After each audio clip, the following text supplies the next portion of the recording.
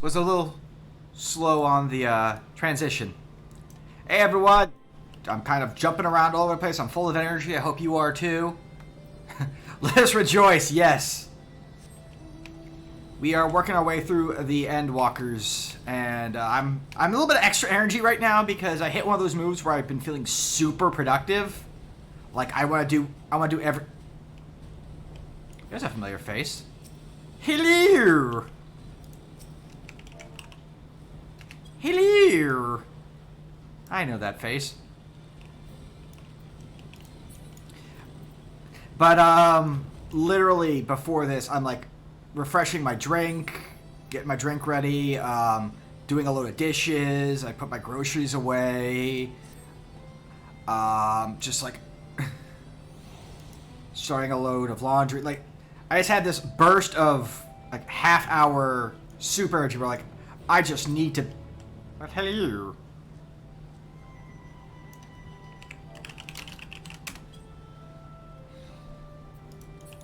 Getting pat. I'm getting pat. I'm escaping.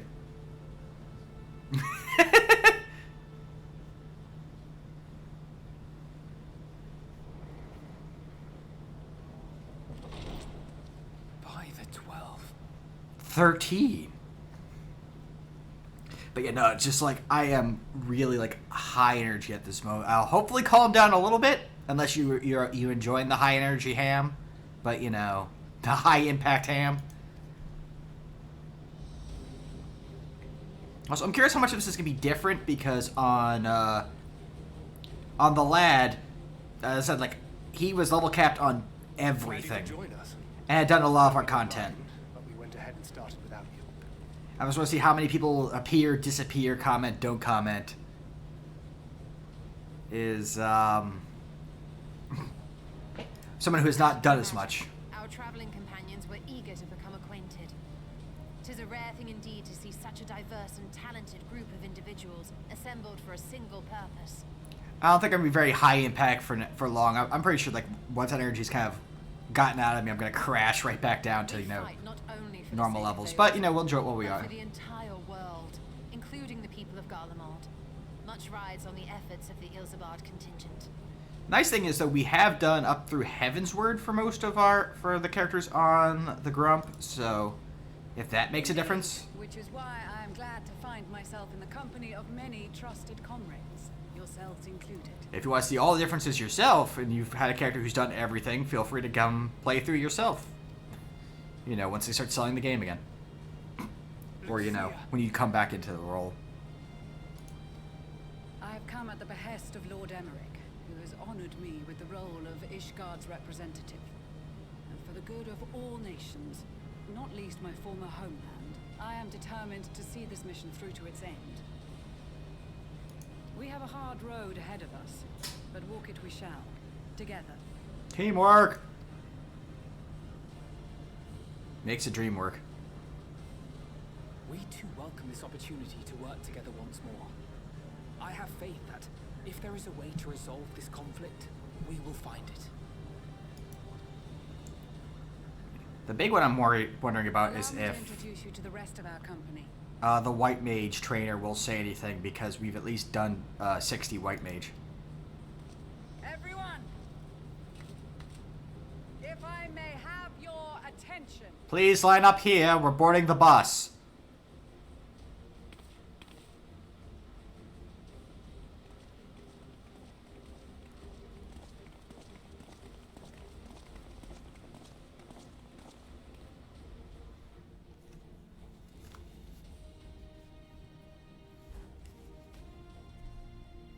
Might I ask you to speak first?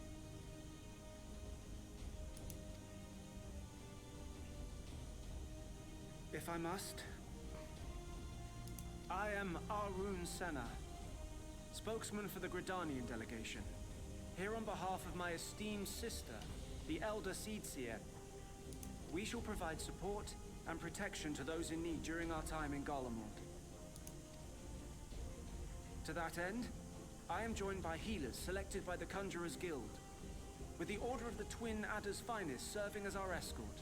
Okay, will he comment on my level 60 White Mage?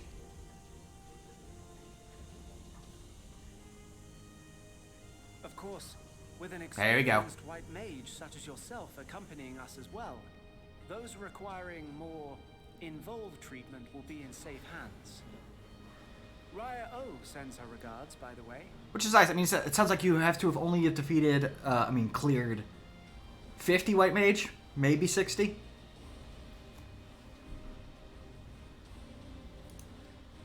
So the requirement may not be as high as I was thinking it might need to be. Suppose I'd better say my piece. Alright, say your piece. Wait, I know you.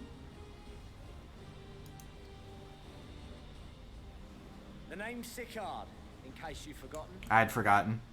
Truth be told, I'd rather you had forgotten. Good then, I did.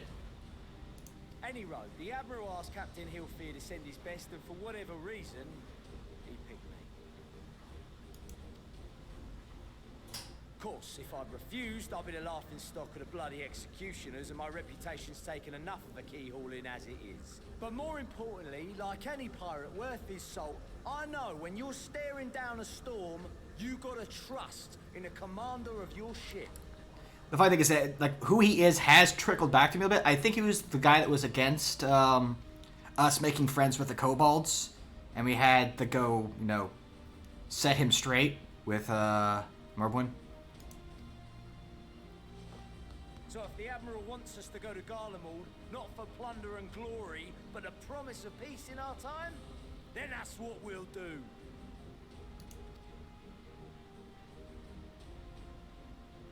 Since we all know how much the Empire loves its steel, we thought we'd bring along a few smiths to make the most of it.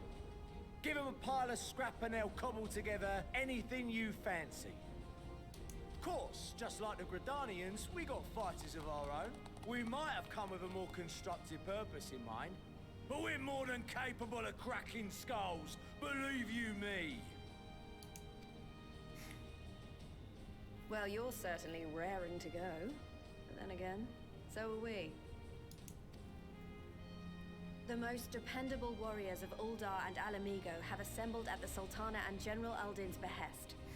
We brought all the black mages. Well, that's a Thaumathurge's guild, so technically not, but you know. If Garlemald has truly fallen, then the whole place is likely to be crawling with Telophoroi.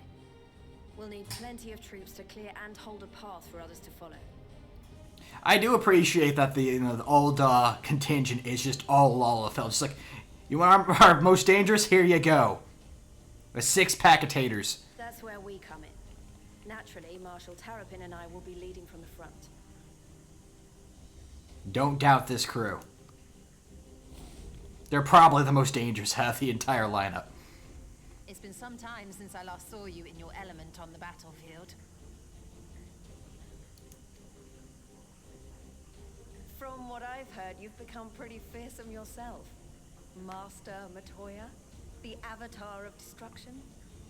Oh, we got time to drag each other in the middle of a conference. Fake whistling. With comrades like these, I know we'll succeed, no matter what awaits us. And then we might finally get a chance to enjoy a good long rest. But until then, let's give it our all.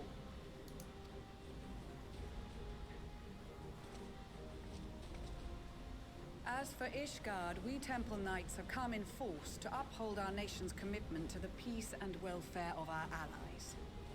The bitter cold of Garlemald is a formidable enemy in of itself.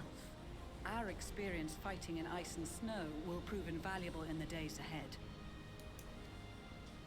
Accordingly, I have been designated commander of the Ilzabard contingent.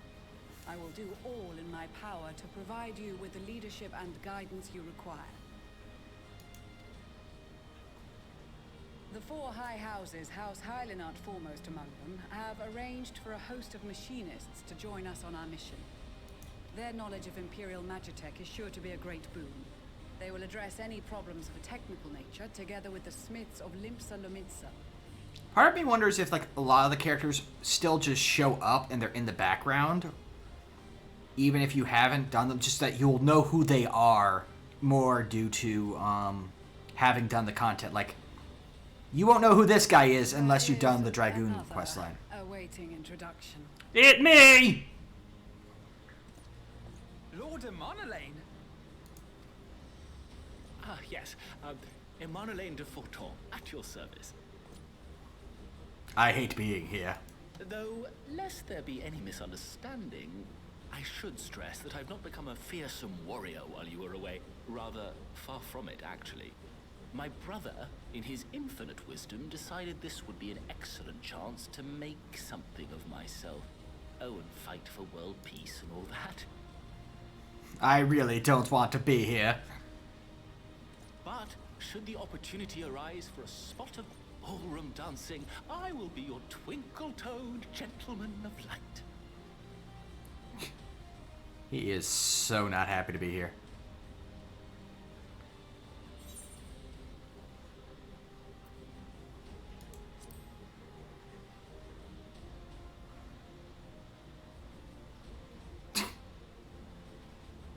Huzzah!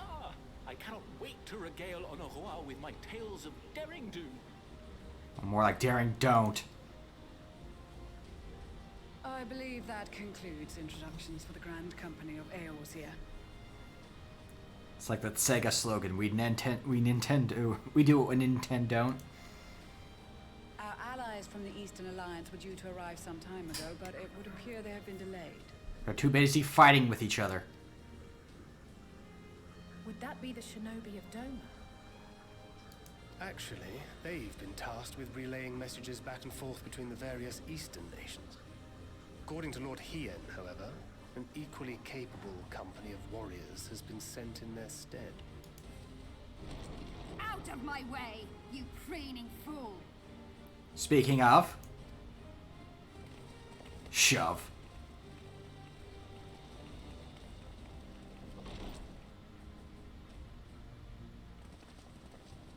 And there's the Bozja crew, even though I actually haven't fully completed Bozja yet. Forgive us for coming late. We are the delegates of the Eastern Alliance. Cyrena, and you've brought company. Shockingly, I've not been pushing for Bozja too hard on my second character. He actually only just recently got his Castrum run.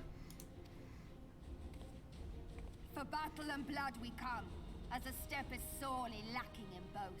No towers befoul our lands, so we marched on those of Doma, only to find them beyond our reach. I crave violence! But now our thirst for slaughter will be slaked. No quarter to the enemy! Maybe a couple nickels, though. Sadu Hatun, no. We go to make peace with the Iron Men, not war. Machine. Warriors of the Steppe, we've heard many tales of your bravery. We welcome you as allies. And these other ones you have brought are... Members of the Dalmascan resistance group, Lente's Tears.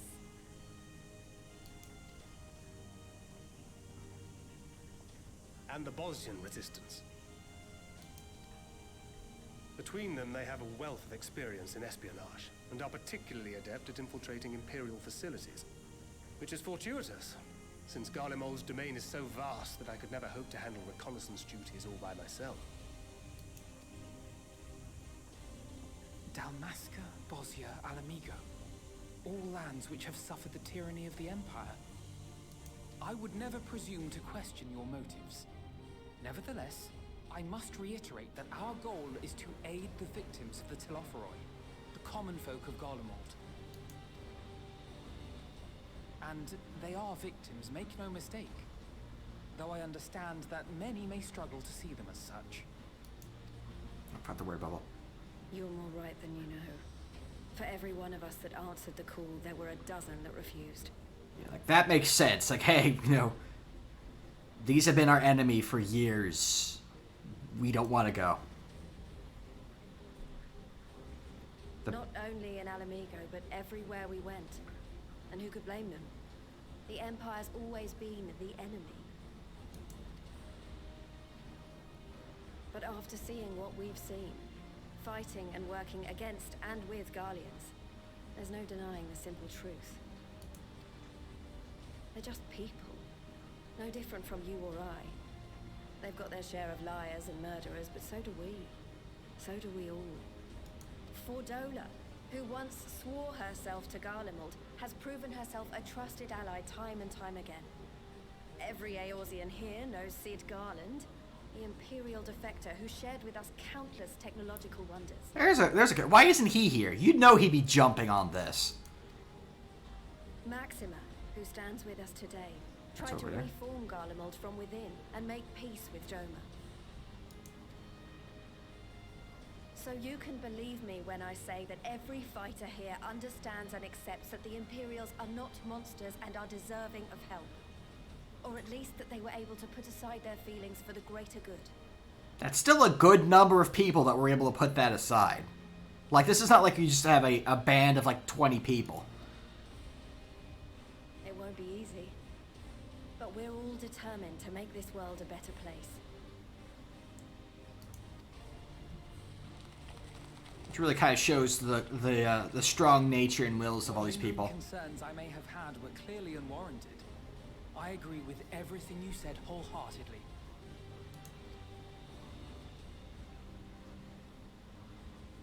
Then we are in accord. Now, let us review our strategy.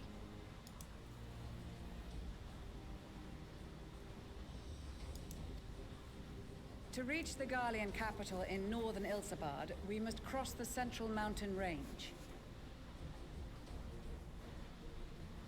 Known as the Central Mountain Range. Fortunately, Garlemald Ironworks can provide aerial transport, sparing us this most treacherous part of our journey. Of course, I forgot that part. Like, why isn't Sid here? He's probably over there working on the aerial transport part. However, attempting to fly any closer to Garlemald would attract the attention of the Telophoroi. As they appear to have seized control of the majority of the Imperial military, we must assume that includes its fleet. In addition, Garlemald possesses devices that can interfere with airship navigational systems, further discouraging an airborne approach. Given the circumstances, the closest we dare deploy our contingent is an area between the range and the capital, the Magna Glaciers. Which is Latin for the Magnum Glaciers. From there, we must travel the rest of the way on foot. We will also need to bring the airships with us to ensure we can withdraw with haste. Although much of the terrain will be blanketed in snow, we should be able to make use of local roads and shipping facilities. The vast ice field will afford us an unobstructed view of the surrounding area. On the other hand, it will also allow others to easily spot us, so it is imperative that we only make camp in positions where we can easily defend ourselves. And the airships, which must be kept safe at all costs. We cannot account for every possibility, so we must be prepared to think on our feet. We will be tested. Sorely tested, I expect.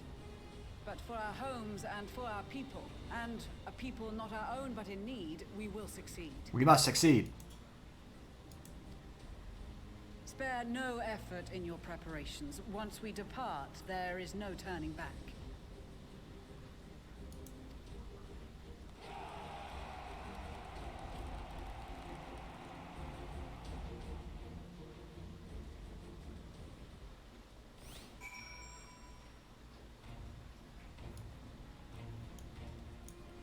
A lot of these characters are from, I don't remember all of them off the top of my head, but we know, obviously, Thaumaturge, White Mage, Scholar.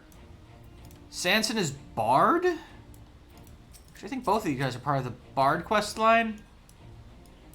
Chituto is obviously Monk. Machinist, obviously, Dragoon.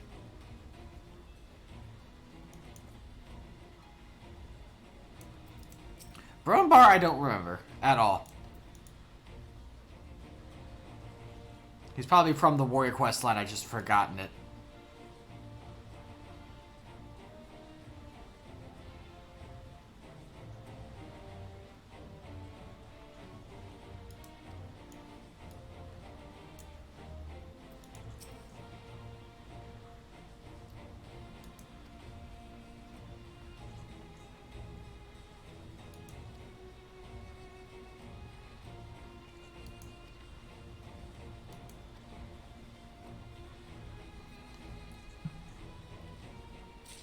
Scales for everyone.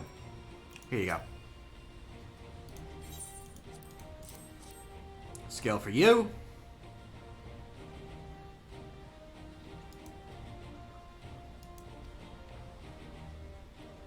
Ah, he wrote us a haiku.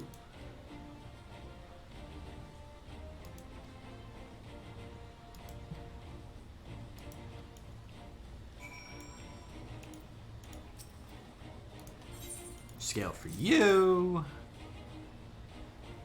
Also, it should be noted, some of the characters that you kind of are said that you don't appear in the main story quests.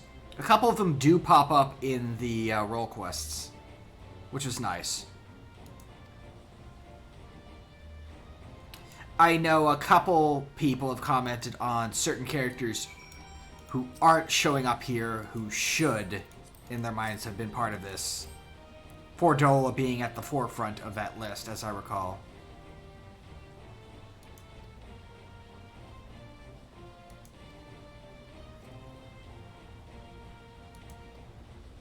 And again, this is semi-spoilers. I won't go into too much detail. We do interact with them in one of the role quests. Yes, the T-Waves. You're protected from the T-Waves, Lise.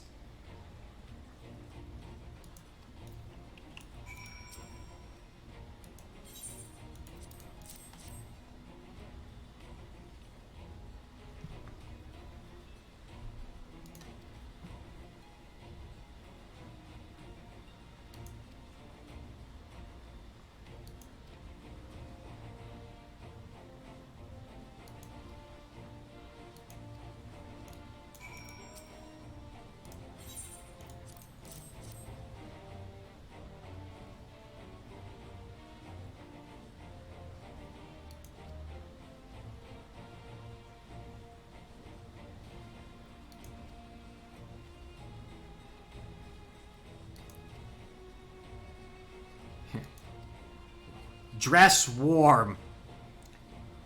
We're going into fantasy Russia.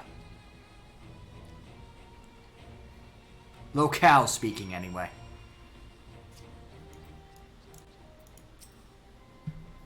Garlemald is, of course, referencing a mishmash of all sorts of different cultures, both real and not.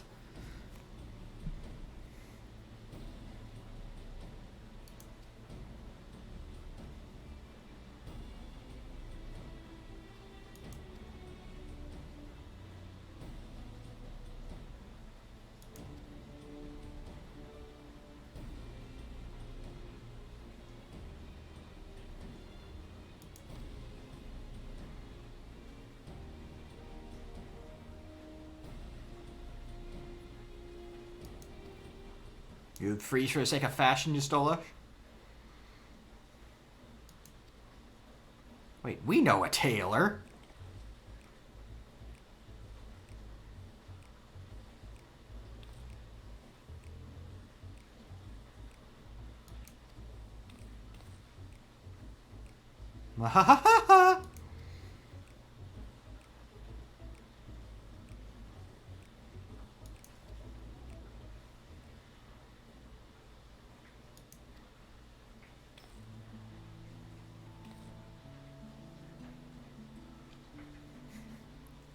Wear it.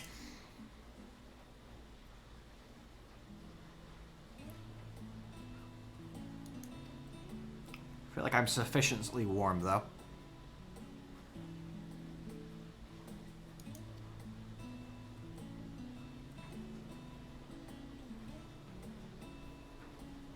It's always a nice little thing.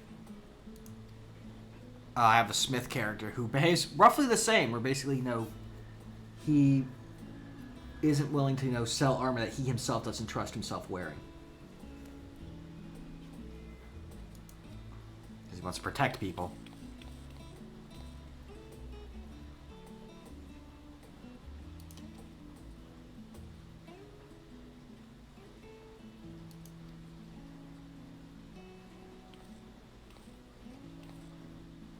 I want to go to Charlian.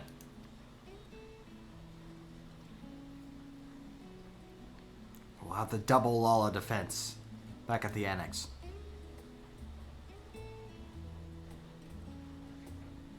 Yeah, it's true. I am wearing a good hat.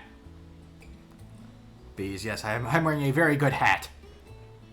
As is Totaro. I think Totaro's head would be fine. Also, Lalafell are a large amount of heads, so it's probably worse for them. They got big heads.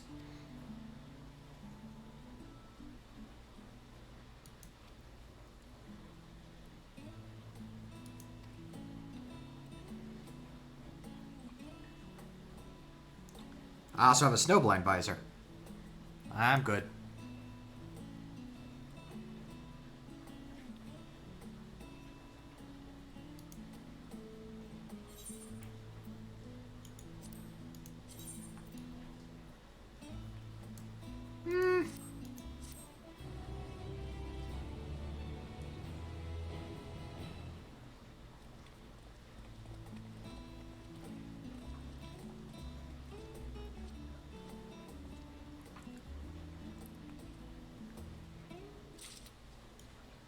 But now I've minded something a little more unique.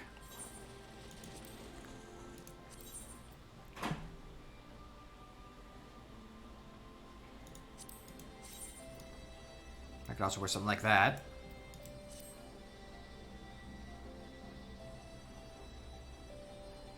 Here we go. Here, we'll dress like Urianger, old Urianger. That'll keep us warm, right?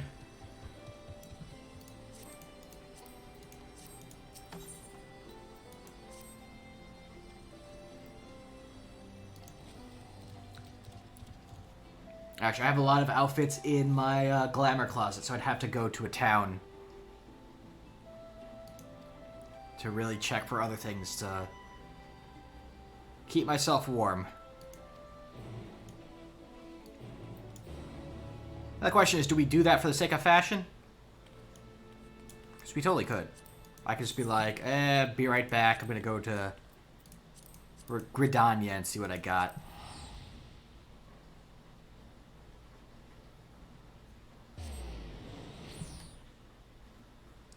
I've rarely fashioned up for this stuff when I was playing through on the lads, so let's see what we got available for outfits before we go trekking out into the cold. Like that. Nice and warm.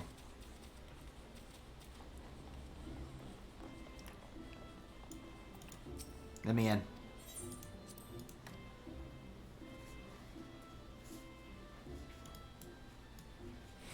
See what we got.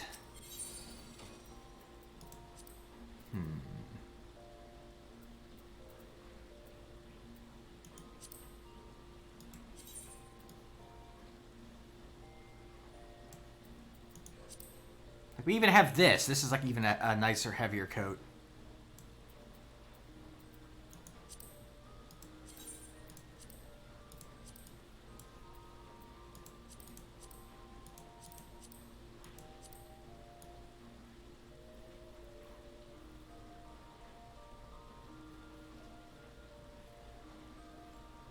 What do you guys think? That looks sufficiently cozy? We'll need the dye, though.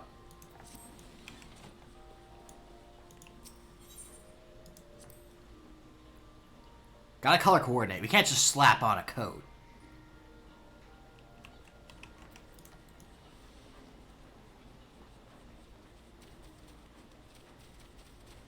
Like, it's already snowing here.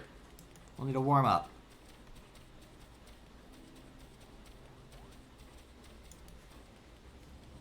I heard that, Moogle.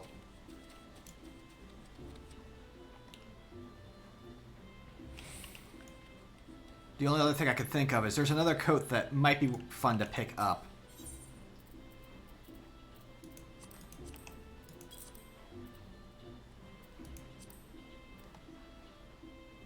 Let's see here. Where was it?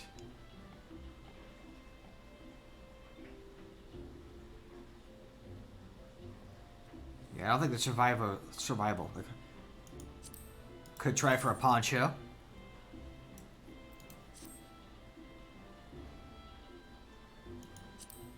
A nice sweater.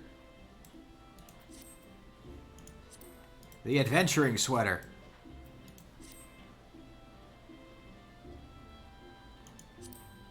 The big heavy coat. There's an option. The big heavy coat.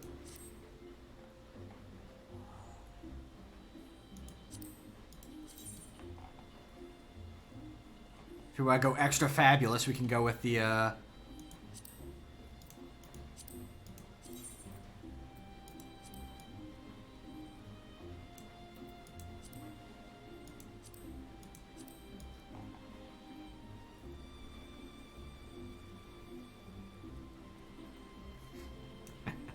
Nah, that might be a bit too much.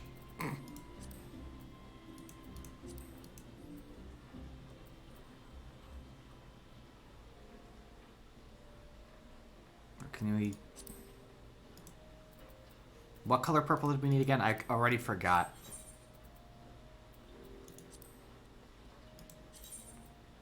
Gloom. Gloom purple is what we need.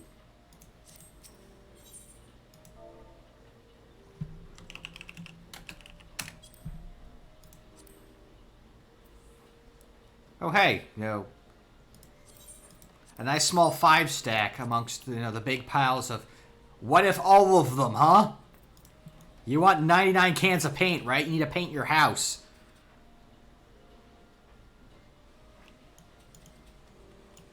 Better gloves? I think I have some different glove options.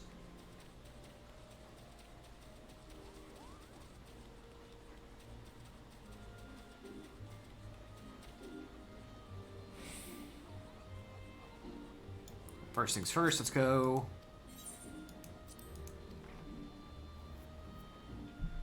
Dye that coat.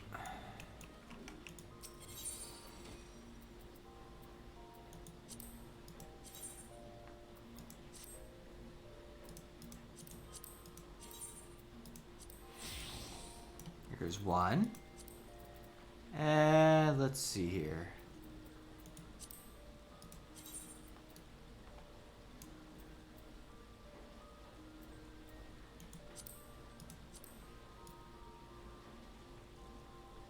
There we go.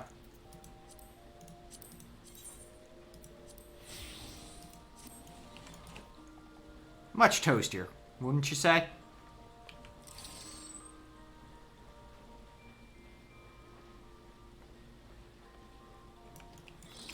Maybe it's... Do you have any heftier looking pants?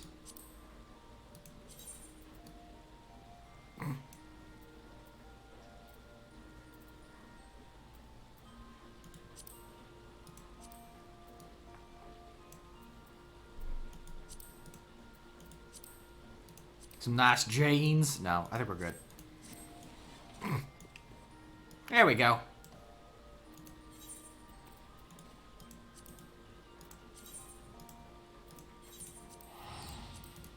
We're all dressed up for the cold now.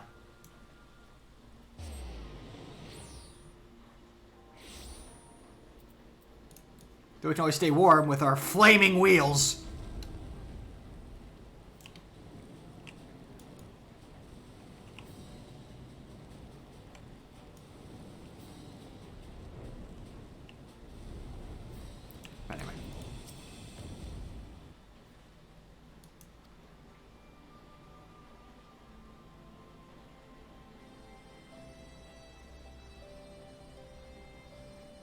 Yeah, teach a man to light a fire, keep him warm for a night. You light a man on fire, he stays warm for the rest of his life.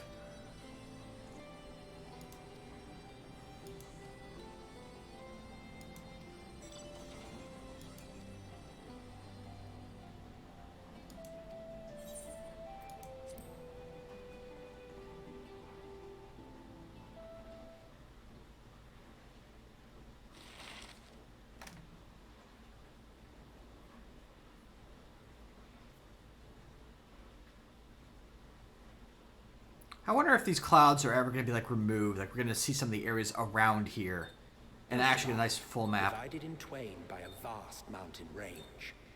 with a giant whale in it. Those who would traverse its jagged peaks face peril at every step. But why go by foot when one can simply fly?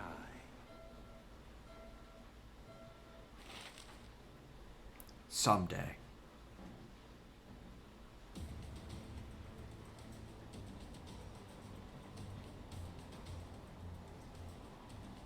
On the outskirts of the Imperial capital, in the frozen wastes of the Magna Glacius.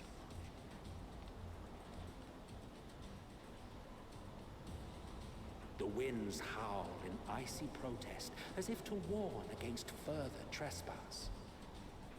Emmeline, put on something warmer.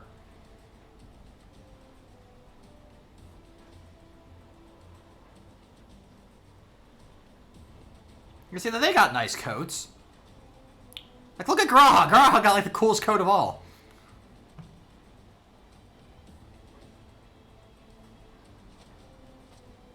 We've received word from Thancred's reconnaissance party. It's cold out there.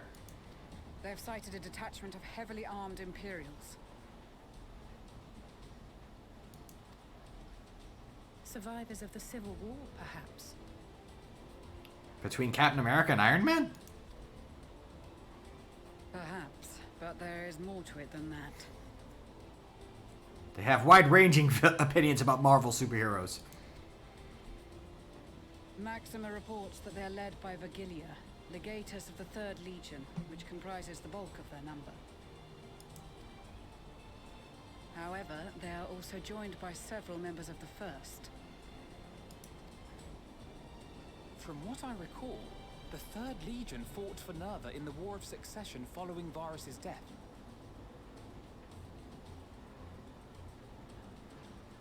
That sounds like what Estinian would do, honestly. On the other hand, were under the direct command of the Emperor and rejected Nerva's claim to the throne. These legions were enemies. Though, also to his credit, he has been to Garlemald before, and has been living in Ishgard wearing just that armor. So maybe he has like heat packs in there. In fact, like hand warmers just all over there. Conflict between them that sparked the Civil War.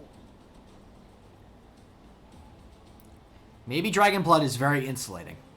Yet now, these former foes cooperate to defend a ruined Garlemald from invasion.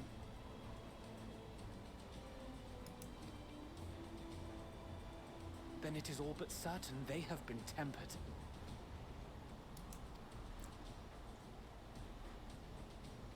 So, what's the plan? If me and my crew is out reaving, we charge straight in, no messing about. But that ain't what we're here for. I feel kind of bad for him, like, because he's wearing metal. It's like, do you have an undercoat under there at least? Like a nice woolly sweater under there? Quite right. Soldiers or no, they are people of Garlemald. The very ones we have come to aid. I think Emmeline can't feel his anything at this point. Direct confrontation is unavoidable. Nevertheless, we must make every effort to limit casualties on both sides. Rather than kill them, I would remove them from the field.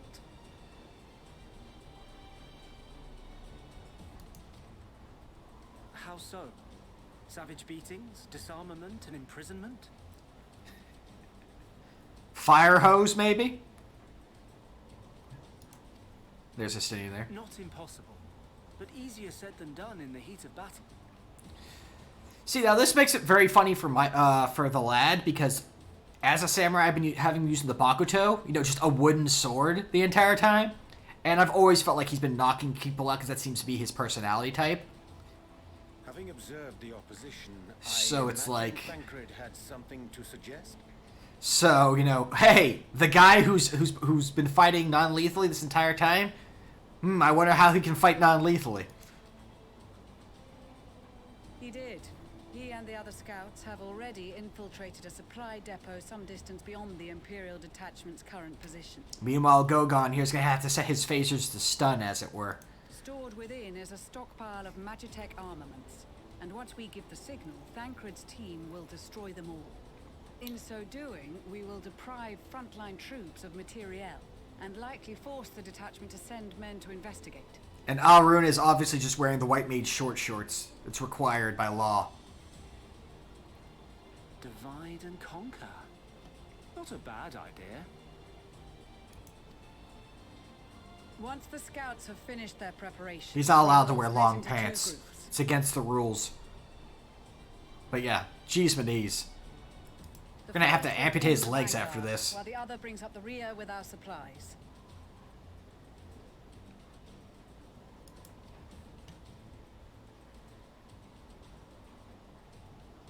Meanwhile, Pippin's absolutely toasty.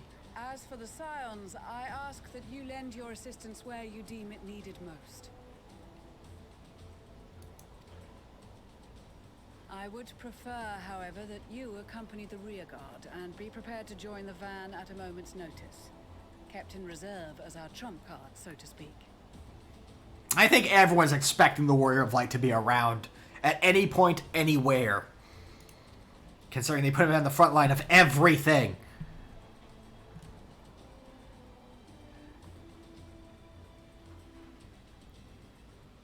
I kind of wish we could have the hats from the next dungeon sooner, because a lot of them are nice, like, heavy, warm clothing. As fitting for the locale.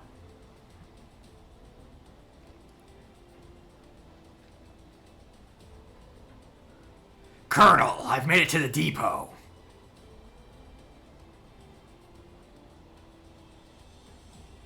Like, if we got enough of it like that, that would have been nice. Your proposal was well received. More specifically, they asked that we destroy the Imperial's toys in as spectacular a fashion as possible. You know, he'd be the kind of... He's going to keep fingerless gloves or something just so we can keep the extra dexterity. She's not an easy woman to please, but I shall do my best to satisfy her thirst for fireworks. He'll be keeping his fingies moving. He's fine. For my peace of mind. Our first objective will be to rig the enemy's magitech with explosives. After we've withdrawn to a safe distance, we'll detonate them remotely. Our second will be to issue a deactivation command to the automated units via the control terminal. If our calculations are correct, this signal should reach those deployed on the front line, giving our friends a much-needed upper hand. Next, we turn off Metal Gear. The blizzard will help us stay hidden, so let's aim to get in and out before it passes. Trust in the plan, and we should all live to see tomorrow.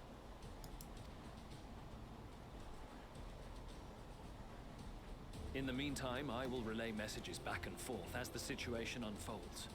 You'll forgive me if I ask again. Maxima's actually pretty lightly garbed, considering.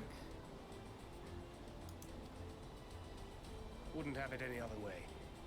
Call it foolish and reckless if you like. Maybe Maxima's used to the cold, but geez, Benese Maxima. Put on an overcoat. Very well. I wish you the best of luck.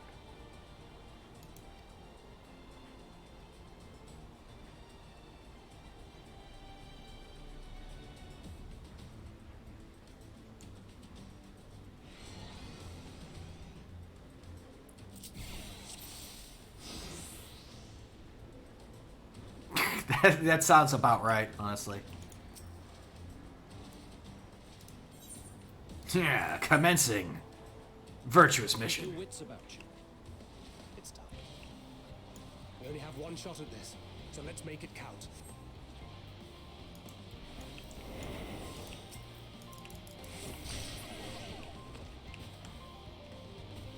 I'm over here now.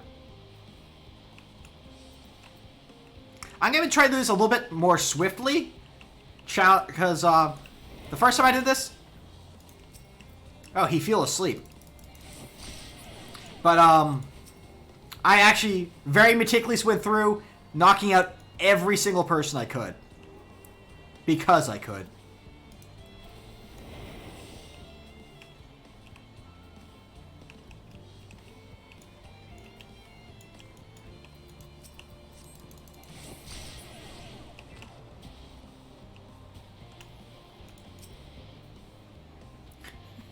What was that noise? Whose footprints are these?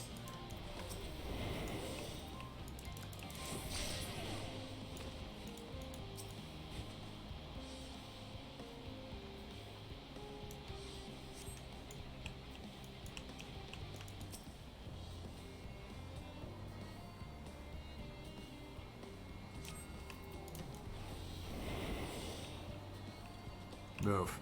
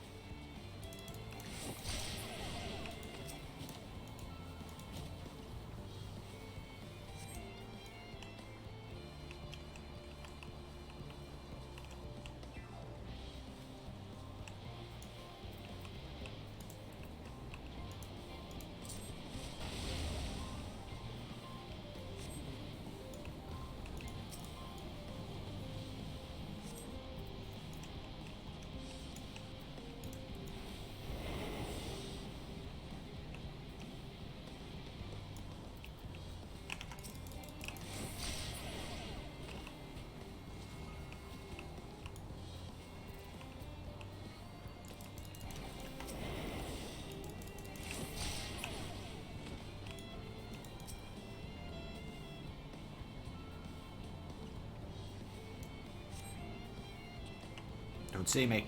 I'm invisible. Bye.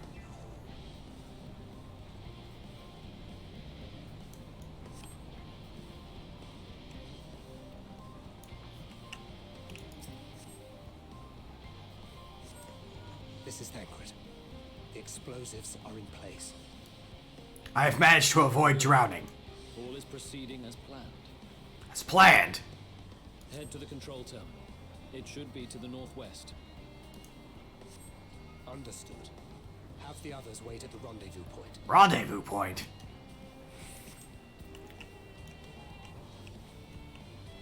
Of course, now you're patting back. Go away. Just the Slash is just staring at the unconscious body.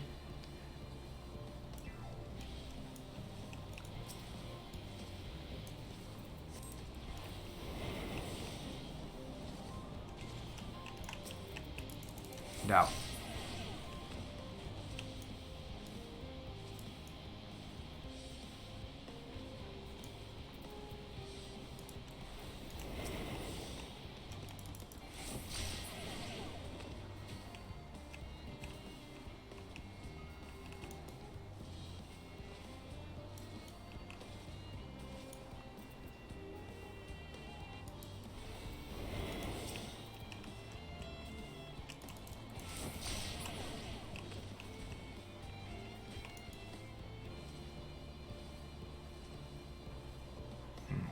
Oh, top down. We gotta do this proper Metal Gear. No.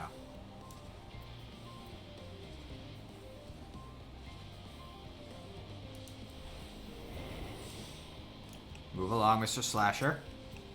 Thank you.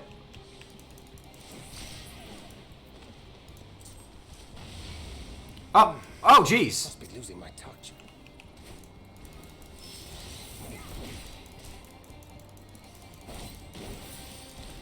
I actually got through this before without ever doing awareness. I didn't think the bomb would aggro the Slasher. My bad.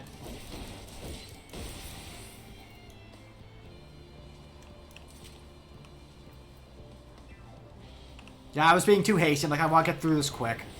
And I got myself in trouble.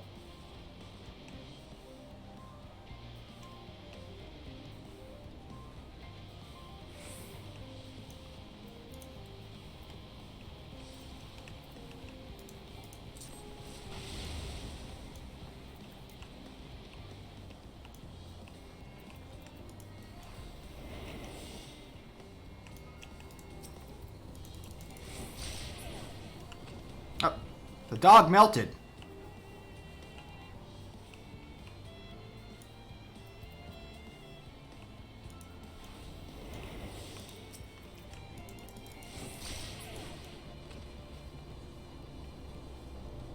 I actually am doing slightly worse than my first run through. But again, I think it's because I am rushing it a little bit rather than being meticulous and removing everything.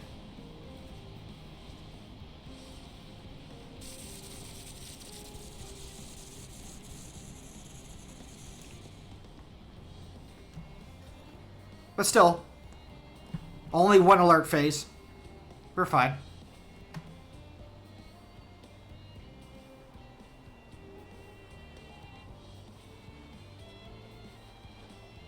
Unfortunately, there's no difference if you get through there, if you go through there without ever being caught. We don't get like a big boss bonus for going through undetected. What news from our comrades? They stand at the ready. Excellent. And let the fireworks begin.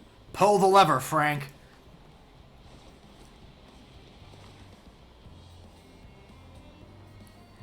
The bone bomb.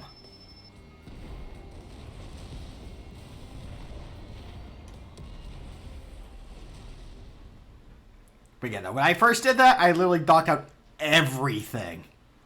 Like, even people who were, like, out of the way, I went and knocked them out just in case. Everyone got punched. everyone.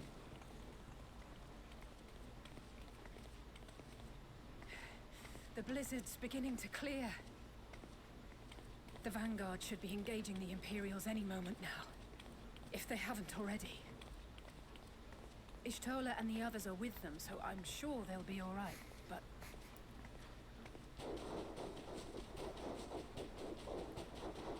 Wolves! Wait! Something's coming! It's Bigfoot! And he's really angry. Oh, it's the war pugs. Oi, oi! Looks like we ain't the only ones who sent out scouts. Keep them away from the carriages! We lose those, and we're as good as dead!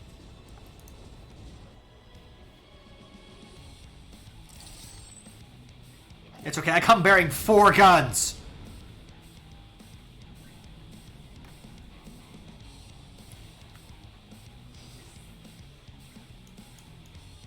Oh hey, I'm gonna be fighting as myself. Shocking absolutely everyone, I'm sure.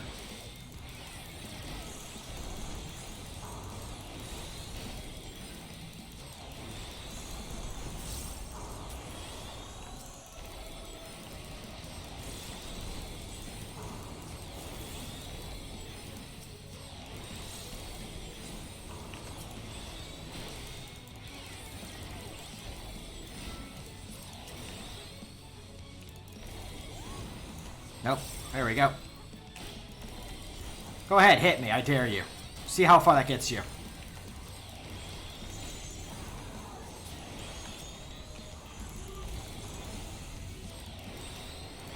I'm self-healing, self-regenerating, unstoppable. I have G cells. A brief respite, but stay alert. The G is for Gogon. Or Grump. Grump cells. Keep the carriages safe.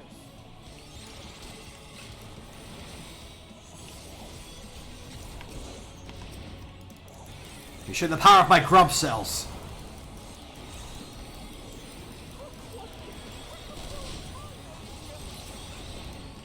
The boop the Scorch makes?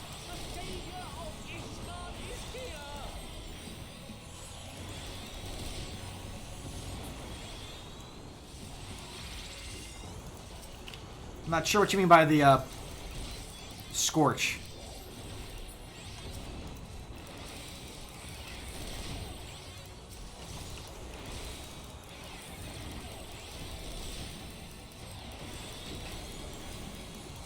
Oh. I haven't really been paying attention to it, honestly. Maybe partially because I switched over to Sage for all this. I haven't really heard it all that much.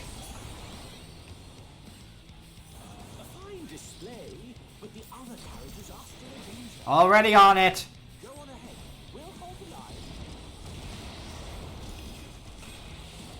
Keep him away from the cabbages.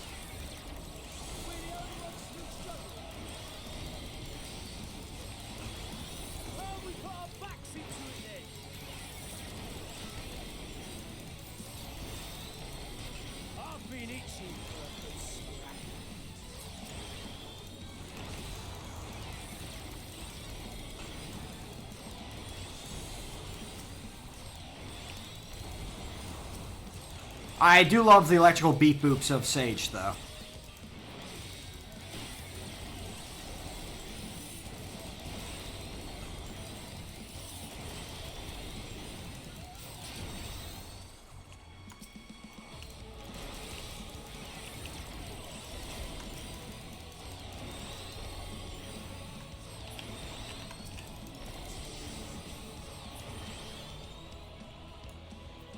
No, you don't.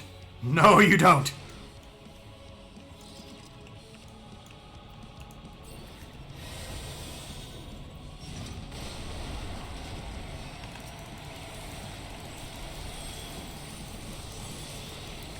Get him with the phlegma.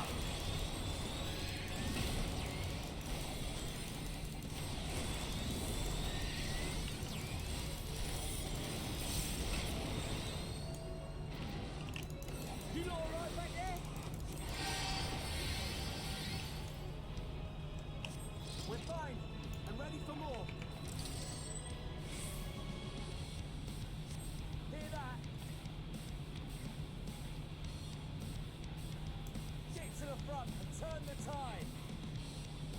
Fine. I'm off.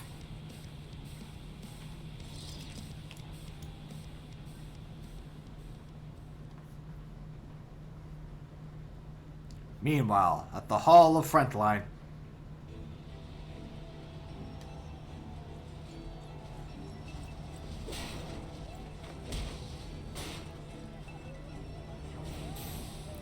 That's pretty brave dude that's going up against a mech with just his spears. Like, I can take this.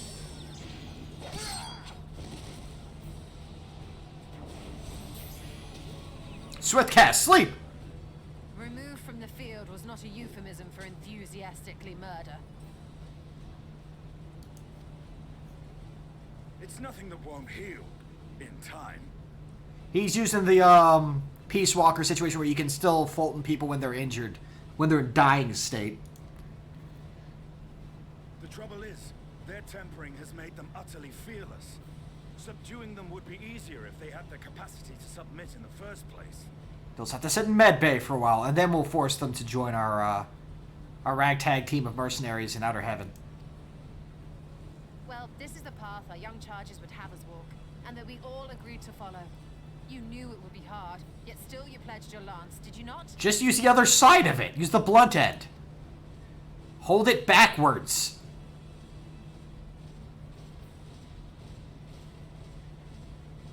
That I did.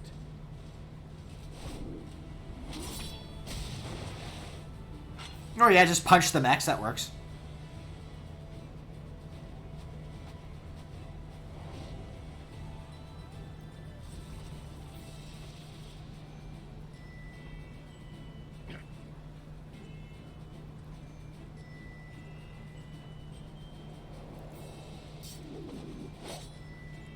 Check out my gun lance. Damn it. I need to help the others take her down. She's come over from Monster Hunter. There's no end to them.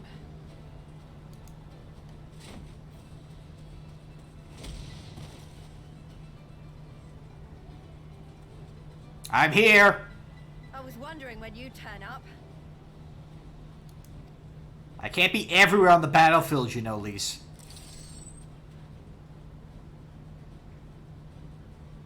Even though I feel like I should be able to send these funnels all over the place.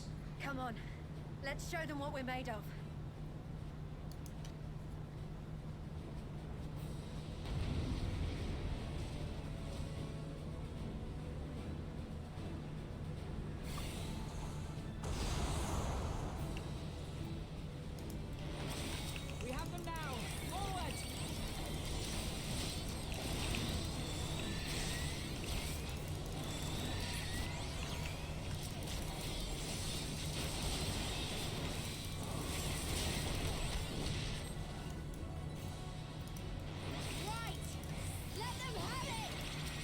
Come at me.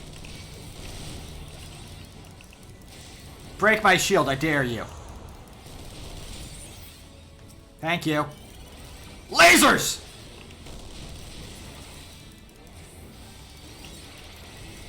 Hold on, let's go help Lise. Oh, hey, Pippin!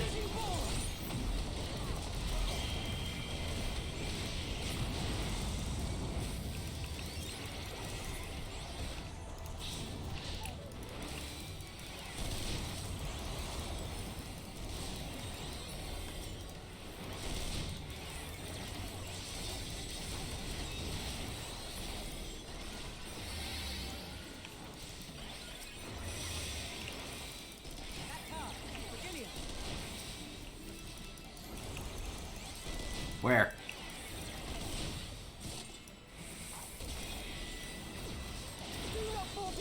Oh, there she is. It's just like, where? I don't see her. Oh.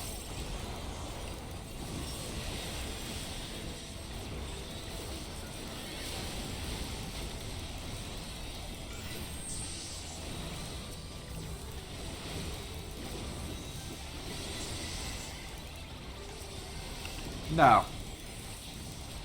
I think not. Actually, here. Here, you get this. I do appreciate that you can put these buffs and stuff on the NPCs. It definitely makes the utility of some of these jobs, like Dancer and Sage, a lot more viable.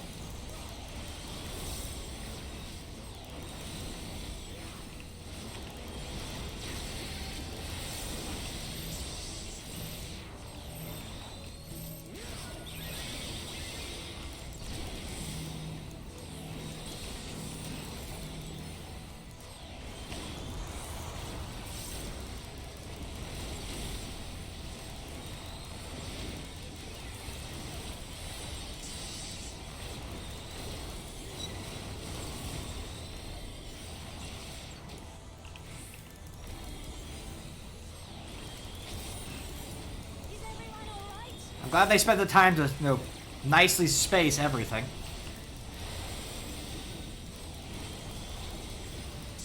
Before they fired.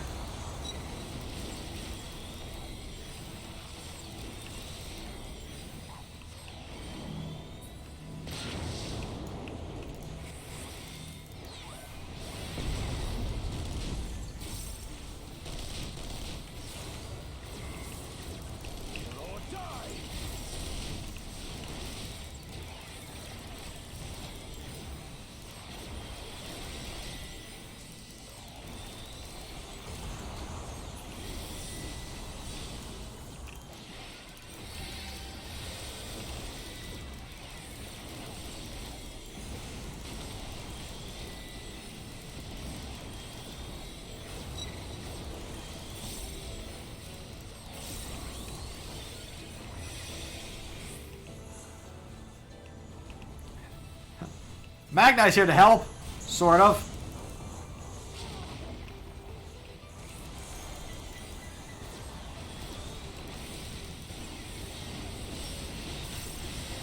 Yeah, about that. Oh, I damaged everyone! Hey! How dare you undo it in like 2 shots? That's rude.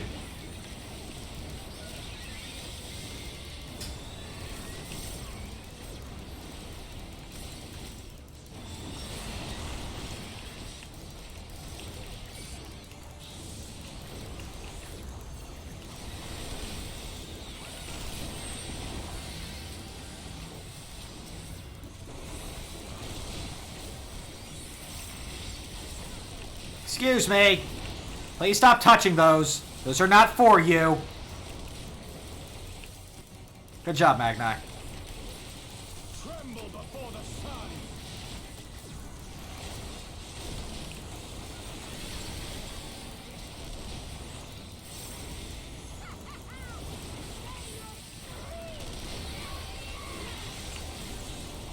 Sato, of course, is having the best time right now.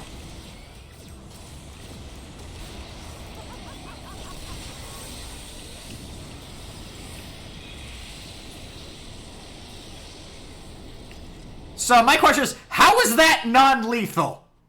Those are knocked out. They're not dead from having a meteor dropped on them. It was a styrofoam comet. It's fine. Yes, yes. She said it's a non-lethal meteor. A worthy adversary. It was actually just a really big beanbag. Rest, recover, reclaim yourself. Then we will fight again, to the death. With more beanbags. Sadu Hatun. I helped. Oh. That was the last of them. The day is ours, thanks to your timely arrival. What of the supply caravan? Yes, Sadu was just actively keeping it from Magnai away from everyone. Outmaneuvered, but not outmatched.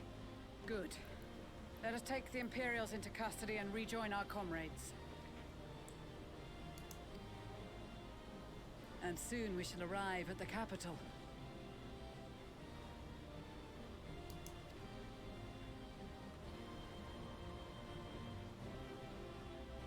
I was gonna make a reference like there were no match for the I was gonna do a variation of Red Comet / Crimson Comet. Like the Vermilion Comet or something like that, but I'm not wearing any red. Unforgiving. Thus spoke Emperor Solus as he gazed upon his barren domain.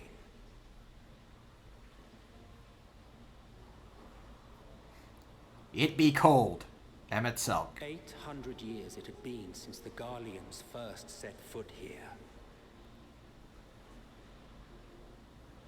Bested by the Kavosi, after centuries of war and driven from fertile southern pastures into the blasted northern wastes.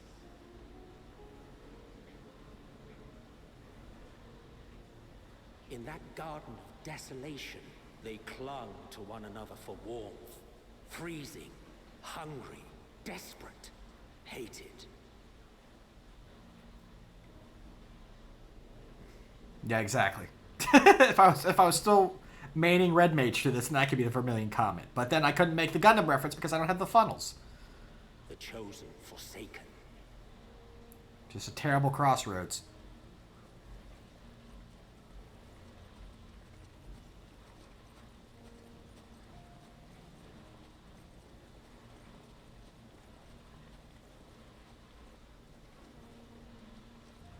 Maybe they could be like the purple pulsar. I don't know. In the year 1513 of the 6th Astral Era, a young legatus named Solus single-handedly sparked the Magitech Revolution.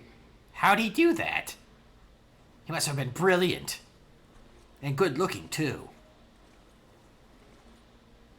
How did he conceive the machina that feed on ceruleum?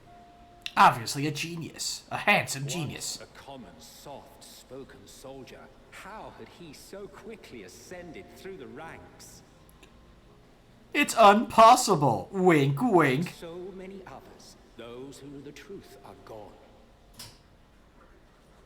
Taking in the capital with his eyes for the first time, I recall thinking to myself, what a beautiful world. far colder on the earth than in the heavens.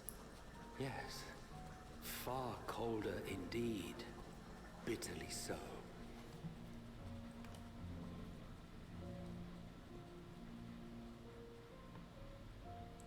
Zone 3. Garlemald.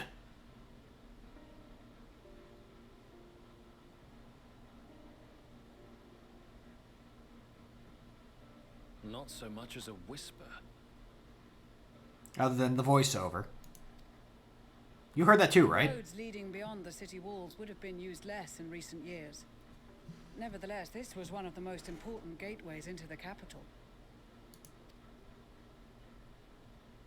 A buzz day and night with activity, aye. Merchants passing through the checkpoint, many of them stopping at the local hostelries. Getting something to eat at the McDonald's. Surely they cannot all have been tempered. Where will I get my Big Macs now? We can consider the question after we have made camp. And I've gotten some regular pants. My legs are falling off. If we spend any longer outside, we may well freeze to death where we stand. The tempered Imperials... I mean, seriously, that's your fault, Arun. Put on pants.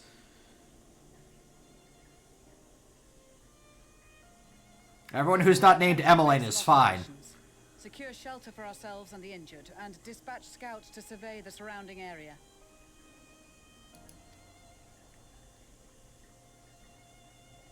If we're planning on staying here a while, we ought to give this place a proper name. Does it already have a proper name? It's not like Uncharted Wilderness. This is someone... people have lived here. It has a name. Well, the constant sound of ice cracking underfoot makes me think of broken glass. An apt name, perhaps. But enough of this. To work, everyone. Seriously, Lucy, wouldn't you know what this place is actually called? We're renaming this place. We own it now. We built this.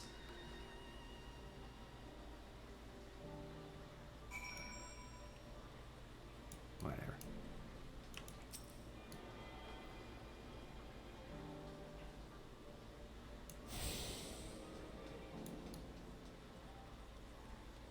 Alpha, are you seeing this?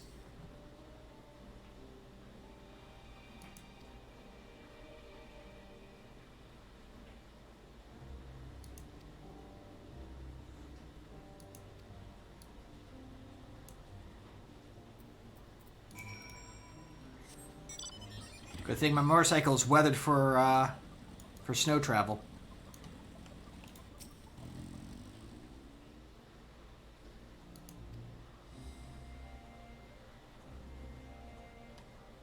There's an angry stank in the air.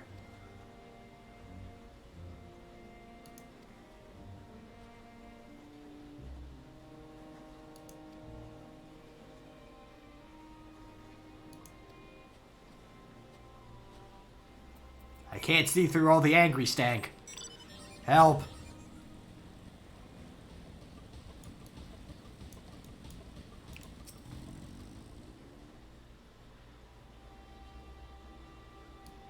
We shoved him into the barn.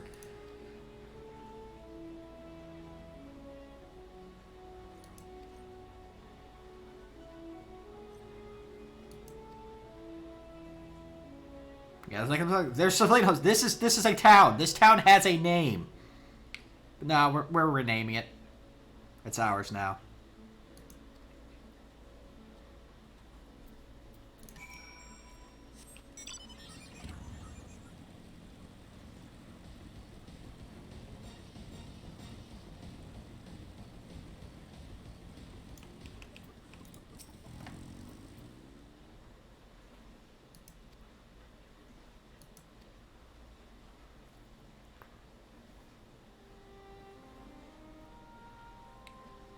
You know, this is not going to be very warm if you leave the door wide open like that.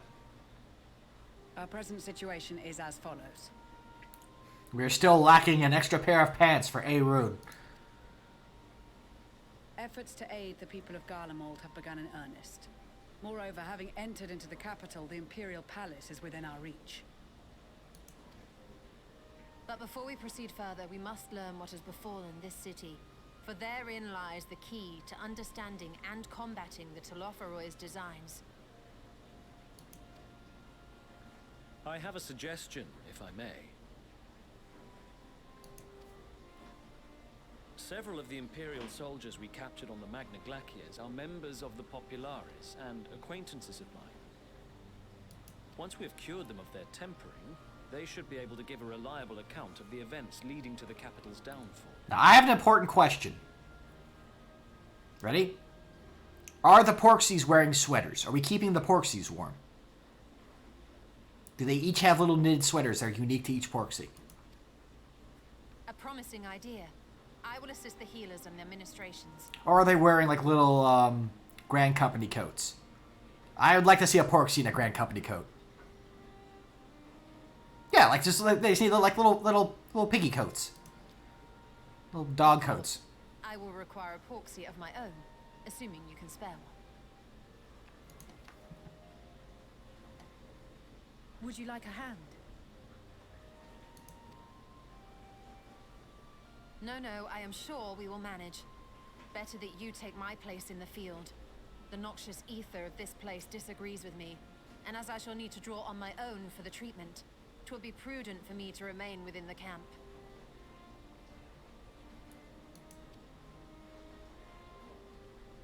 This talk of curing the tempered is all well and good, but I reckon the cold is a more pressing concern. Well, I mean, we're leaving the door open, so... All the houses round here are fitted with ceruleum heaters that could keep us warm and toasty. Problem is, the machines seem to have given up the ghost, and if we keep sitting around, freezing our asses off, we'll be next. Close the door! My smiths reckon that with the right parts, they can have them working again, but it won't be easy. Alternatively, well, I guess, is there any dry wood? I've been watching Survivor Man. We could probably find some sort of tinder or something, or even if these tables are dry, break up like one of these chairs, throw a chair, break up one of the chairs, light it on fire. You have fire magic. Understood. The machinist will assist them in the repairs. Also, light the people on fire. There you go. The rest of us should either stand watch or survey the area. Like, I've been binge watching Survivor Man. I'm immediately thinking, you have some good shelter and a lot of potentially dry wood to use for tinder. And you can cast fire magic. You don't even have to worry about like a flint flint knap or flint knap. No, that's making a sharp edge. Like flint and tinder, or you know, matches. You have people that can just go fire, and you know, you have a fire. Just have the thaumaturgists go around starting fires. They will be searching for us, if they have not already ascertained our position. That we have seen no sign of them since the battle suggests they have yet to do so. However, I suspect they may be biding their time. They removed Bide from Pokemon after like this first or second generation. No one can Bide anymore. Or perhaps we are beneath their notice. You know who leads to Telophoroi? As long as we're around, we are never beneath their notice. Xenos will want to have his fight boner fulfilled. Everyone knows this.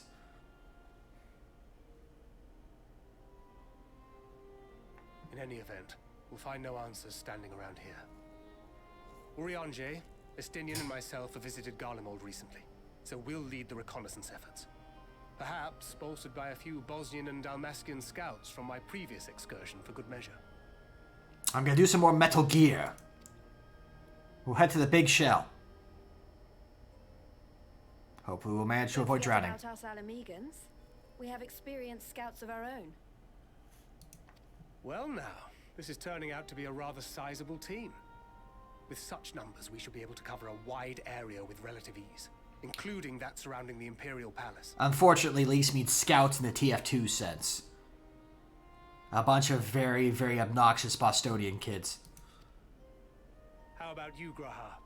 I have a feeling we'll find a use or two for that vanishing spell of yours. They'll run screaming around Garlemald going, need a dispenser here! Need a dispenser here! 'Twould be my honor to be of service. Though I doubt that you of all people need rely on my tricks. You can turn yourself invisible. That leaves us with guard duty. Not uncommon. As a matter of fact, I have something else in mind for the two of you and Alphino. Between here and the center of the capital lies the Eblan Rhine. I would have you search the area for survivors. Eblan. Your keen sense of direction, honed in your extensive travels, should prove useful in navigating the ice field. It's as if you get a marker on your map immediately that gives a general area of where things are. And you can just make a beeline to it. Also, isn't Eblan the name of the ninja village from 4? Or am I misremembering?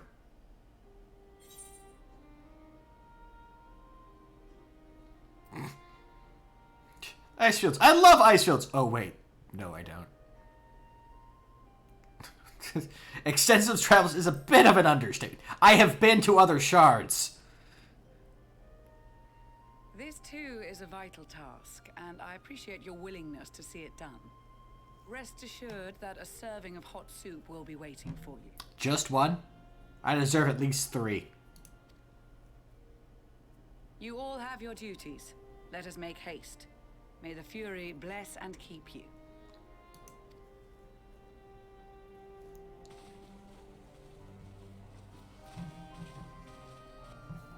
But yeah, like, they imply that there's a lot of materials just sitting here because the Tempered just left. Or those fleeing just left. They left all their supplies around. This is like a fully furnished village. Fire starting should be the least of their concerns right now. Maybe making it last for this many people, I can understand. You want to get the rooms to make it simpler. Start fires! Get out of the wind and the cold. Close the doors. Insulate yourselves.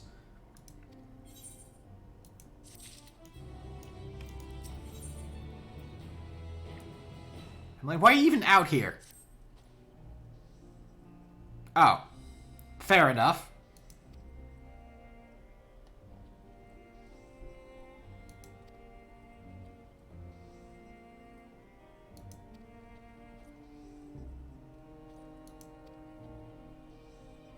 Why do you have a telescope? I'm like, why do you have a...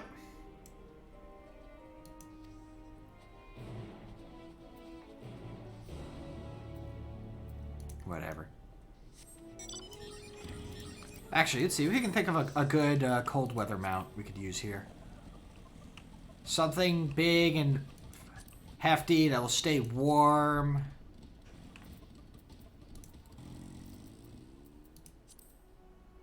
Maybe hide us from the snow. We'll be harder to see against the snow. We'll blend in. We're camouflaged.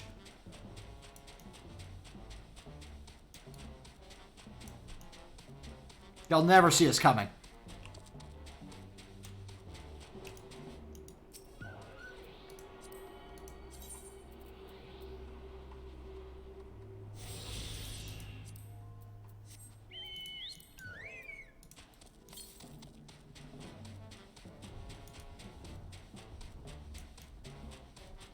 Hey, you guys.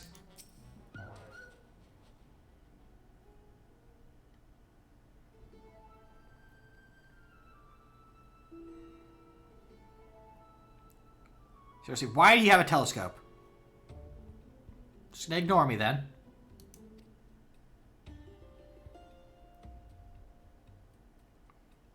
I already grabbed the ether current, don't worry.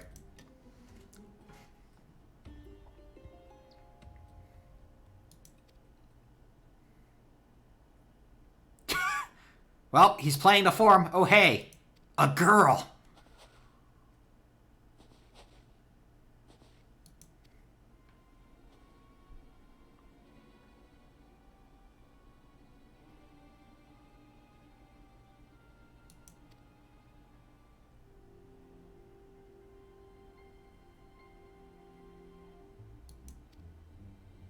It's Sniper Wolf.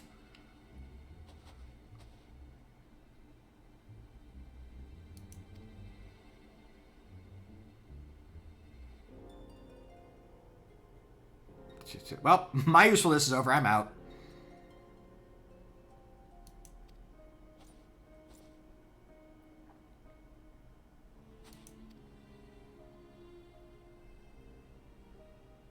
It's okay. I'm already frozen.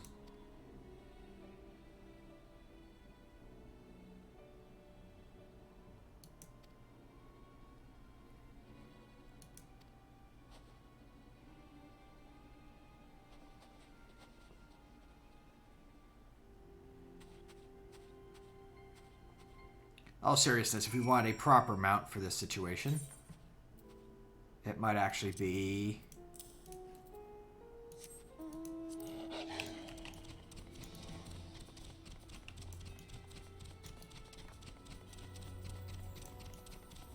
These must be the sheep cows he was talking about.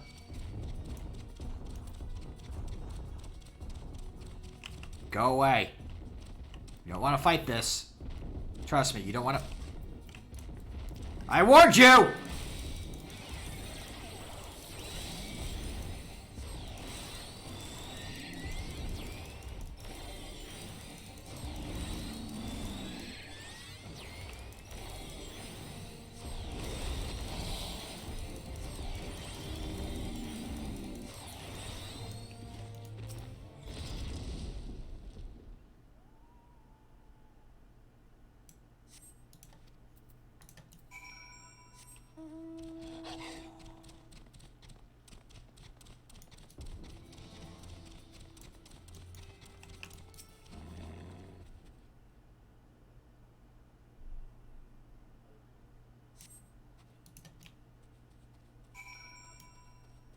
Funny thing is, I actually saw these guys first and ran over to them, and they're like, there's nothing here. And you come over here and, oh, after you do the actual thing, it's like, oh wait, no, this is the proper direction.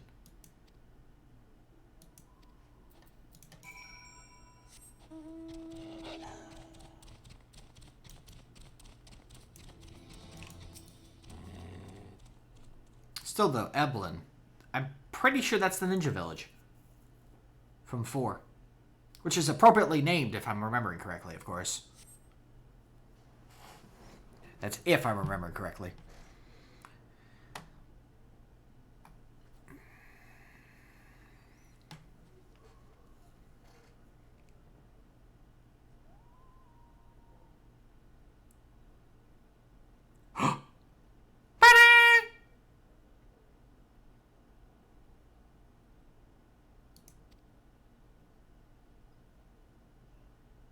And now the first in the MSQ instance of this mechanic.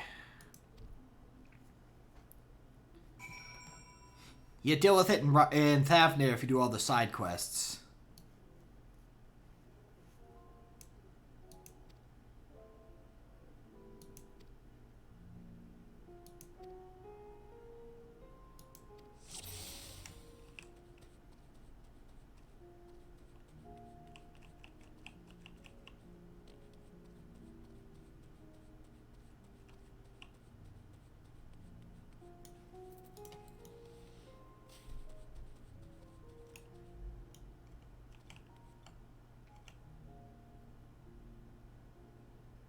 You figure, like, okay, she can only see this far. No, that's just kind of a general code of her direction. She can see all the way over to here.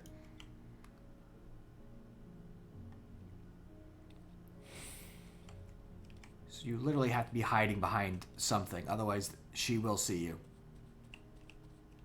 And the question is, how close can you get before they detect you just from distance-wise? You can't tell. So I don't know. Even going through and doing they do a bunch of these, shocking absolutely no one. I still don't know how close behind them I can get.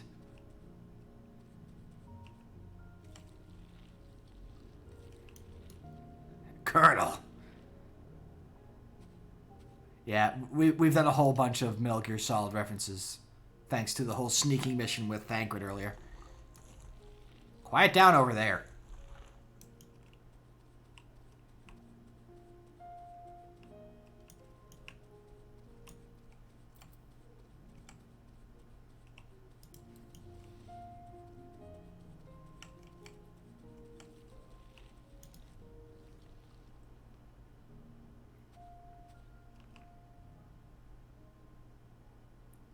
Shadow Moses.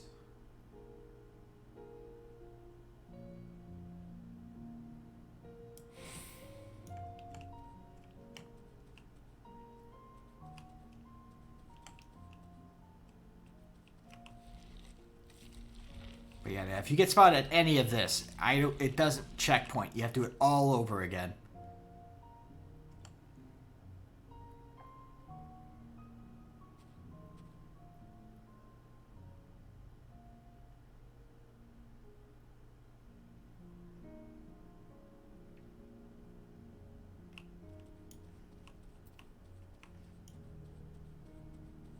Yep.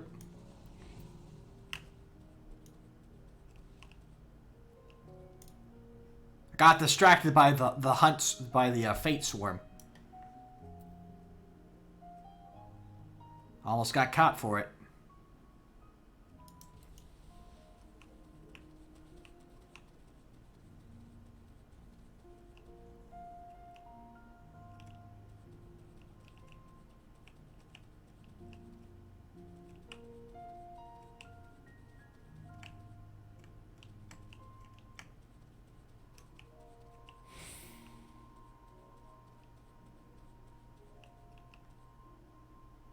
There we go. The first of many.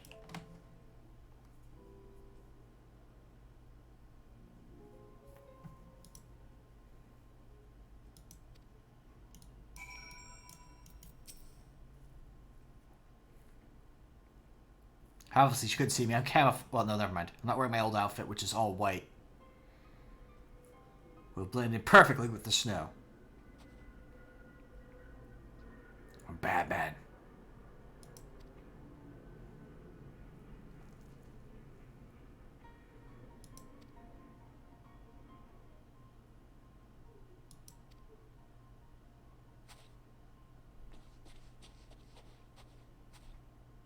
We got to avoid the sneaking mission.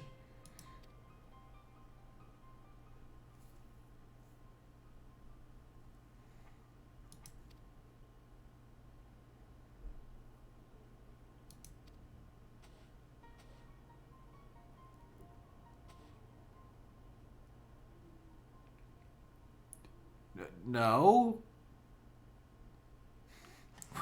Yes, the savages have caused the Telophoroi to, mind control people.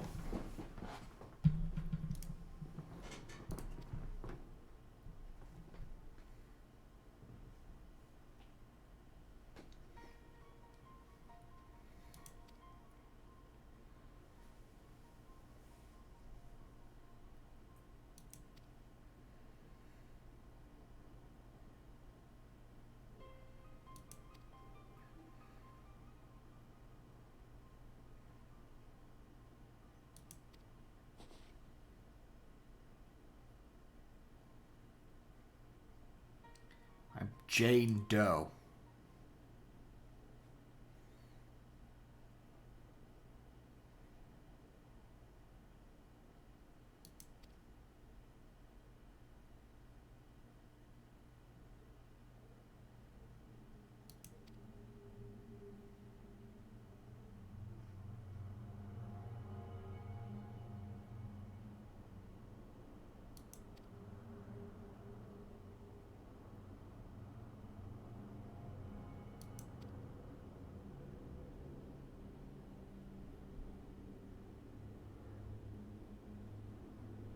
Your hells.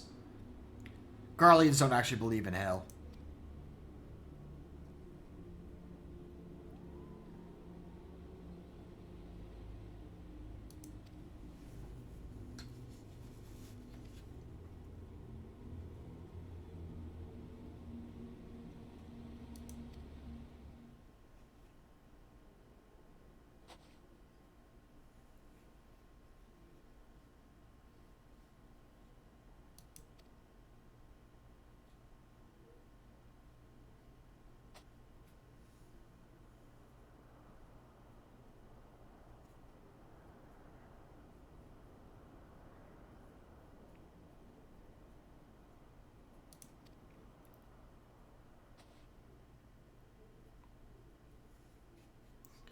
Retired soldiers were allowed near explosives. They'd have flashbacks.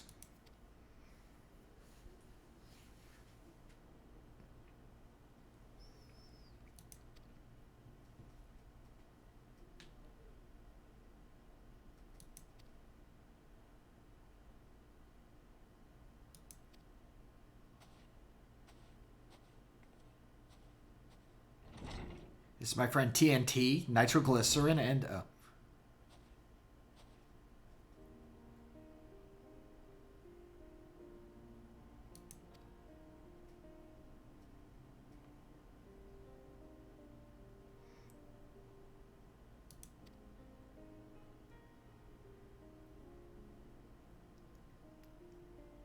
See, for them, they can't just cast fire magic because they're Garleans. They don't have magic. They might need flint and tinder.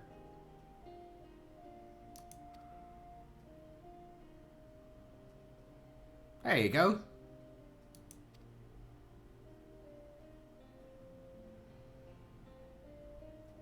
Oh, we don't go near the gazebo. It might attack us. And we have neither fire nor axes.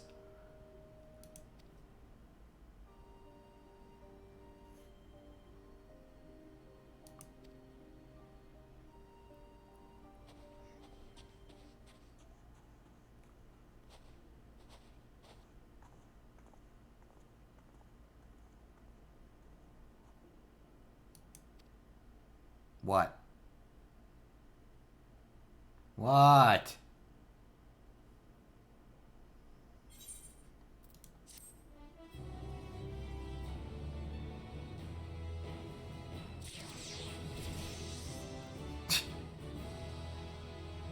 A little more dramatic. Ta-da!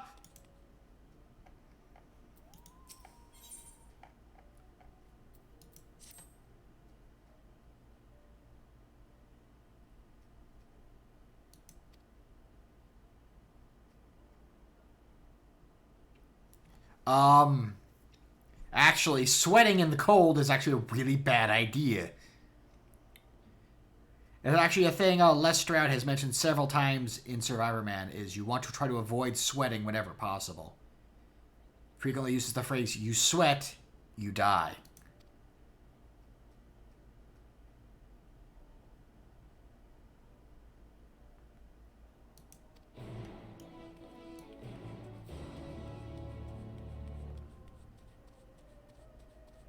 And he's done a couple of situations where he's been surviving in the cold.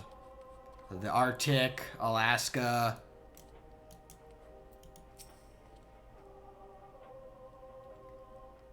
And the big thing is actually to dry your sweat as quickly as possible so you don't get nighttime chills.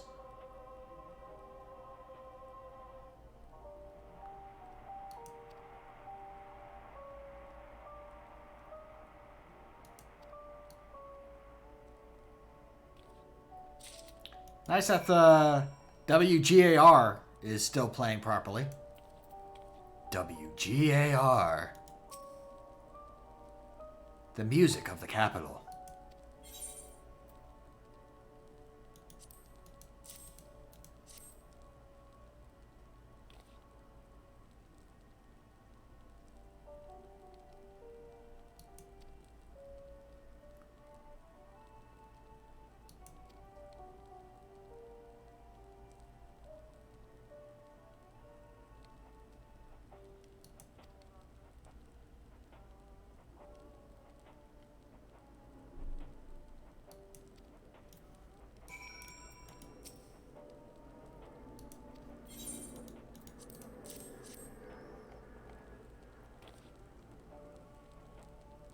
Poison?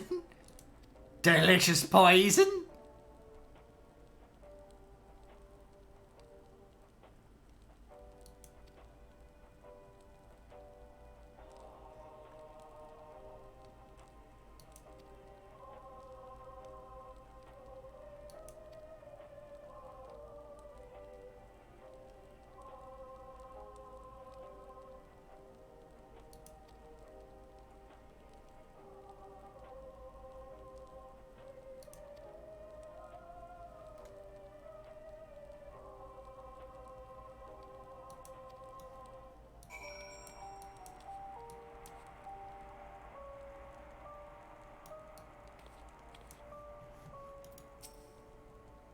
Are you listening to a Garlean number station?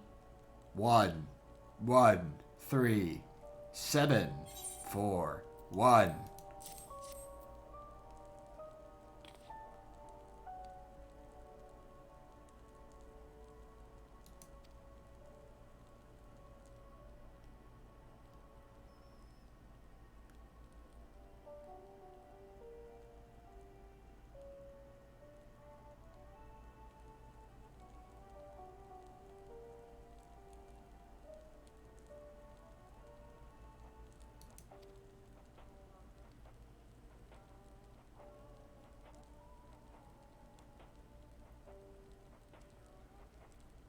Again, that's the other name. That's the Garlean name for, I think it was Corvos. They name dropped that place a lot for a place we never actually go to, which makes me feel like we're going to be involved with it sometime in the near future.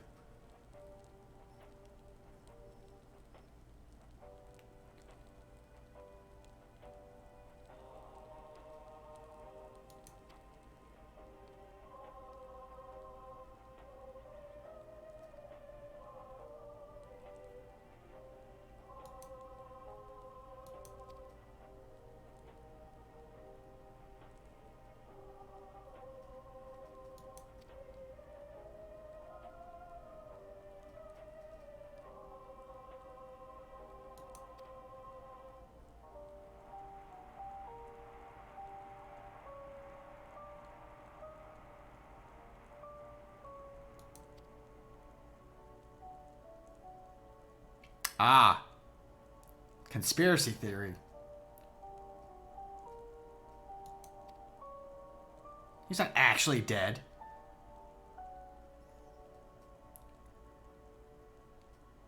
Elvis still lives. He just went home.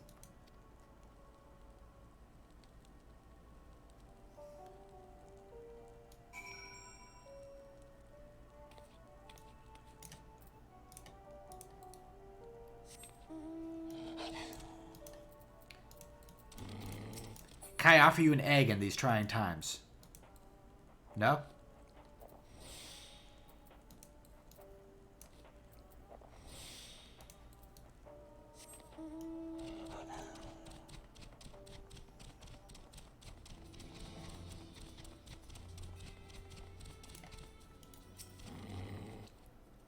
An egg. Would you like one? Oh, you meant this. I am currently carrying over 400 eggs.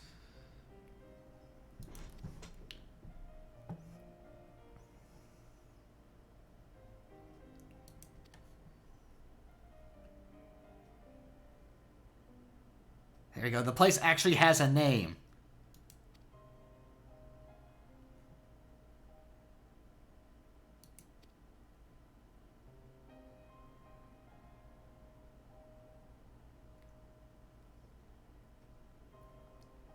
Like, yeah, it's nice if you just come in and rename one of our towns. We appreciate that.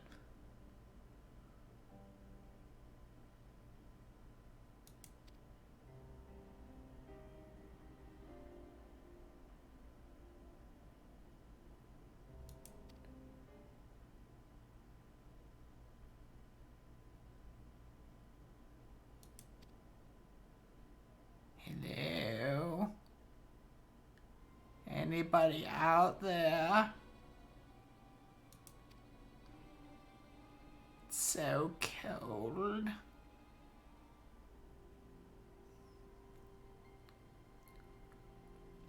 We're not keeping anyone chained up at all.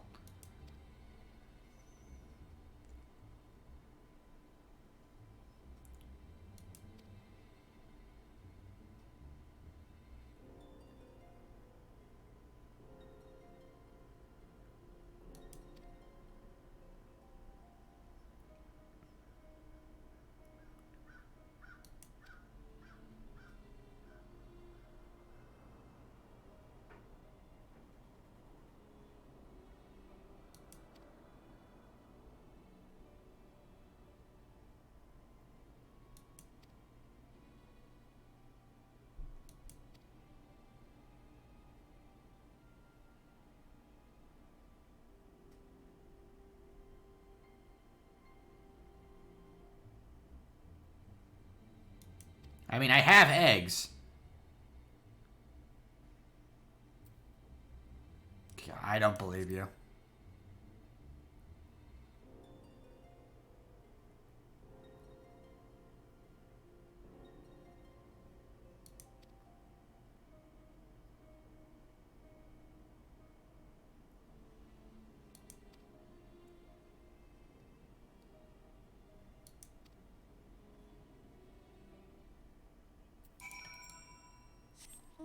Fine. I'll deliver them some eggs for some ceruleum.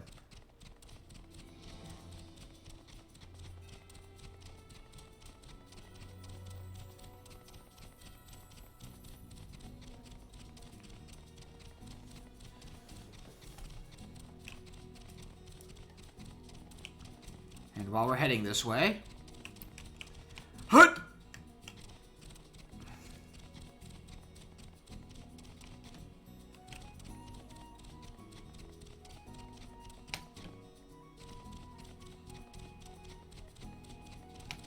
Why am I up here? All will be made clear in a moment. Teddy!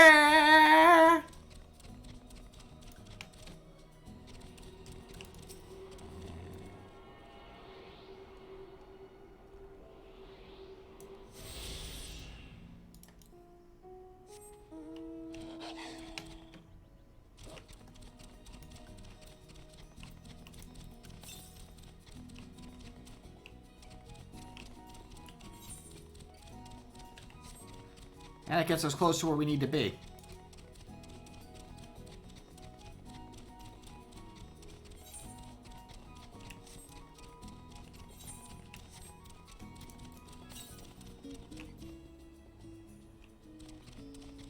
Oh, right.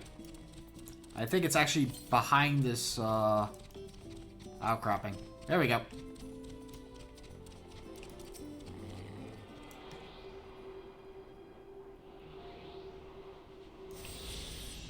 Once again, you know, the Aether Currents are pretty nicely placed this time around. They've been getting better with the placements with each expansion. Hello.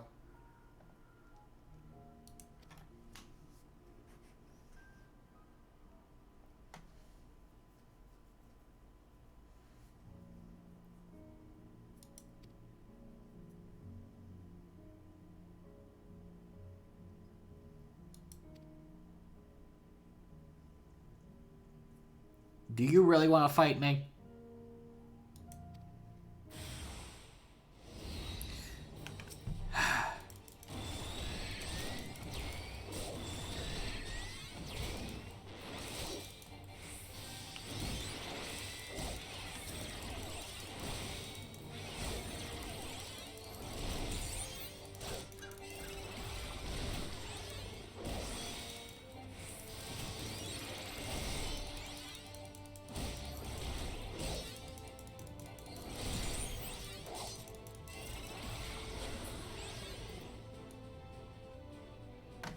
Stop! Stop it, please! I'm intimidated!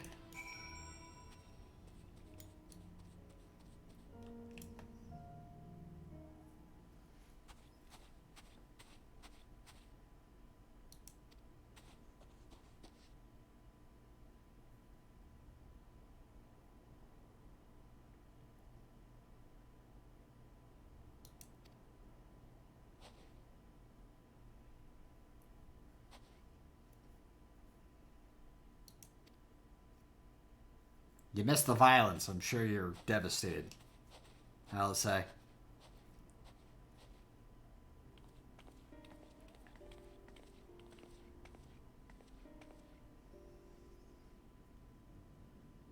They're sleeping now.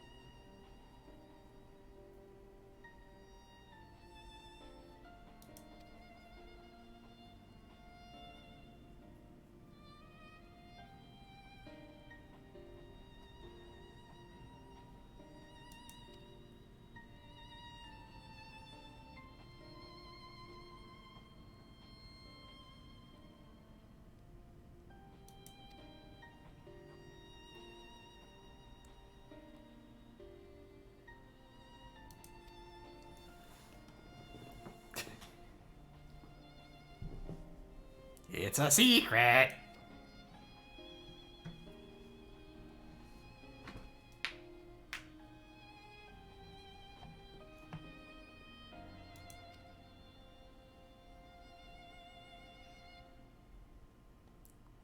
There we go. Now we have some room for our heaters.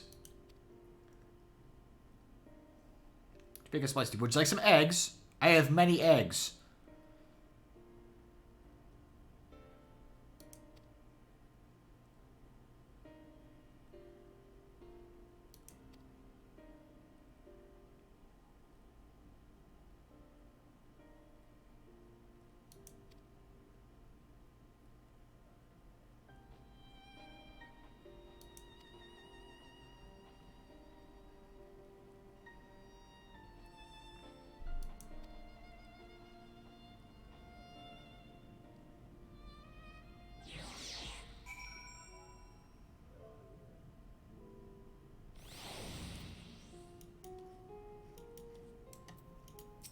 Sir, you parked your bird on me. I don't appreciate that.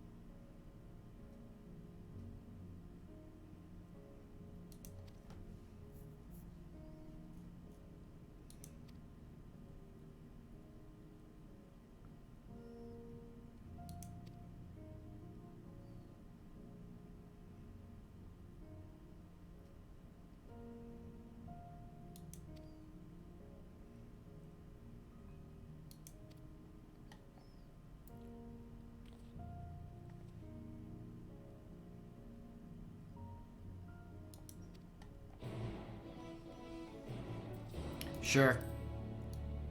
Let's head back.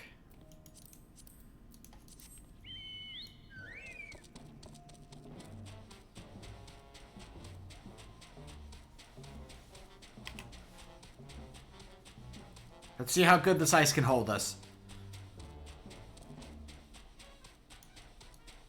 There's a thought.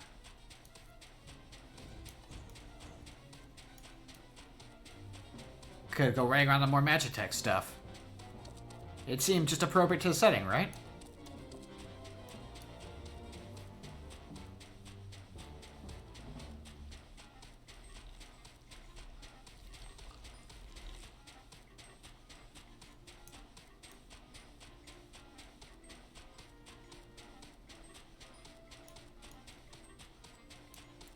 Obviously, I'm being inefficient.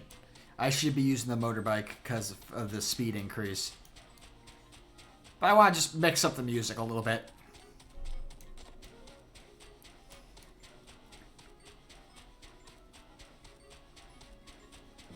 Also, I would not blame you if you can't see us. We're very camouflaged against the snow.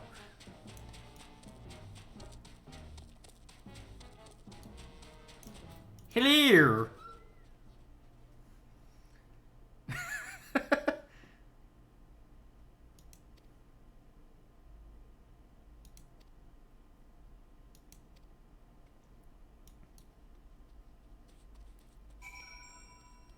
You check inside. I'll check it slightly to the left.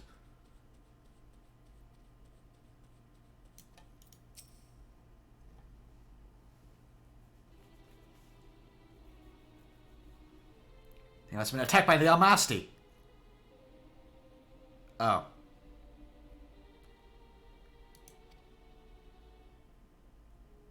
I forgot to set my phasers to stun. I'm sorry.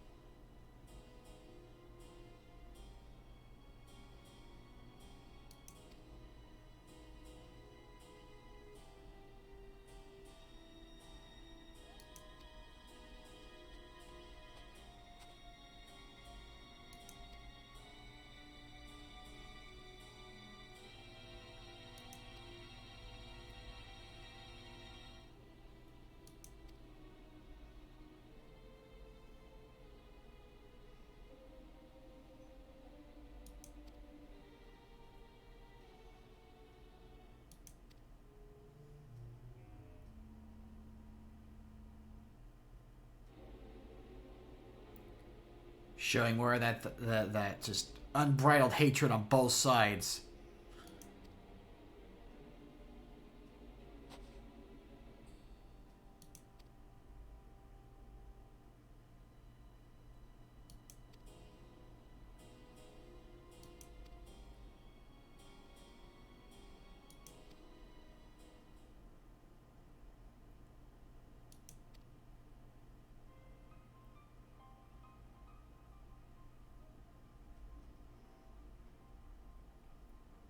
They really think this is all being caused by the Eorzeans.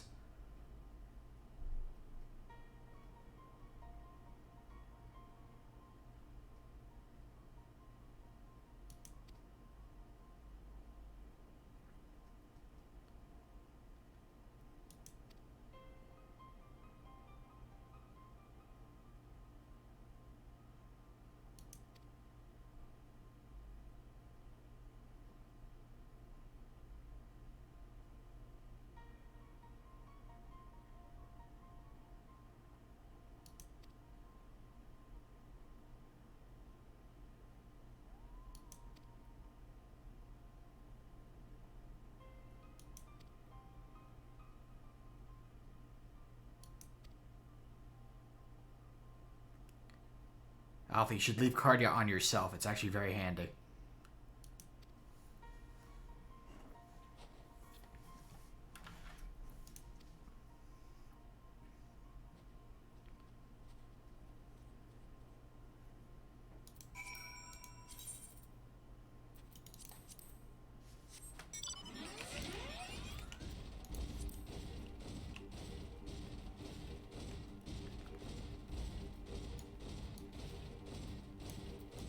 Alright, we're not gonna get the good music yet because we have to stop right here. Hold on.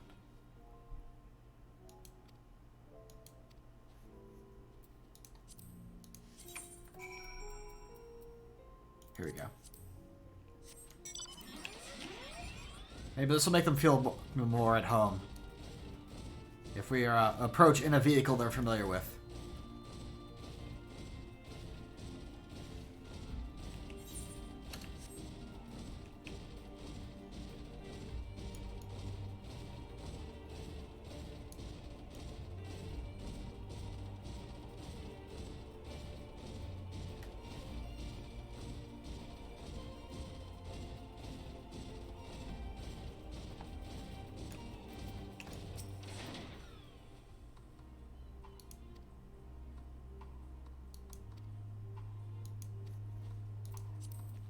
Wait, we need to go faster. What if I use a red one?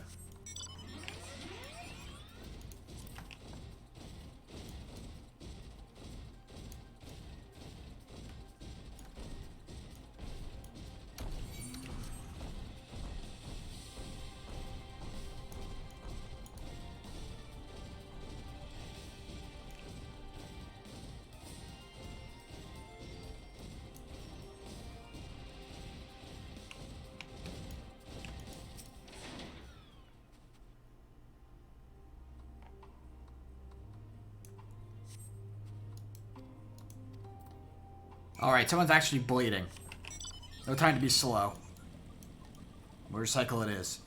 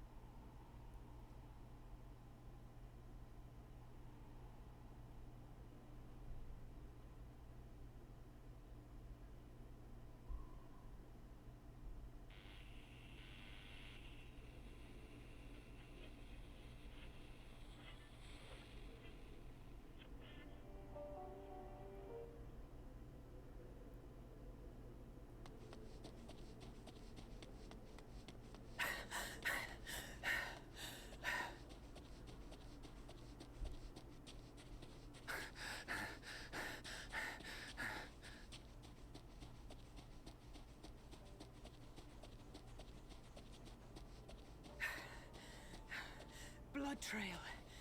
We found one. They were attacked. I know.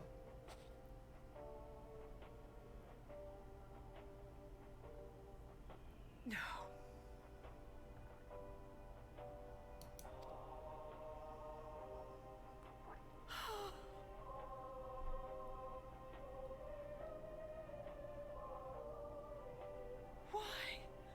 Why wouldn't they?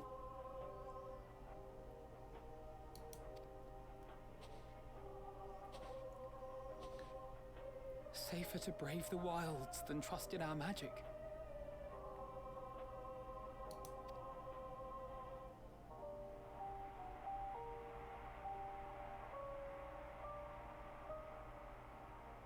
We should have... I should have...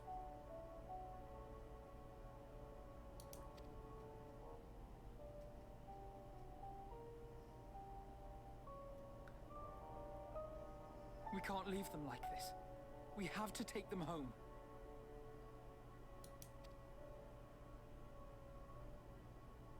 What if we're only making it worse?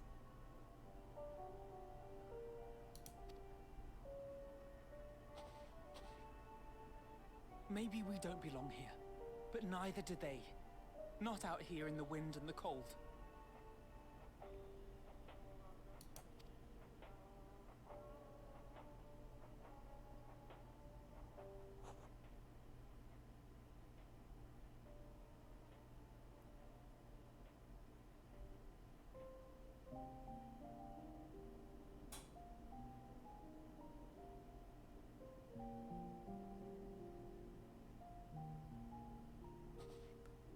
I heard the story about Varus's voice from beyond the grave.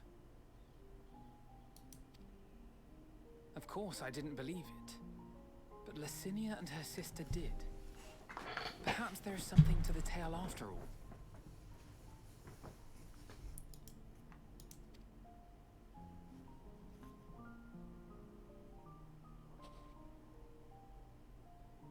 I want to understand. So I'm going to borrow this for a while, if that's all right. You had every reason not to trust us. We came as trespassers, invaders. But I pray that in time, we will be more than that to you. That we will find a way to help your loved ones. And see that no more children are left to freeze alone in the snow.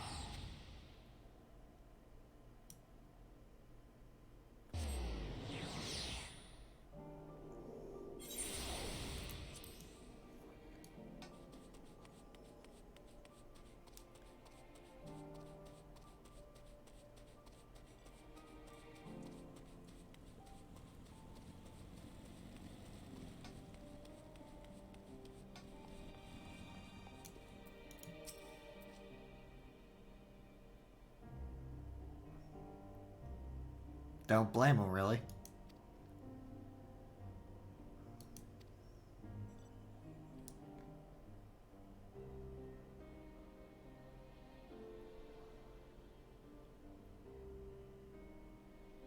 Thank you for your report. We shall inform the troops of these developments and instruct them to proceed with the utmost caution should they encounter any survivors. Allow me to go and speak with the ones at the victor's spoils. They may be more willing to listen to a fellow Garlean and accept our offer of assistance. I pray you are right. And though I am loath to burden you any further, should there be an appropriate occasion to speak of Licinia and her sister, please do so.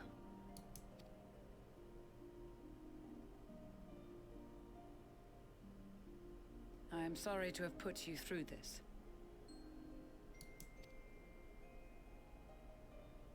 My distress is nothing compared to their suffering. So tell me, what else have we learned?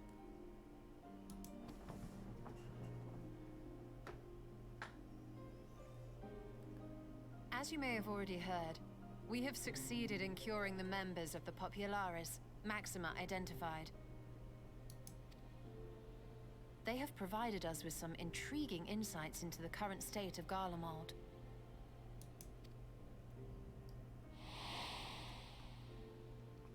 The assassination of Emperor Varus was the catalyst for the civil war.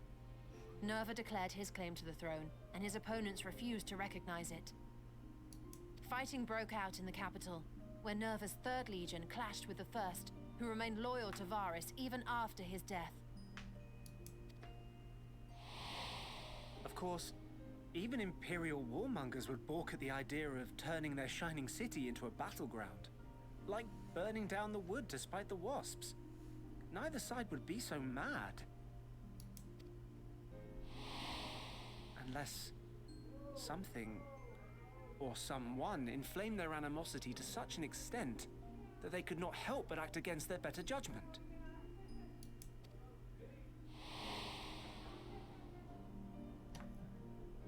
It brings to mind events at the Gimlet Dark, does it not? The Emperor's sudden withdrawal from the front lines, specifically. Nerva and his father, Titus, Varus's then political rival, took advantage of rumors that Crown Prince Xenos had been possessed by a demon. Well, they're partially right. Elidibus, what better way to disparage your enemies than with the truth, or a close enough approximation? Indeed. But before their accusations could be substantiated, many of Titus's followers were silenced. Forcibly. While some were merely stripped of their status, Others died under curious circumstances. One after another, suddenly and suspiciously. Again, Elidibus. Like as not, he had a hand in it. No evidence was found to implicate Varus, certainly. Nevertheless, Titus, Nerva, and the Third Legion would have judged it a brazen attempt by the Emperor to rid himself of his political enemies. And then, in the midst of this growing turmoil, Varus Sosgalvis is murdered.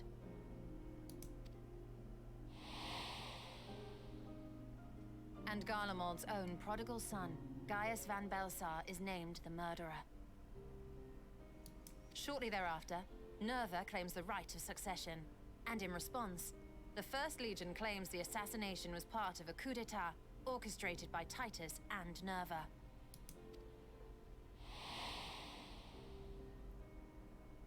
So no one is at fault, and everyone else is to blame. That's a mood. I should add that both parties received substantial financial backing, presumably to provide them with the means and encouragement to pursue a swift victory, and that these contributions came from the self-same benefactor. I'd heard House Brutus had been filling the Third Legion's coffers, but the First as well. It would seem so.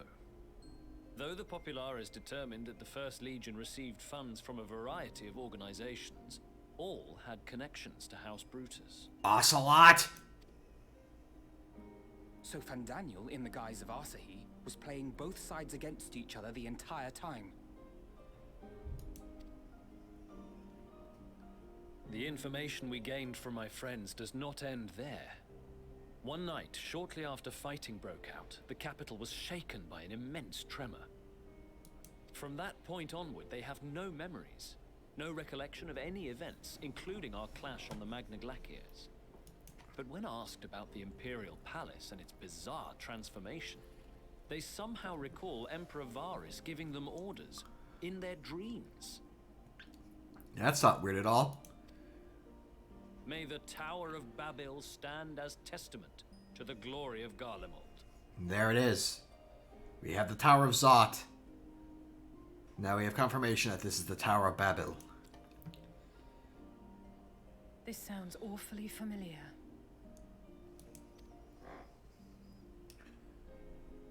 We have something to show you all.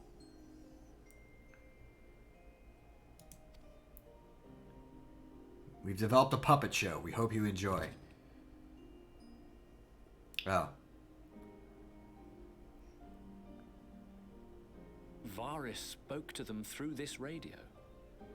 Perhaps it was a recording, but if not, that would be inexplicable.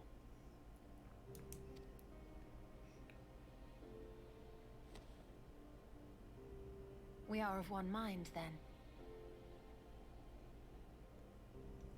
They were listening to Garfield. The ether that permeates the ore used in this device is almost identical to that of the talismans. How convenient. I see it. While it is likely more by coincidence than design, these devices might also ward against a primal's influence. A picture is beginning to form.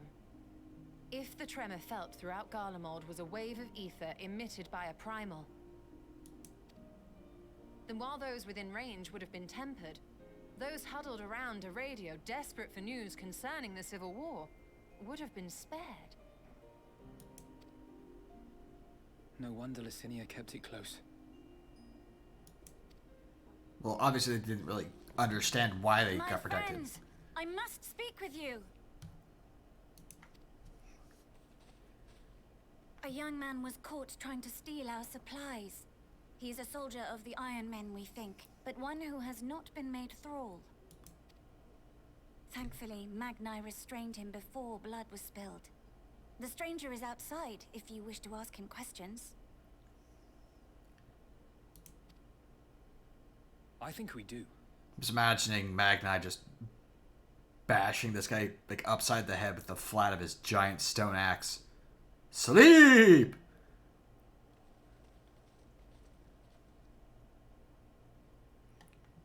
Who do we have here?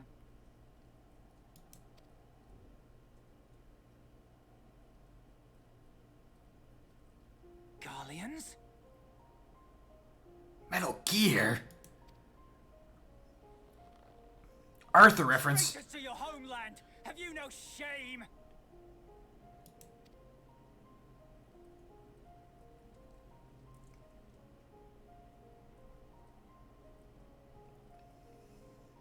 I am Lucia Junius, a Temple Knight of Ishgard.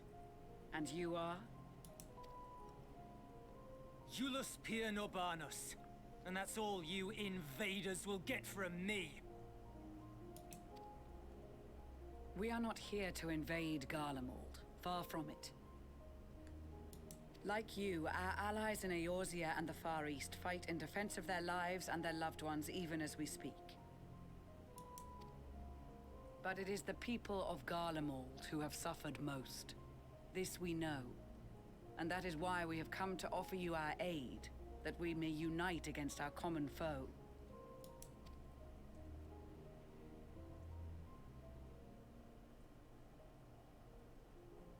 Whether you believe me or not, those are the facts. Now, answer me this. He's just really taken in by my cool hat. Why would a proud soldier of the Empire be reduced to stealing? The situation must be dire indeed for you to go to such lengths.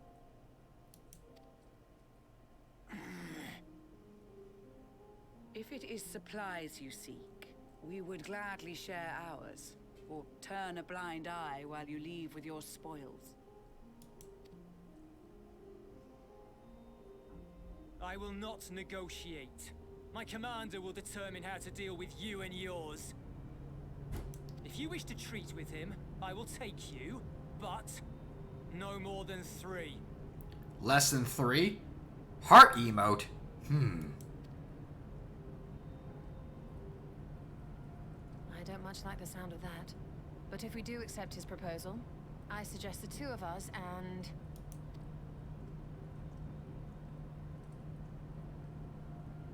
Please allow me and Alize to act as envoys. May I ask why? Wait, what? Hold on a second. We have seen with our own eyes the hardships the Garleans face. How their futures and lives hang in the balance.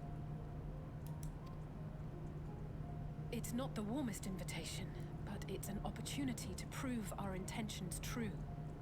Maybe not a chance to make things right, but a chance to make them better.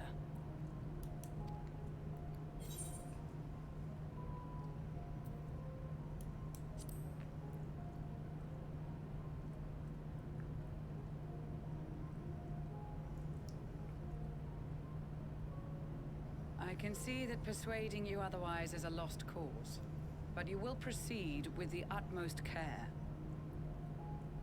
That's why I'm going with them.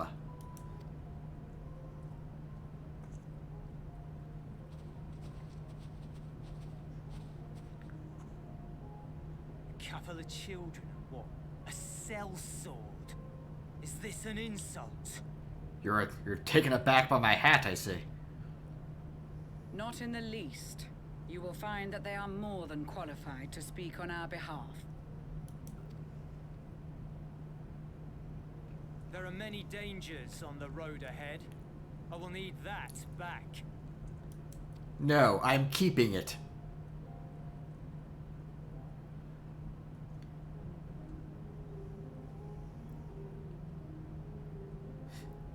I have a vague recollection. This is just something that I've got in mind, like from all the way back in the ARR. Wasn't it a situation where only like legatus, those of and basically military members of high ranks actually get gun blades, gun lances, gun fists, gun whatevers?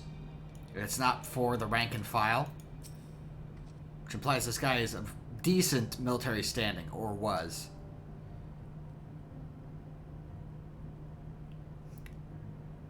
Observe. Thancred.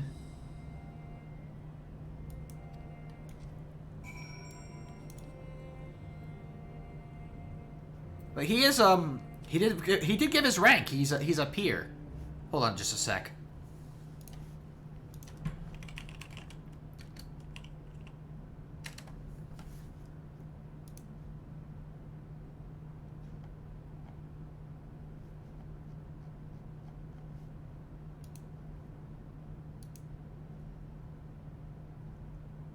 Here we go. Naming conventions. Peer is an Optio, a Centurion's assistant. Tessarius maintains communication between officers and soldiers, or a Decurion, a commander of a small unit of infantry. So, a unit commander at the very least.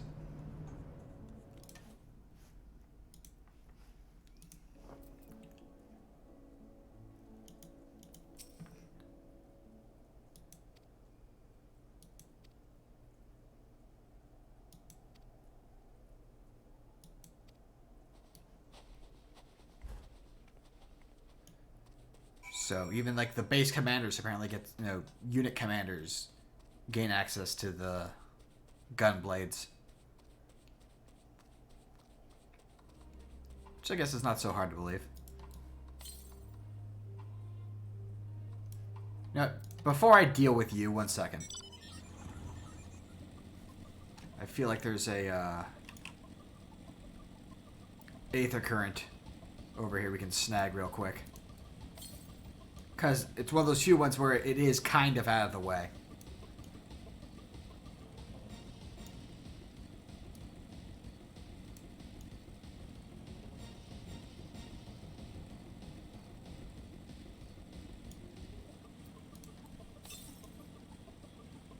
There it is.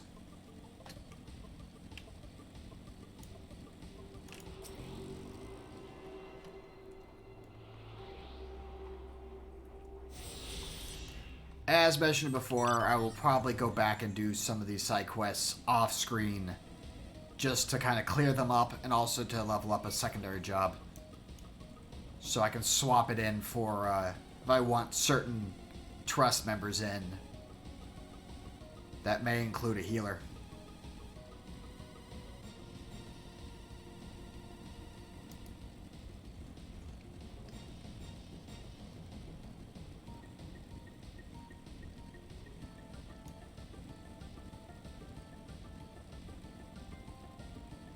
Hi, I'm back here.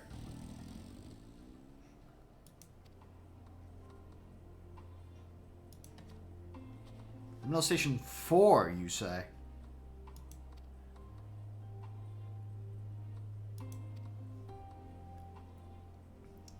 Oh, nowhere important.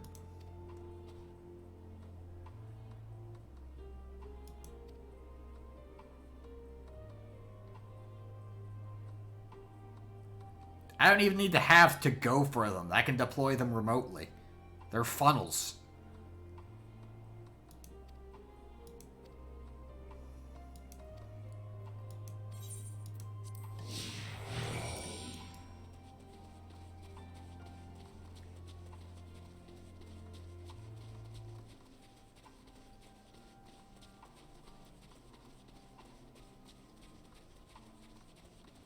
There!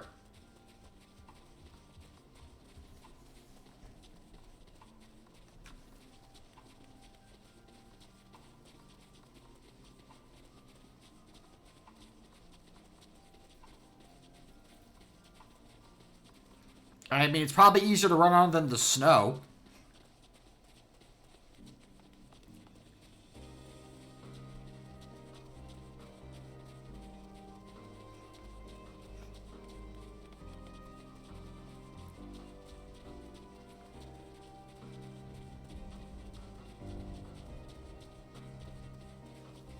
Here we go. Let me put an auto run and crack my Sonic and Knuckles. Still have a ways to go yet.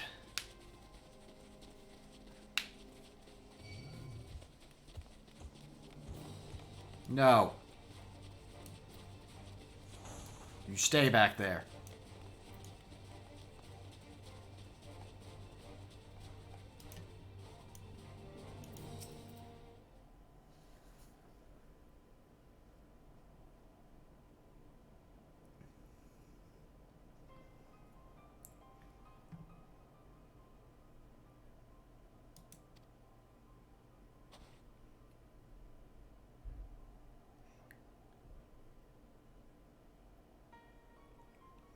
We had something following us, but it wasn't us.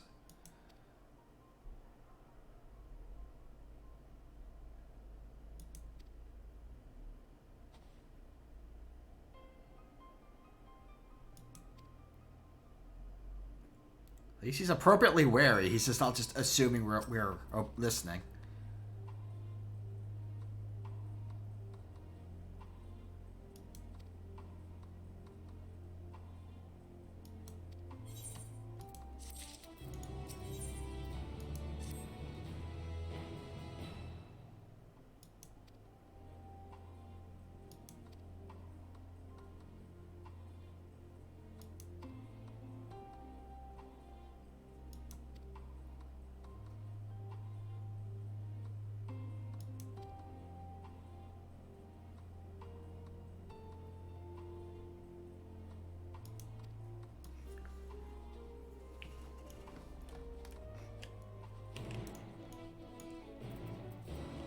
Alright. Swap out our mounts again.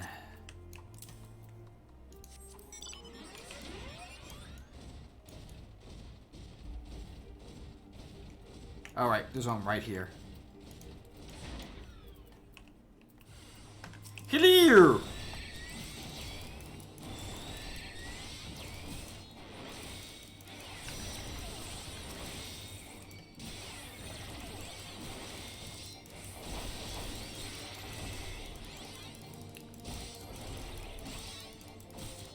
Show you the power of these funnels. Ow, a double stun, how dare. That's enough out of you.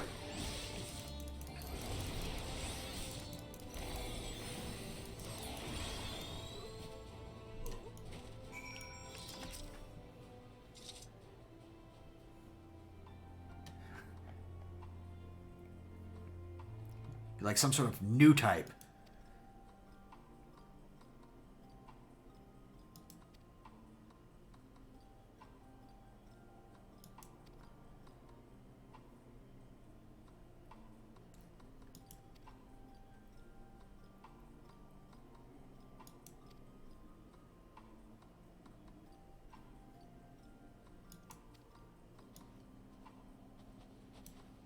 He's not willing to believe that we can actually save them.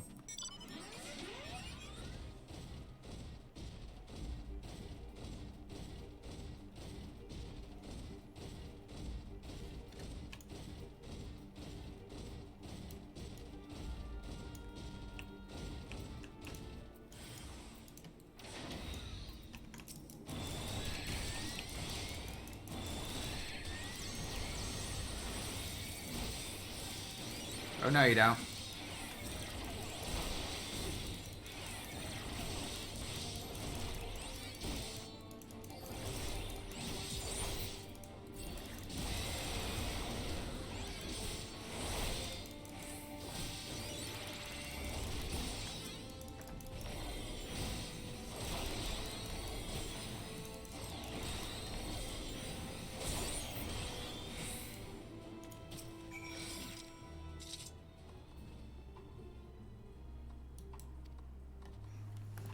So in my first one through, I actually was like talking to the NPCs every single time, like everyone getting their feeling for things.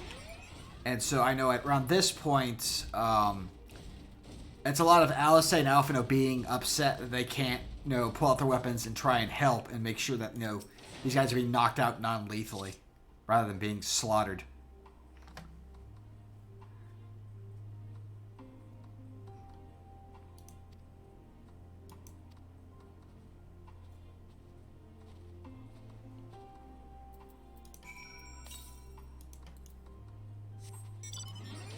Did I miss one to the west?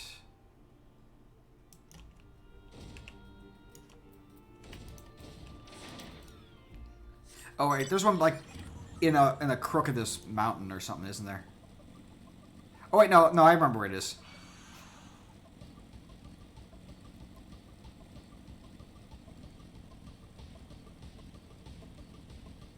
First, go past these nice little cars.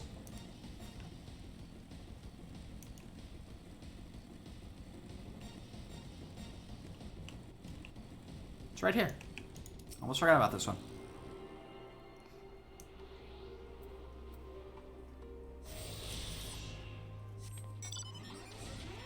There we go.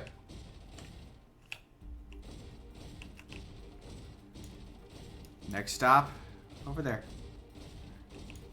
Now the funny thing is, over there is a big old rocky outcropping, as you can see on the... Well, it looks like one on the map, and when you actually get over there, that's kind of what it looks like. And so, I did my usual thing, my first time through here, of trying to find out how to get up there to wherever the aetheryte was. Like, oh yeah, it's somewhere around here. There's got to be a way up, right? And so I spent probably a little bit more time than I really would be proud to admit circling this rocky outcropping, thinking that somehow there was going to be like a little divot or something at the top of it where the crystal was. Even though, you know, thinking back on it now, it'd be very obvious because these main aetherytes are not small. There's no way there's an aetheryte up there. You'd be able to see it from here.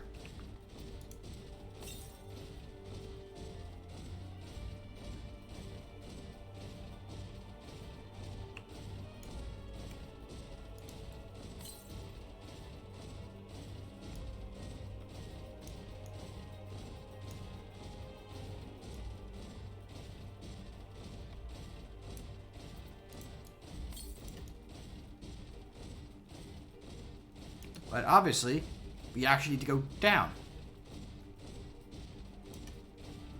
And actually, I think I ran right past where I needed to meet with them. Because I got so caught up in talking about that stuff rather than actually, you know... talking to the guy. That's actually another good way. Yeah, no, maybe they had some sort of cloaking device. Yeah, I can believe that.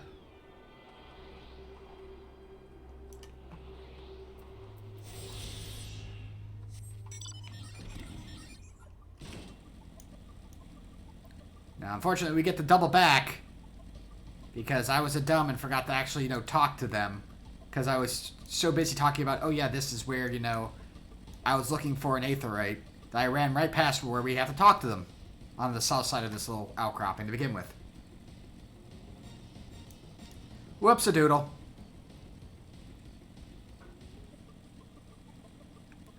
Ooh. Just blow up the top. It's like, no, we're making a camp here, whether you like it or not.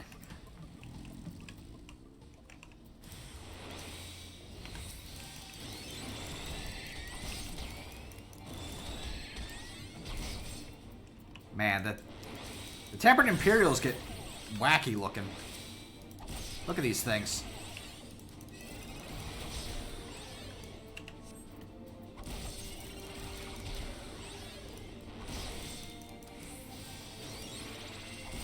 They're all just like...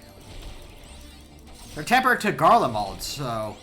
Is this what Garlemald looks to them? It's just a bunch of tentacles?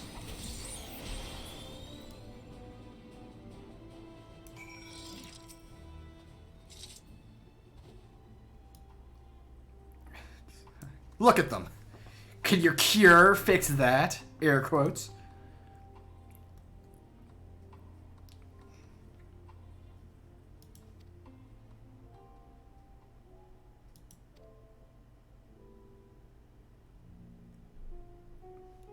He really does not want to believe us.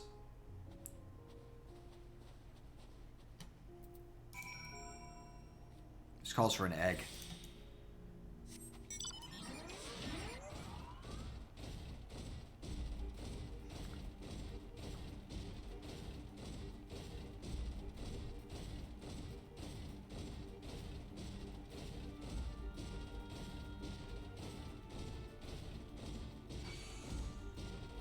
No.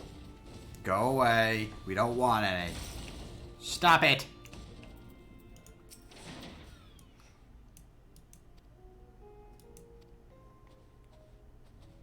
Well, now we're in town. Maybe we should, you know, use a proper vehicle.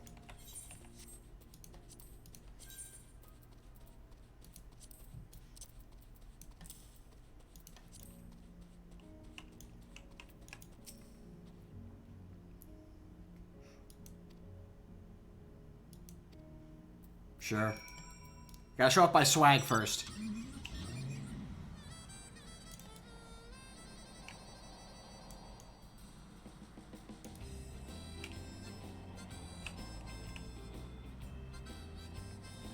The dissonance!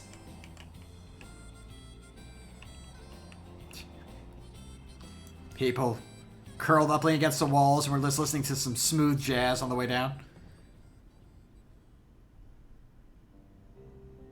Alright, back into the proper mood.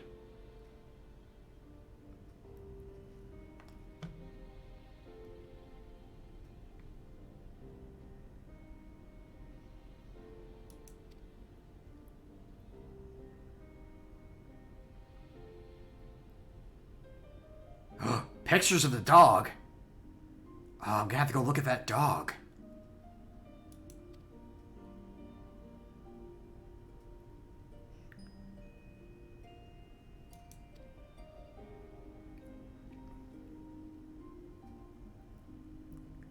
And they're trying to have fires. I can see some of the, the oil drum fires.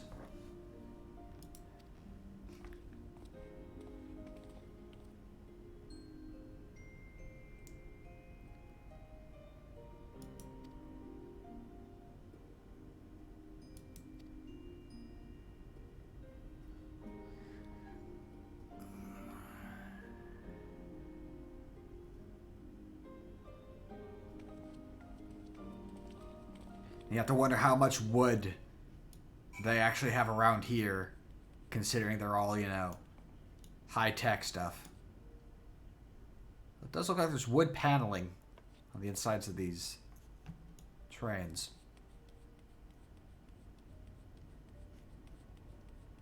I hear a radio.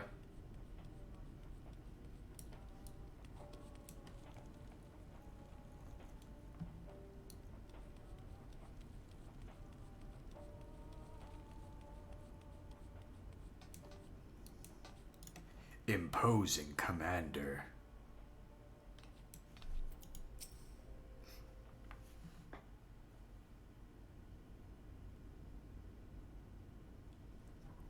These are their chosen representatives.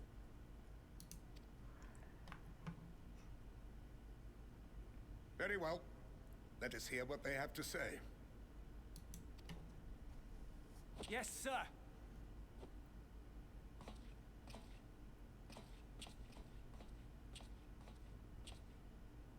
I present to you our commander, Lord Quintus Vankina, Legatus of the First Legion. He's here to kill chaos. I mean, what? The First? I had no idea you had survived. The tales of my death have been greatly exaggerated.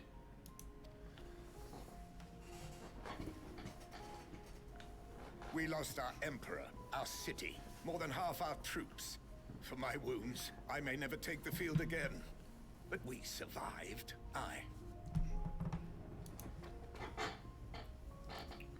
In a manner much to your liking, I dare say.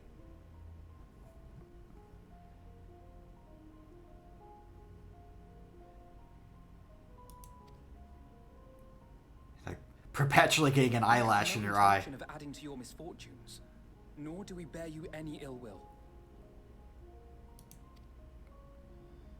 Spare me. Though you children may speak in earnest, overtures of peace ever ring hollow in my ears. So long as man stands to profit from his neighbor's suffering, war is inevitable.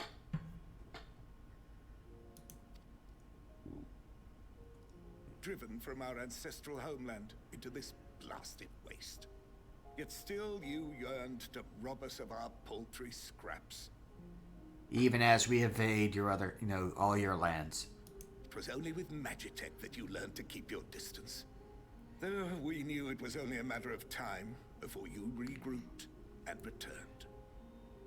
This kind of really ingrains how much and again, I guess it's because I'm more of a peaceful sort.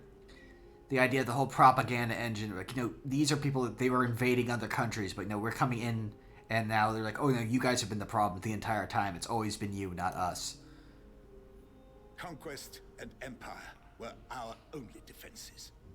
Emperors Solus and Varys understood this, and through their campaigns saw us grow and prosper. Much blood has been spilled in Garlemald's name, aye. But if it is a choice between yours and mine, then it is hardly a choice at all. The power of the other. The idea of dehumanizing your opponent so you don't, mind treating them as something other than human. I do not deny that a great many conflicts throughout history were driven by the desire or necessity to gain by another's loss. That is not why we are here. Nor have we come to petition your aid in the war with the Telophoroi, grave though that threat may be. Our purpose is simply this. We wish to help you. Let us help you. If there is aught that can be done to ease your plight, we would be glad to do it. Perhaps you would. But I don't believe you.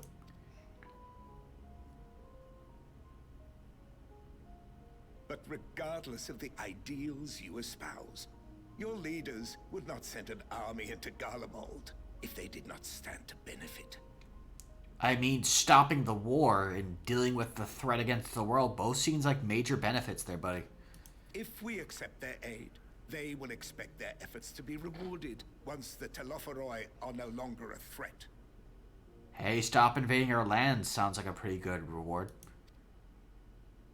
And after compensation and concessions, the great empire would be brought to heel. Her enemies rejoice at her downfall. Our third eye, a mark of shame. We won't stand idly by and let your people be humiliated. And we're not alone in that. We only want to make a difference. To make this world of ours better. Surely you can understand that. That said, no, I may make those kind of comments, but, there's a bit of realism in that, like, even after, if things did progress peaceably after everything was over, there would still be, as it was already shown, a lot of people were not willing to come help Garlemald because they're still seen as the enemy, so they would definitely get treated as such. And so that sort of lingering hatred and racism towards the former enemy would probably endure. Yeah, I mean, it's not like, I'm making banter, like, hey, all these things would be kind of concessions, stuff like that, but no, he's very much being a realist. What I'm trying to say is, there are so many people who just don't care about making you suffer. And maybe that's almost insulting after all the suffering you feel the world has subjected your people to, but believe it or not, that's the truth. And now we're here, and all we're asking is for you to tell us what you want, what you hope for. So much blood has been shed, so much lost. All because of this endless war. Who wouldn't want to end it? Can we not work together to face our problems as one?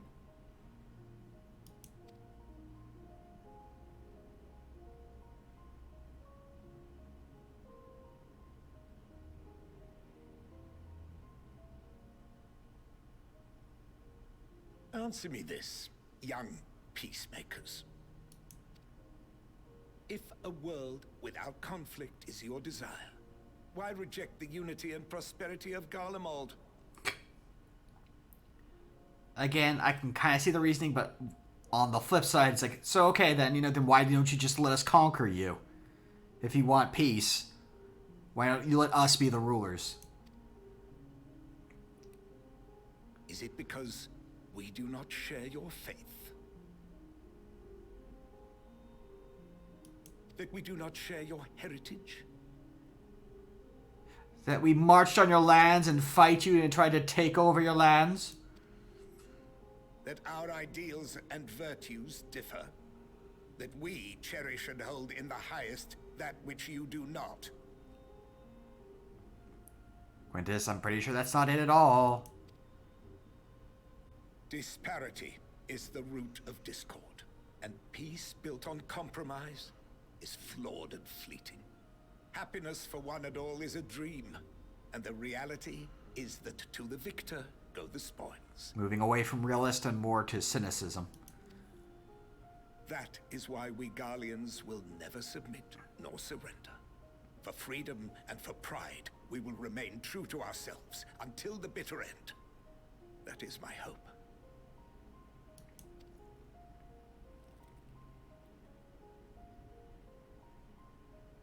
It seems there is nothing more to say on the matter.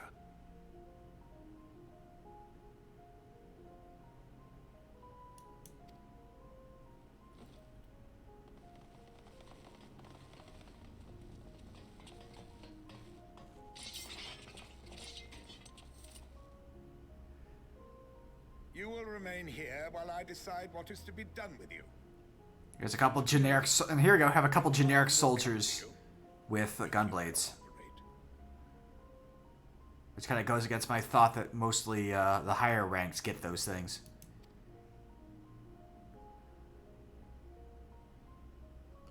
But we don't know what ranks these guards are. However, as your guests, I ask that we be allowed to speak with the other members of your group.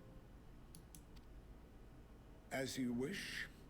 I had no intention of locking you up, as by dawn you would be frozen stiff and you're no good to me dead. You are free to move about the encampment, but there is one condition. Yeah, no, that was my immediate second thought of, yeah, maybe like, you know, they're in a situation that they're scrounging for whatever they can, so they can't really be picky that, no, oh, this is a commander's weapon. Just, we need a weapon. And this one is working. Collar them. Give them the collard greens.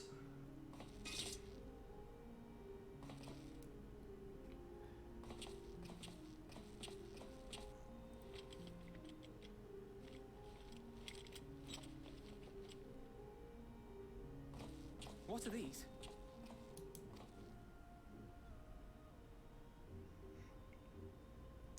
Incentive. You'll be watched at all times. Stray too far or act suspiciously, and we will administer a rather painful shock. For a moment, before he said this line, I thought they were actually like bomb collars. You know, like they would blow up and kill them. But that kind of goes against what he says, where he doesn't want them dead. They're more useful alive than dead. Keep away from that one. I like his hat.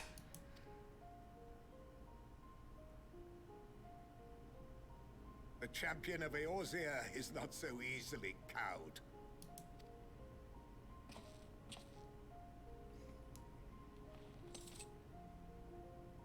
Moo. Even if he allowed himself to be collared, the shock would be no more than an itch. No.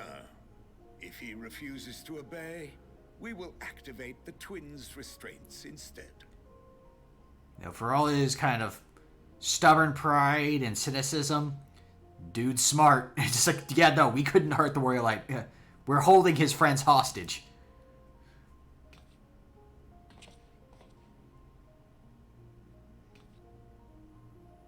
You needn't worry about us.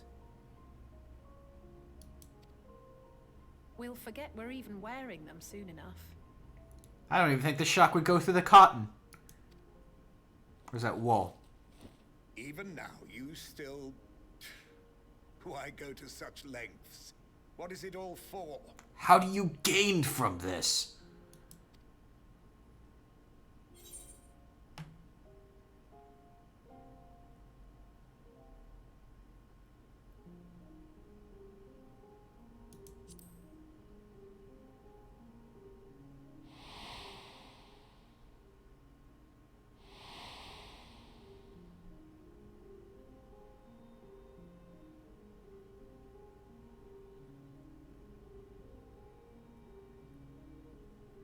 You are a curious one. A far cry from the merciless barbarian others paint you to be. Quintus, are you not familiar with military propaganda? You're smarter than that. You will be their warden. Take them away. I think he's still kind of shocked. Like, wait a second, I had the Warrior of Light behind me at all times here? He could have taken my head.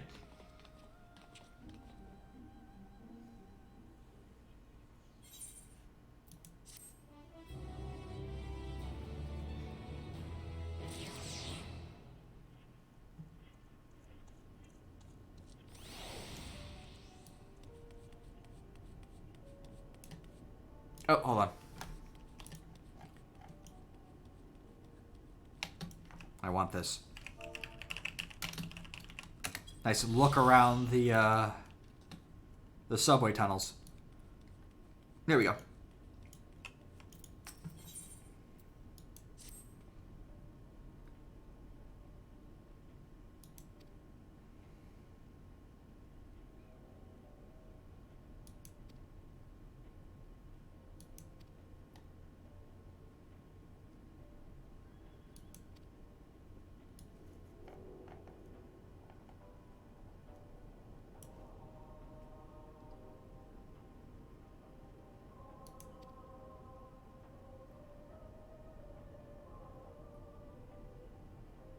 So yeah, he's not underestimating us, but he's still underestimating these two.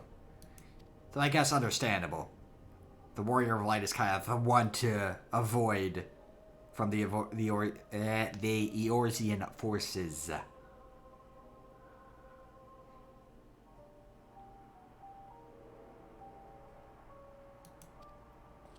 Don't use magics of any sort?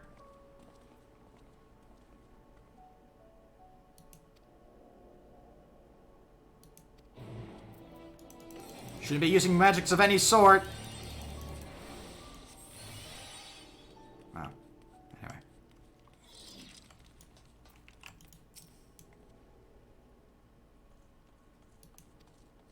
It me.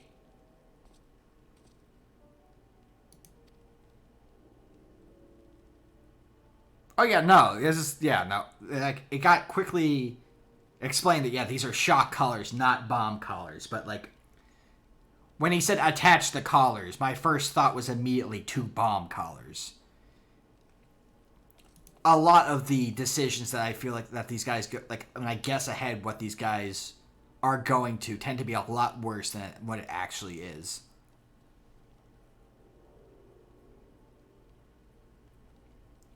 But again, like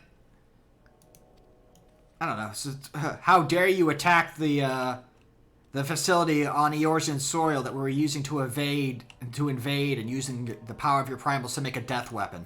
How dare you attack us there? Here, can I warm you up with this? No.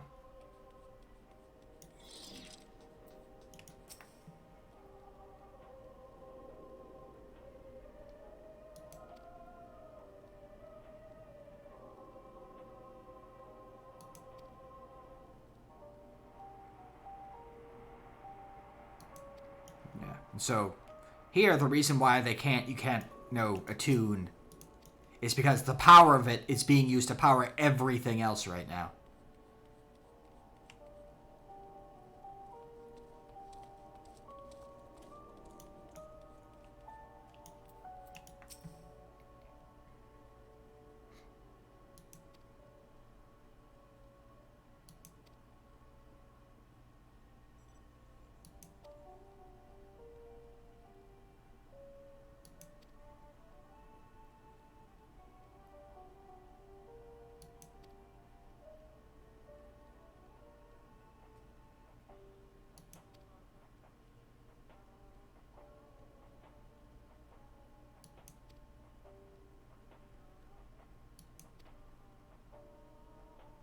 Again,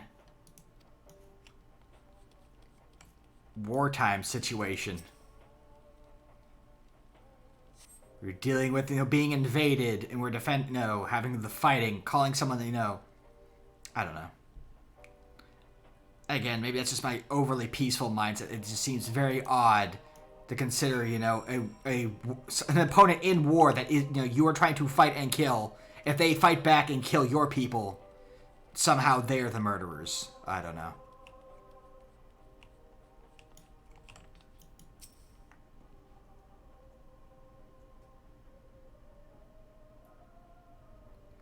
It's not like, Gaius was chilling, in his summer home on the, one of the warmer parts of Garlemald, and we came in and, stabbed him in his sleep.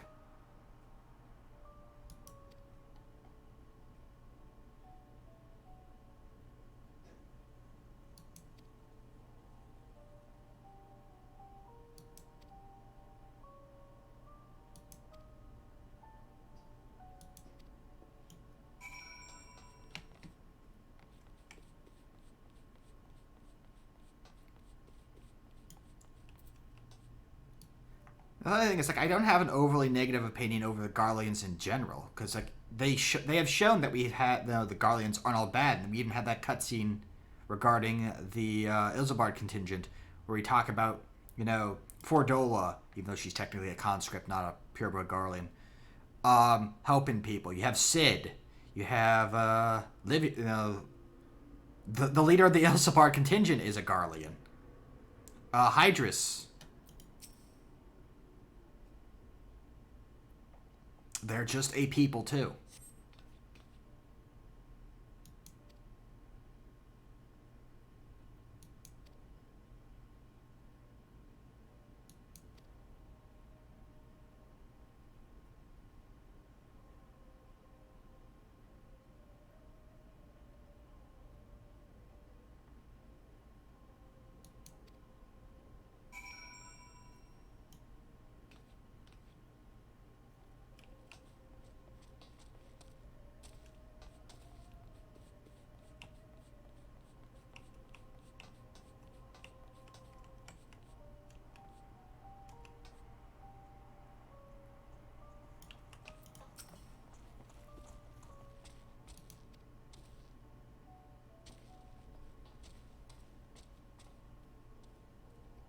Hi, Armand.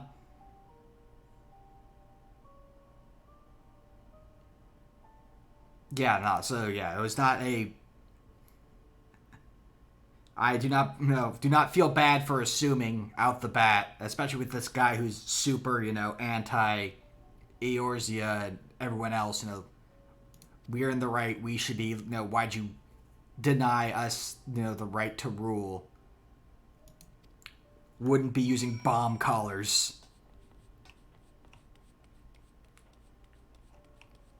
Doing alright, we're working our way through the third zone of Endwalker. I have kind of shifted my priorities for a little bit. The normal streams, the Bravely Default 2 and Super Robot Wars are on a bit of hiatus while I work through all of Endwalker. This is my second run through, by the by, so you need not worry too much about spoiling me too much.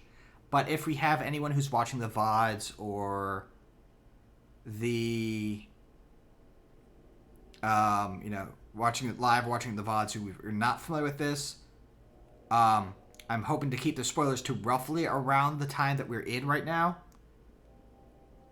So, don't go talking about, the end of the game or the final boss fight or characters we haven't even seen yet. Kind of stick, a lot of what you thought or what you did around this point of the game if you were playing it yourself. Also, it's Super Robot Wars 30. But yeah, both of those will come back once we are done with Endwalker. But yeah, no, it makes sense. It's a shock collar, especially since he says that they're no use, nor no good to us dead. That's why they're not just locking us up. But, again, you can't, as I was saying, that's just a thought that I had when I first saw it, and I'm kind of comparing that to also, there's another part that comes up later where I thought what they were going to do was a lot worse than they actually are. And I already got, for Super Robot Wars, I picked up the full thing with DLCs, so...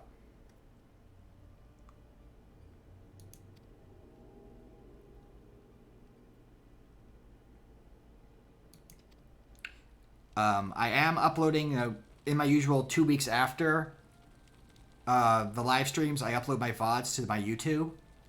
And I do think the first, perhaps the second stream of Super Robot... The first one is up. Second one will be up tomorrow, so... If you want to see the get caught up on the Super Robot Wars when we finally get back to it, that would be the place to do it. And I'm pointing down like you can see me right now. If you look under the stream, if you're watching it in browser, I do have a link to my YouTube where you can see those VODs.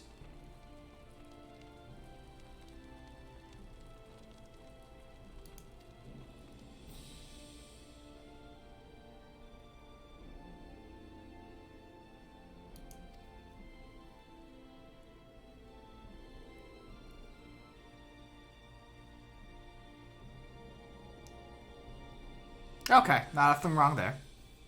I was saying, like, yeah, I have a YouTube where I upload my VODs, most of my VODs. Usually it's just the Freeform Friday ones that I do not upload unless I feel they're relatively relevant. But yeah, my long plays are all uploaded onto YouTube 2 weeks after the actual stream. So you get to watch them eventually, even if you don't come to the live streams. So there's always that.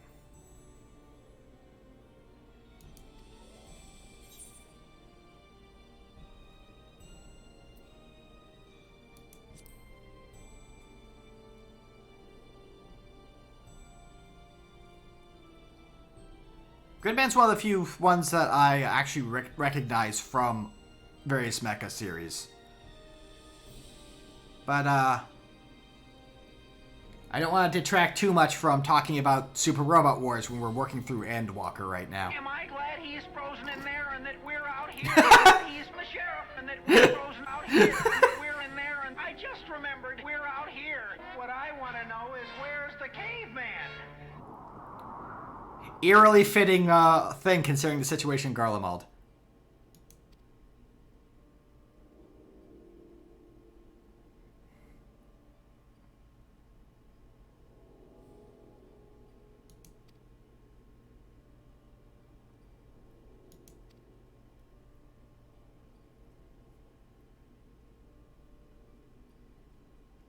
So yeah, these guys are holding out hope because they have a plan to join forces to assault the tower.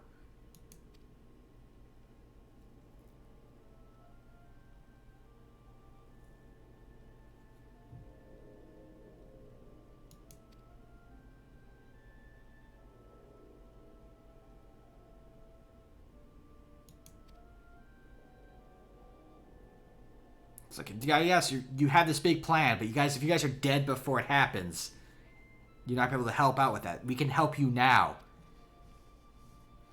Let's help you now.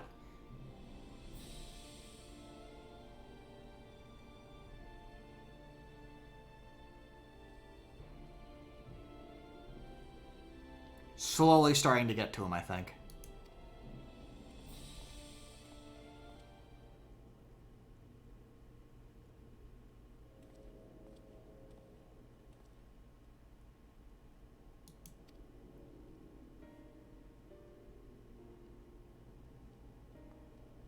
Yeah, he can. Of course, the commander is still thinking things in the side of, oh yeah, they're going to try to, use us for this. Thanks, Armand.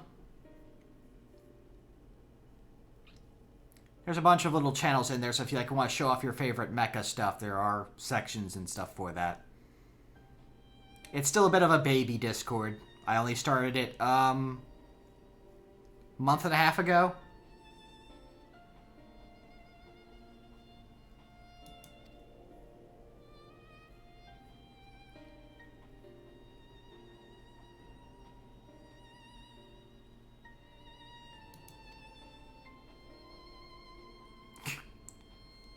I'm getting exhausted by this charity that you guys keep exuding. No pressure.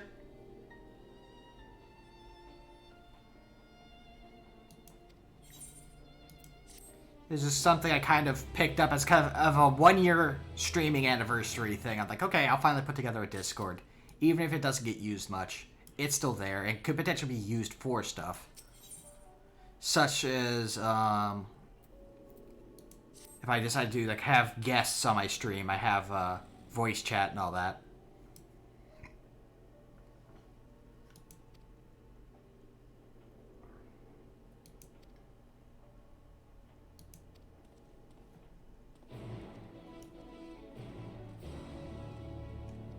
And now it's time to go on a ceruleum hunt.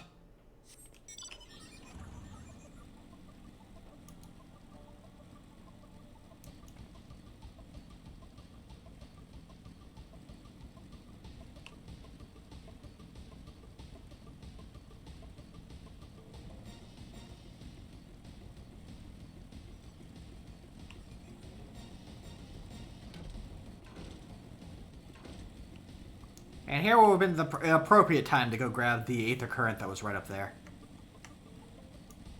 But I got greedy. I wanted it now.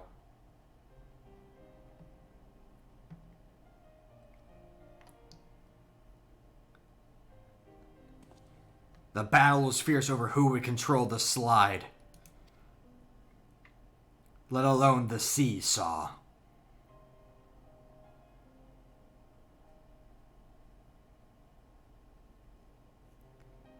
Well, we're working our way through Endwalker. I've actually, as I mentioned earlier, I've beaten the whole expansion already. I'm just playing through it again because I feel like it's a story it's worth showing and sharing, and I have plenty to ramble about it because I had a bunch of thoughts and ideas while I played through that I didn't stream, but I still kind of want to share and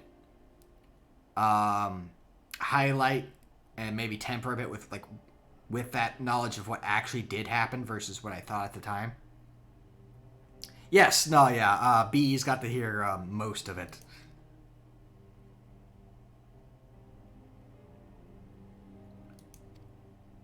If I had actively been streaming it, you would have basically been seeing, from the Friday where Early Access happened, 10 to 12 hour streams of me nonstop working through all the talking to all the NPCs, doing all the side quests, doing all the everything. And I just kind of wanted to enjoy it at my own time, at my own pace, and just the plan was to kind of work my way through it afterward. Again, like the second run stream playthrough idea was a thing I had planned to do, but it kind of shifted in ways. Part of it was going to be just, maybe doing it as a big marathon a month or so later. Then it became an idea of, well, why don't I replace my Freeform Fridays with it? And then it just kind of progressed into, you know what? I just want to start tackling it now. So we're doing it till it's done, until the Endwalker, where all of our normal streams are replaced with Endwalker until we finish it up.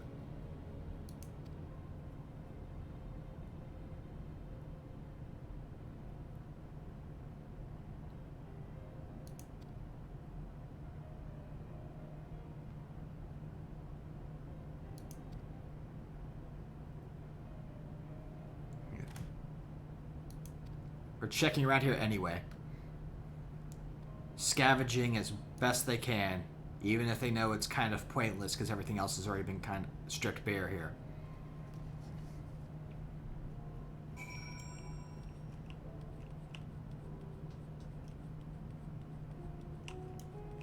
A little shop counter.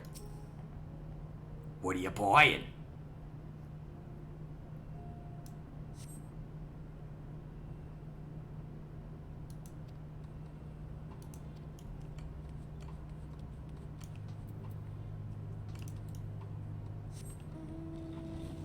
Forget if one of these upper areas has a glowy bit. Yep, okay, yeah, over there. I'm keeping myself warm with burning wheels.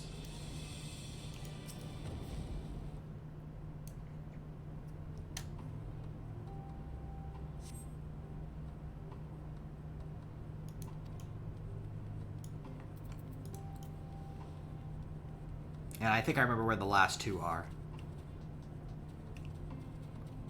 Got this one.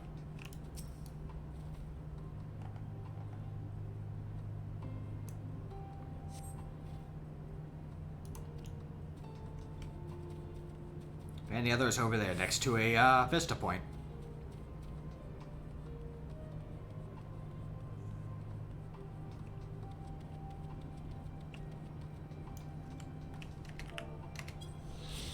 There we go. Whee! Actually, I feel like the slides here would be really kind of terrible. Considering how cold it is in Garlemald. If this is sheet metal, could you imagine sliding down this?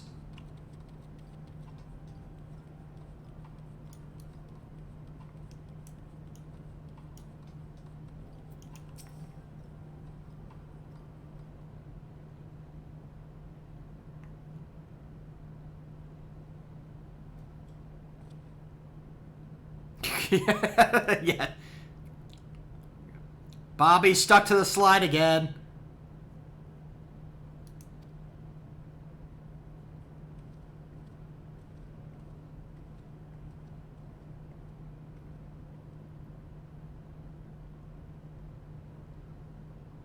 Yeah, maybe. Yeah, maybe, yeah, like, a lot of these things have some sort of heating mechanism to keep them, you know, relatively safer to play on and comfortable to use.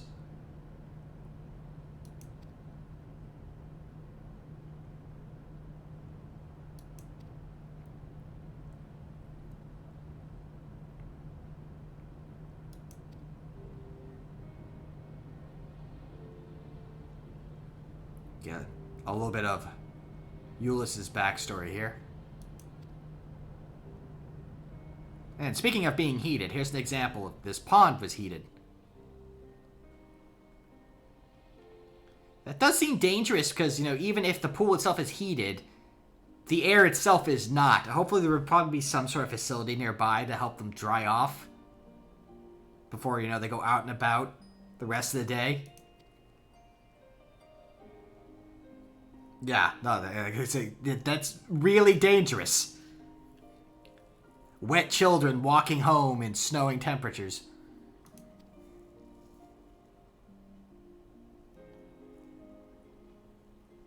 Well, the whole thing was, like, why did they, like, you know, the civil servants put in a heated pool? What did they expect kids to do with it?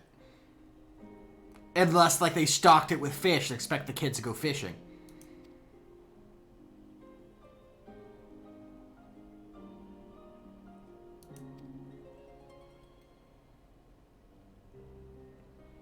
Am I glad he's frozen in there and that we're out here and that he's the sheriff and that we're frozen out here and that we're in there and I just remembered we're out here. What I want to know is where's the caveman? Well, the caveman's all frozen because he went playing in the pond and then tried to walk home during the middle of a blizzard.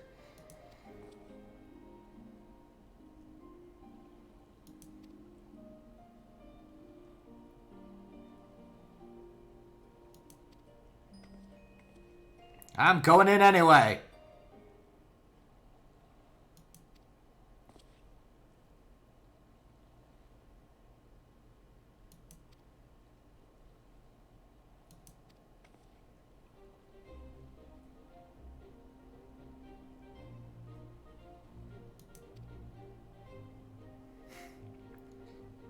Alfie gathered wood once and now will never stop referencing the one time he did it.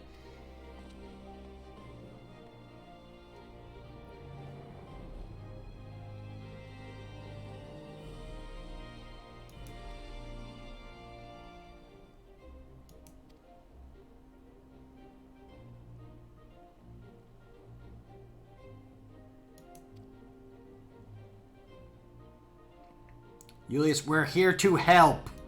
We're going to hammer into your skull as hard as we can.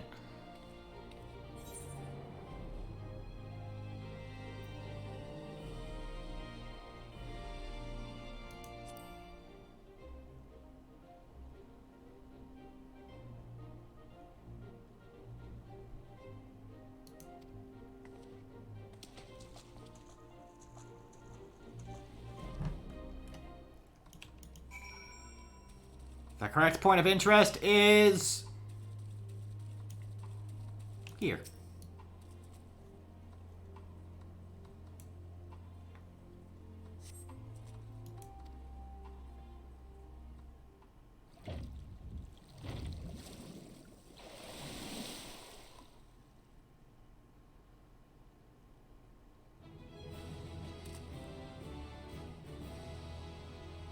You'd figure they'd have a better place to put the change that out, because that means they're having to open a panel, pull out a tank that's, you know, in a field that's immediately going to get filled with water, and force in a new tank. You'd figure it'd be like a little hat, like any reasonably designed facility. You'd figure there'd be like a side hatch. You'd go to the side of the pool, and the machinery is there.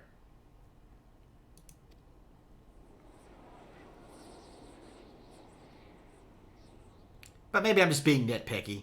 And they're doing this to kind of Because they're obviously hammering this home, like, we're willing to do dumb stuff to help you out. We're here to help. But seriously, that design just seems very, very questionable.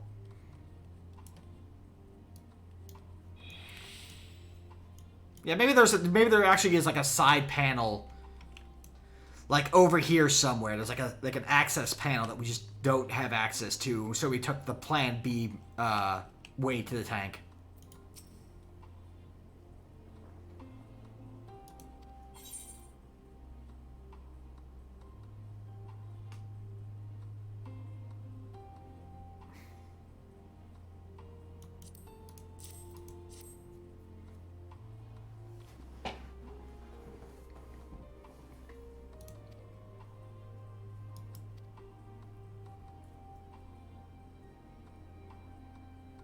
We give him a bit of help, and he's suddenly warming up a little bit. Just like we need to warm up with that fire.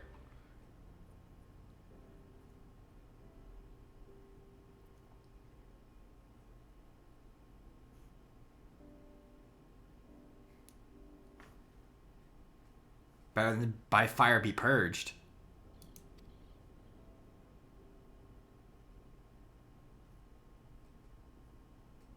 It was not... We kind of explained the plan. We go into the pond, find the hatch, get the ceruleum. It was not a very deep plan.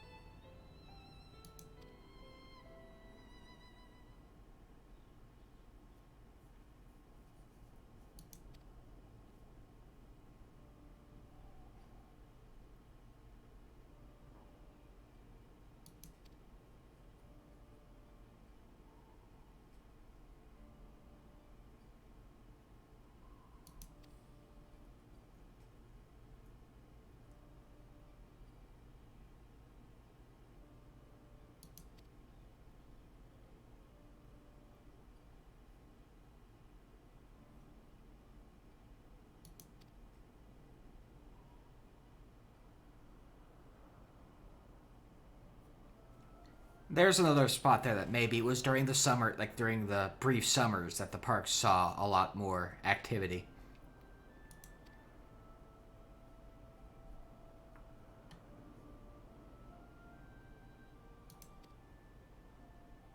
Just be, being unnecessarily nitpicky as we ramble on through Endwalker.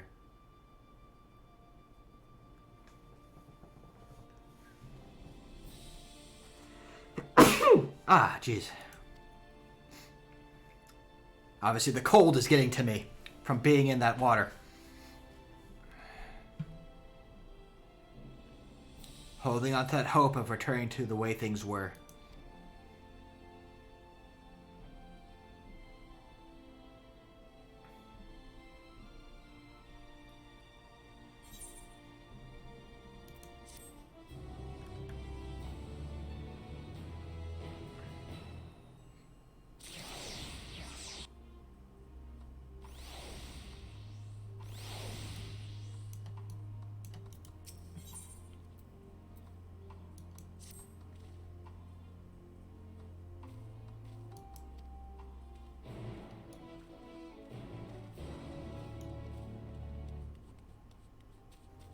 It is time to go do more work.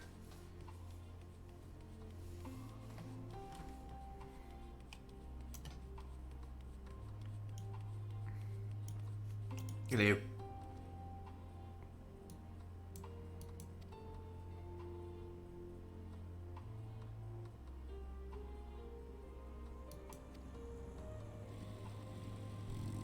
Ah, someone else has the smart idea of using the motorcycle.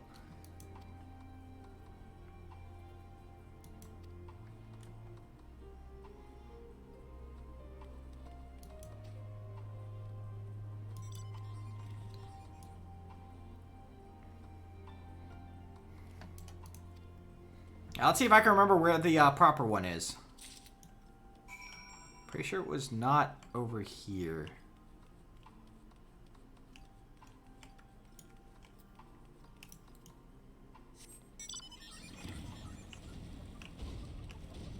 Stomp, stomp, stomp.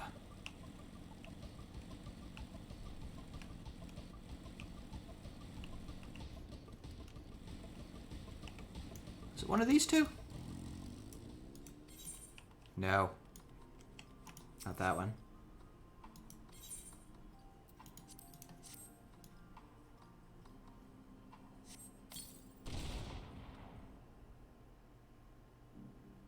There we go.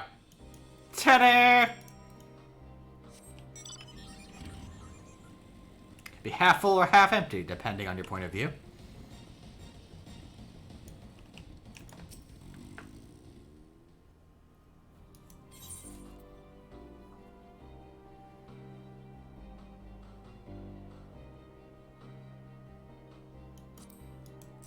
Here, have an outstanding service, Ceruleum.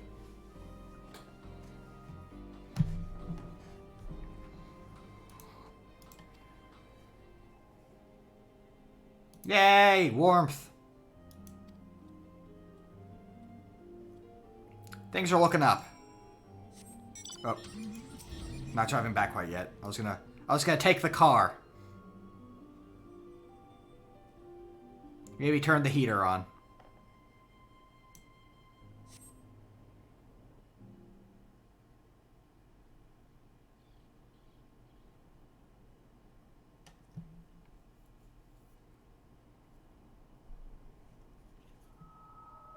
Finally escaped the watchful gaze of your keepers, have we? Thancred. I was wondering why they were emphasizing those words back at camp of observe and Thancred. Don't react. You'll only draw attention to yourself. Just carry on as you are and listen. After you left with the Garlean lad, Lucia bade a few of us scouts follow you at a discreet distance. We observed you being led into the station, but decided against venturing inside. When you emerged sometime later, and we saw that the twins were sporting Magitech collars, it was clear what had taken place. Bad stuff had gone down. Now, as quietly as you can, tell me everything. Now, my hat has a headset. You figure they'd be worried about me having that to begin with. The Legatus himself, eh? Now there's a surprise. This is also the first I've heard of a plan to join forces with the 10th and storm the Tower of Babel.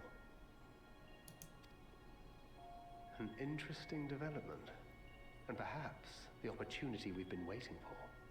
We could also assault them at the same time.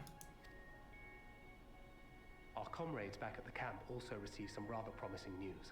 But it's still too early to get our hopes up. For now, keeping yourselves out of harm's way comes before all else. Whatever demands the Garleans make, indulge them.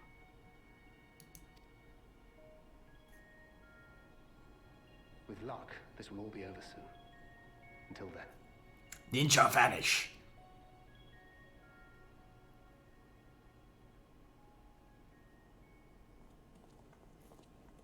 They had not gone far. We searched high and low, but no luck, I'm afraid. I might have guessed you'd be the only one to find anything. Odd how you keep doing that. I wasn't expecting much to begin with. Eventually, there will be nothing left out here for us to safely salvage. For now, this will have to suffice. We should return to the station. I have a car. You can ride in my car. The seats are heated. No? I'm going to assume we took a ride in the car. Ah, there you are. Heard you'd gone hunting for ceruleum above ground. Brought back a king's ransom? Hardly. But thanks to these three, we have enough to last a little while longer. not at all as I was expecting, these ones. For savages, they seem positively docile. What kind of propaganda are you guys having? Do we look like Captain Caveman?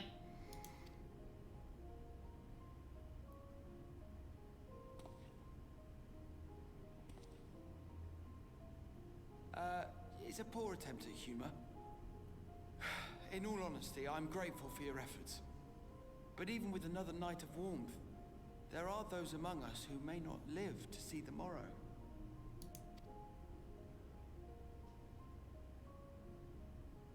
I trust your expedition was fruitful. Lord Quintus!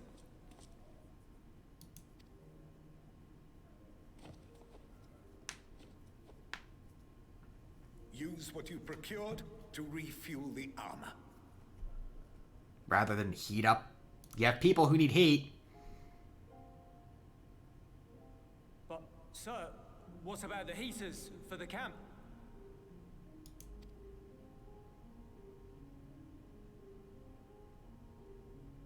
The time for action is upon us. Oh, is the attack starting?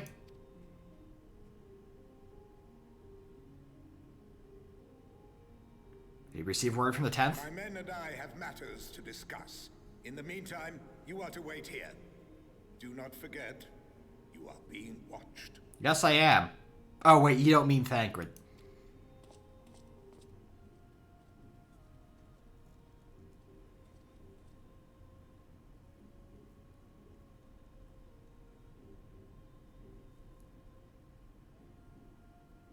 You know some people have been doing this whole thing with their usual glamours. What did he mean by that? And so you have someone who's sitting there like in a bathing suit. So you have Alice freezing her butt off in all these layers, and you're sitting there in a bikini just fine. I can only speculate. Clearly something requiring their magitech, given what we just heard. Whether they plan to utilize it now, or after they join with the 10th, is another question.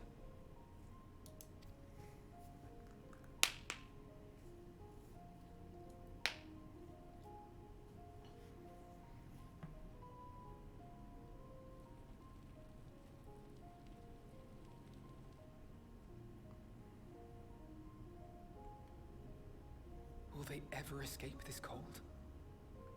Return to and reclaim the idyllic spaces of which Eula spoke? That's what they're fighting for.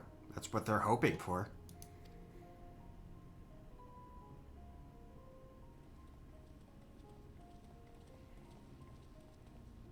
Finished your war, Council? He does not look happy.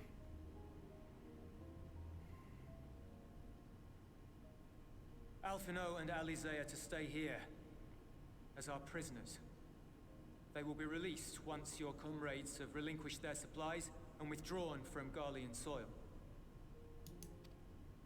Until our terms are met, they will be detained at a separate location. One of the other train cars.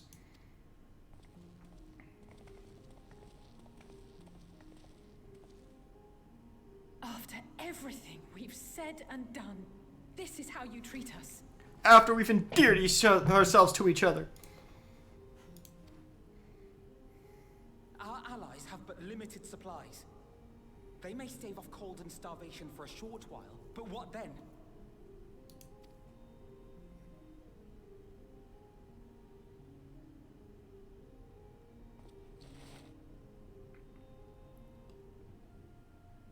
I do appreciate his handshake. He does not want to do this.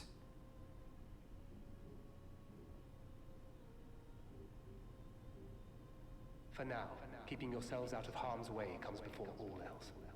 Whatever demands the Garleans make, indulge them. We have very kind of quickly broken the mold of, you know, hey, you know, we're just a bunch of savages.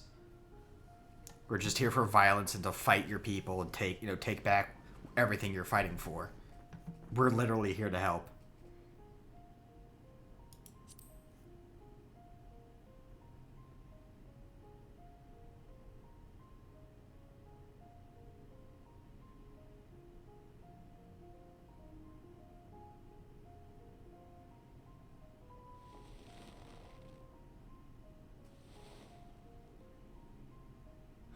Get them out of here.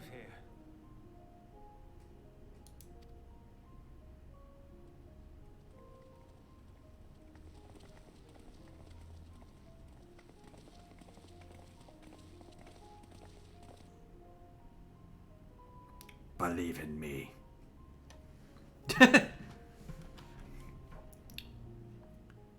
Well, I mean, I guess that's never been in doubt. They've always believed in us, which is the only reason why they're listening.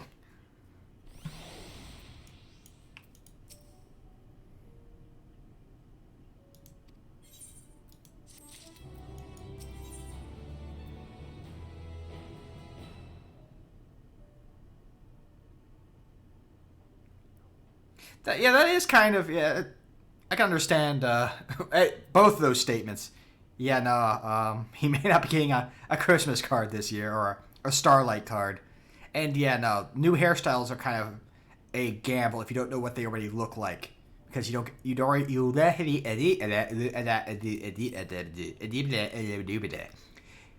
by the time, to be able to actually check it, you have to have already purchased the hairstyle to begin with.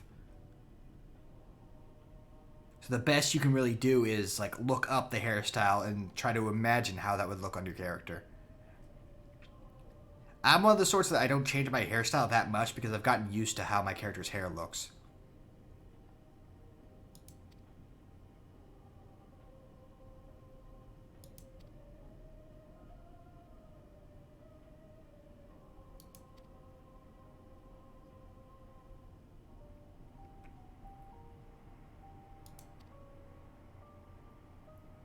Ask the ill. Like, again, I mentioned earlier, when they put the collars on,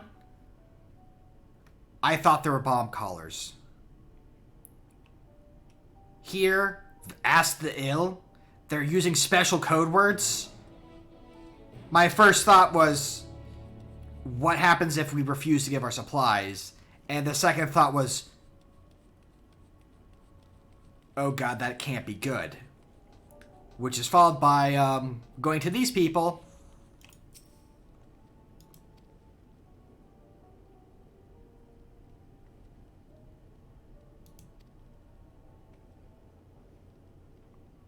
Yeah, and then you get these statements.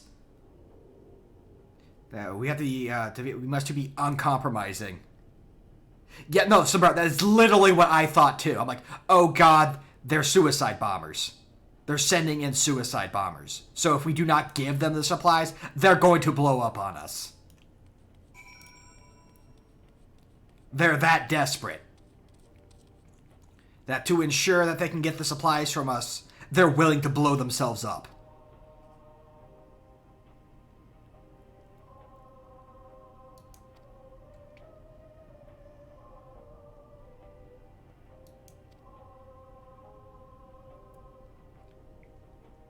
Given the way that these guys are reacting,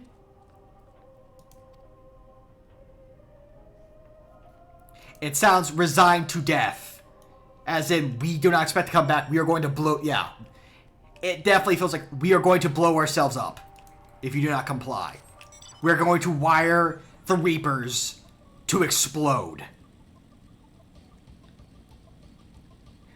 And so this entire time, it's like, I don't like this. I don't like this. I don't like this.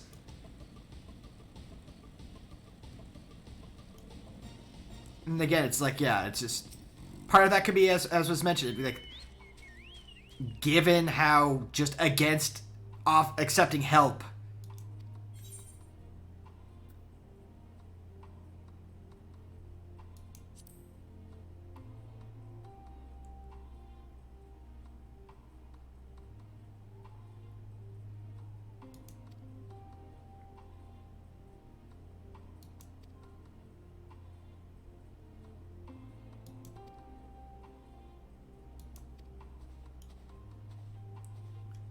and his willingness to, you know, do what he needs to help his people and his, you know, his fellow Garleans. That almost fanaticism could very much just feel like, no, they are willing to go and, you know, blow themselves up in order to get, you know, what they need.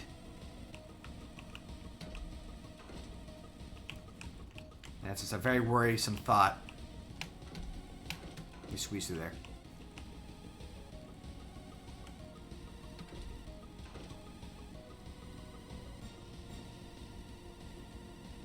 On a slightly lighter note, I appreciate the Death Machine designs. It's Warmech from Final Fantasy I. The secret boss that you can find on the bridge before you fight Tiamat.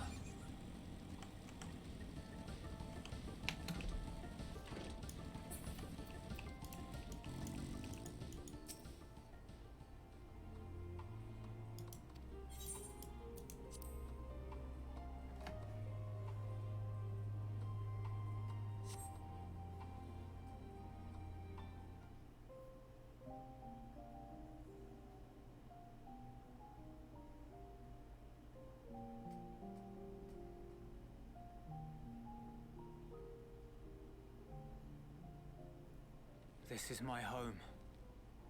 Our home.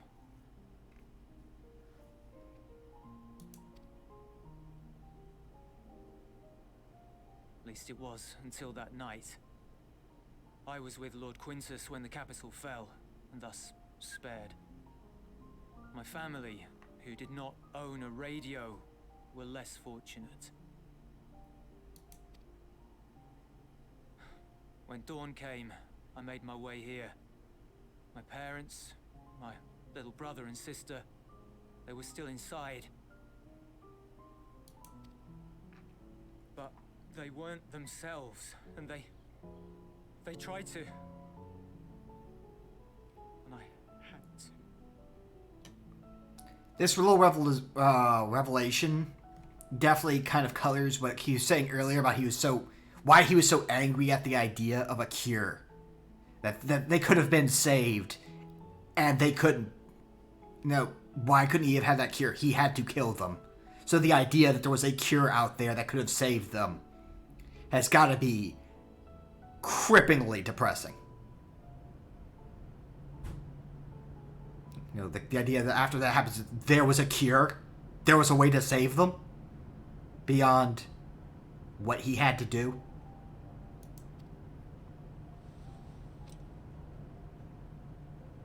I'd promised to take them away from the capital that very morning, to somewhere safe, to hide until the fighting stopped. I promised.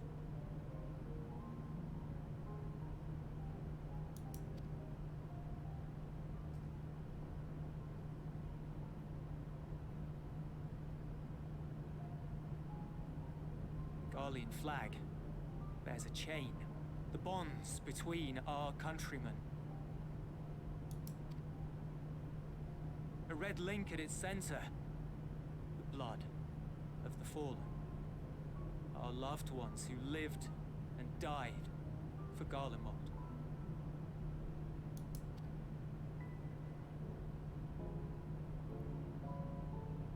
But if she too fell, who would be left to remember them and their sacrifice? What enduring proof would there be that they were ever here? If we had turned to your gods, would they have saved us?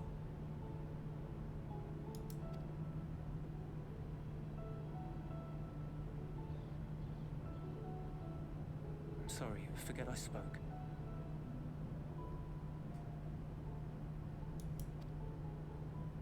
We should go.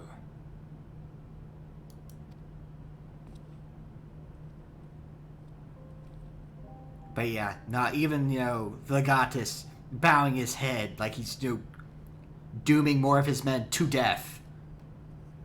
Further kind of emphasizes that idea of they're sending suicide bombers.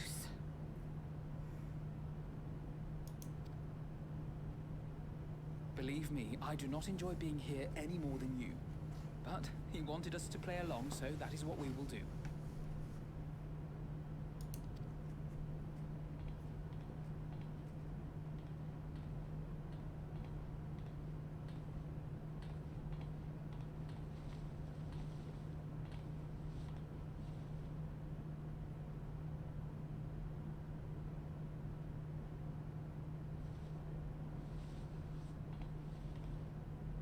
The scene is actually kind of adorable. I'll say just very, very slowly, just inching her way closer.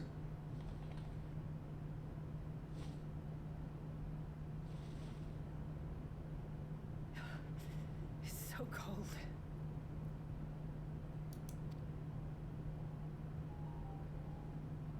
Painfully so.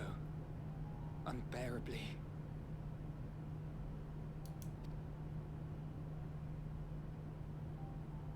I've been thinking about what Quintus said. About why no one would accept Garlean rule. Irreconcilable differences. When coexistence isn't an option, only conquest remains. Varys at Gimlet said much the same. Only by uniting the world beneath a single standard would we rid ourselves of the Ascians. United as one people, one race cleansed of imperfections. Yeah, because that wasn't a worrying statement at all. That makes us less willing to listen. A cold and unforgiving vision. And when we fail to live up to their standards, what place is there for us in their world? This conversation has interesting context, given stuff that happens later. But the truly sad, truly frustrating thing is how damnably similar it all is to the lofty ideals of Father and the Forum. Non-intervention. Always non-intervention. Protect our knowledge and our people, and to hells with the rest of you. And yet, I can see how it happened. Varys and Father looked to their elders for guidance and took their virtues as their own. But for this world was of their making. In who else could they place their trust? All of us lost in a sea of chaos, searching desperately for purpose and meaning. But it shouldn't just be an extension of another's. It has to be ours. It has to be. This is a very, very important interaction, I think. Something to be remembered as we move forward through the expansion. We all have a stake in this world. No one should be silenced.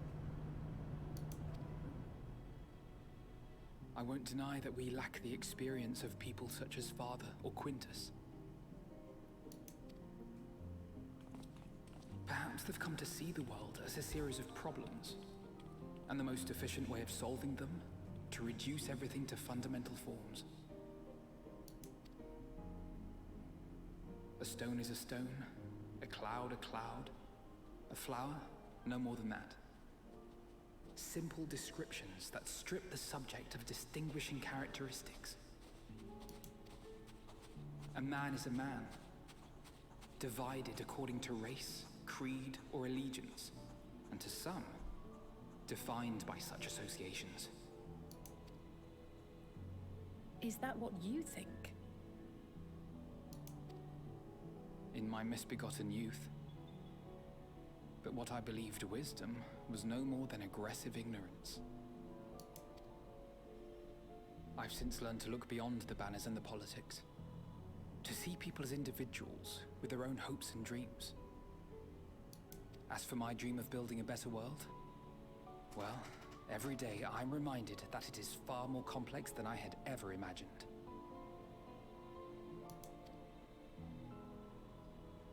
But it only spurs me onward, to find the wisdom and the strength to see it through to the very end.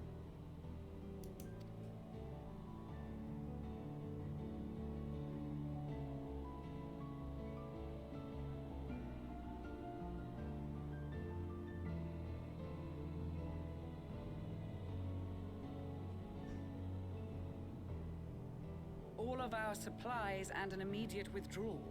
These are your conditions? Demands. And you forgot about the airship. Once again, you will leave one behind. It will be used to return the prisoners. Their collars will be removed prior to the exchange.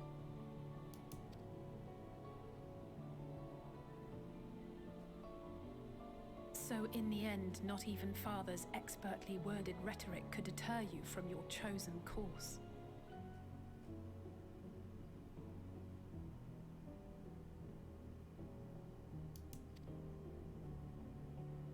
Huh? Not that I thought for a moment that it would.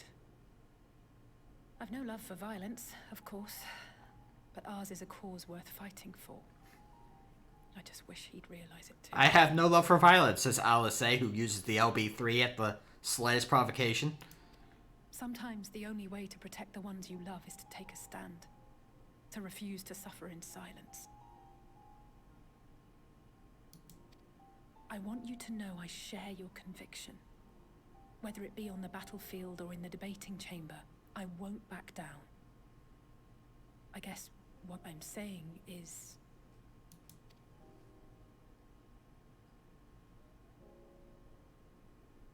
You've found your own reason to fight. Yes. Yes, I have. God's willing, there will come a day when we can finally lay down our arms, and there will be peace. But not until the Telophoroi have been defeated once and for all. With violence. And you, brother, will have a vital part to play. By your words and deeds, you will lead the way.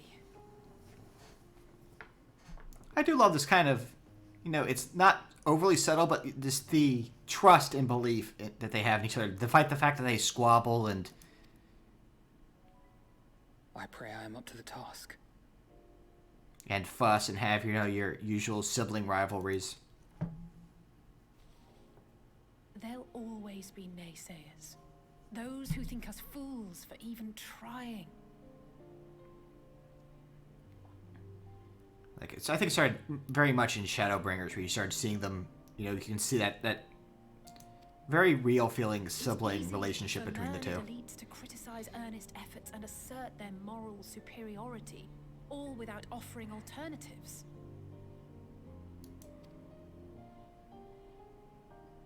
Not that their sophistry has ever wounded you. So stubborn and strong. Stronger than you even know. Don't ever change, you hear me? If you stumble, I'll be there to catch you. Or give you a thick ear. Maybe both, for good measure. Knowing you, I'll say probably both.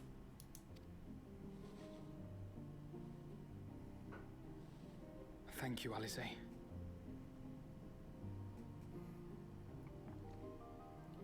Like, I can get the real feeling between them, like, you know, and it's kind of feeling I've had for my own family, like, no, I may, you know, rag and mess with my, you know, my siblings, like, no. I always had that mindset of, no one can beat up my siblings but me. And I feel like that's very, like, and also a very Alice sort of thing. It's like, hey, only I can beat up Alphino. That's my job. You don't get to do that. The scouts have secured Alize and Alphino. Their collars were removed without complication as well. You don't even think they would have worked. It was attached directly to the wool. They report no casualties, not for their party nor the guards, who will wake from their premature slumber in due course.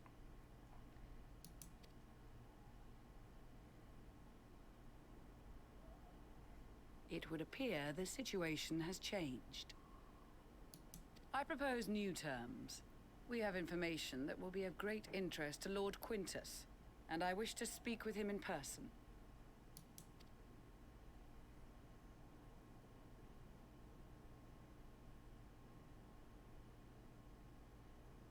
Do it. Don't be crazy. In the event you rejected our first proposal, we came prepared with a second.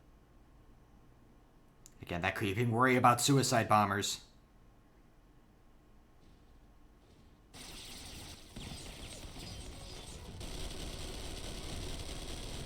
Ambush!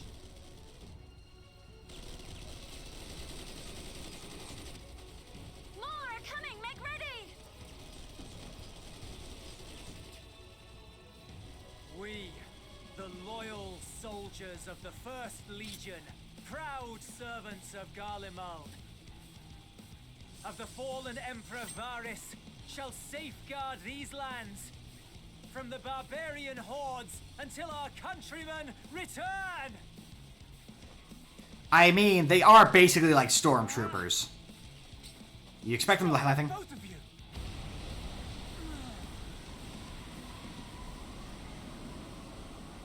Just stop everything with a blast of wind magic. My legs are freezing and I've had enough! This child may be the worst emissary I've ever seen.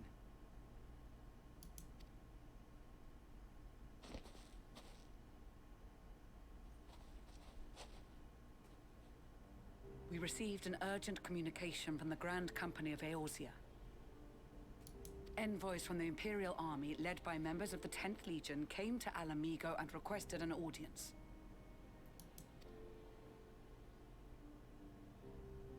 They explained that their efforts to coordinate the reclamation of the capital with the aid of the 4th, 5th, 8th, and 12th had ended in failure. We're gonna be able to grab Cecil, Bart's, Squall, of course, and, dang, I didn't play 12. Ash, I guess. Communication between most legions has broken down entirely. Most of the 10th's conscripts have deserted, leaving their forces severely depleted. Yeah, the Hubbard's just like, okay, this is enough, we're stopping this now. That is why, unable to continue the fight on their own, they and their allies turned to the Grand Company of Eorzea for aid. It's just that B's pointed out the fact that like he is not wearing proper pants, so you could expect him to be very touchy because his legs are probably freezing right now, and he does not want to deal with this nonsense. Lies. Every word. It is the truth, and I have not finished. The 10th has requested that we deliver a message to Lord Quintus. They have said, and I quote, "Knock it off." Have the ill stand down.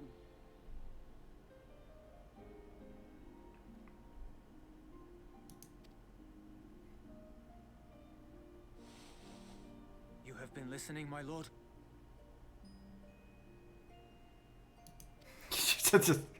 What are your orders? Tired, I'm cold, the elementals won't shut up. And now we have these guys that look like they're trying to be suicide bombers, but they're not even doing that. Just stop. It's enough.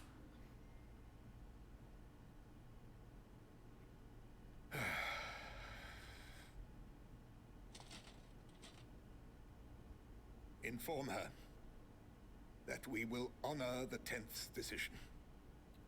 This has got to be a really big blow for Quintus, too, because like their big plan was to, group up with everyone, take Garlemald back, change things, move towards the better, and find out that all the other groups that, those supposed to be there, that's supposed to come help them, they aren't coming.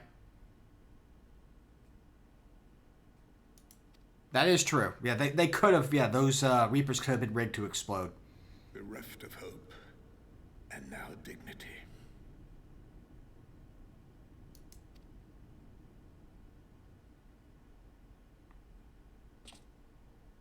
I release you from your duty.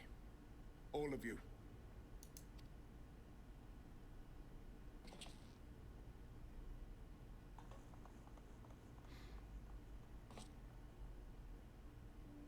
I take solace, your radiance, in the knowledge you are not here to witness our debasement.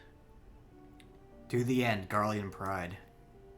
'Twas a grand, glorious dream we shared.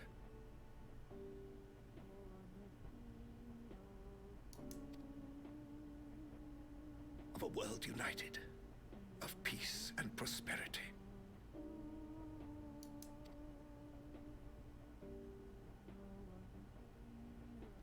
We are ghosts, you and I.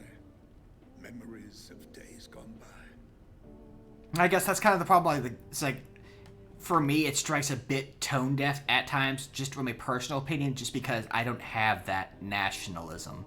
Though I guess, considering some of the situations we've been having in the U.S. with regards to, COVID, and even before that, the antics of President Trump, it's kind of hard to have that nationalism. Kind of hard when you have your own people who are fighting to wear a mask. That I will not see tarnished. My freedom's my rights. I won't wear a mask.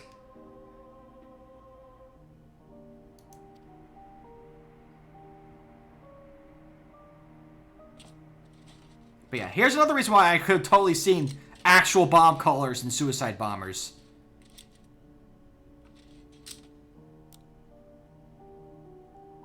Yeah, no, considering, yeah, this is a trigger warning.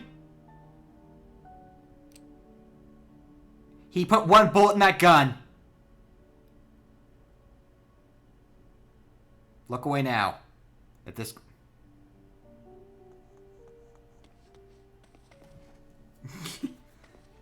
Quickly! We have to reach the station before it's too late.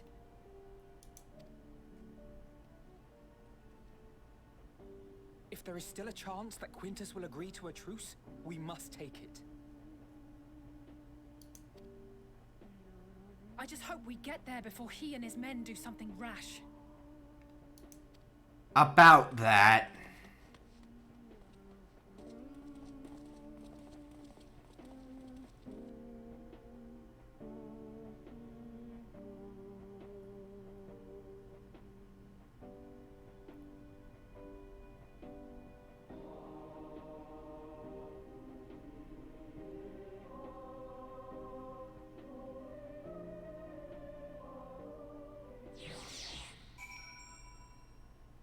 Okay, anyone who's like, whether VODs or live, or looking away, you can look back now. It's kind of obvious what he did.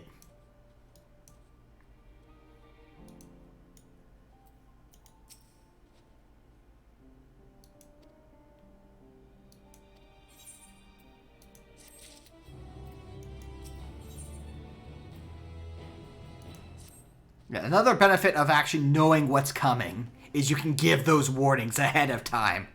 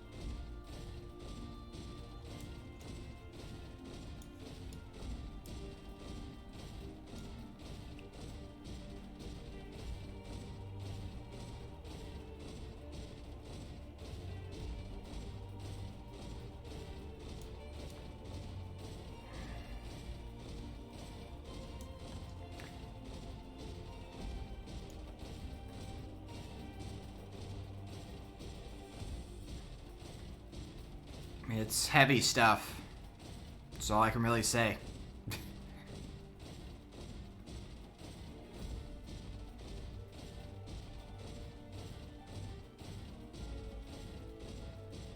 Nationalism, pride, hope. All ripped away.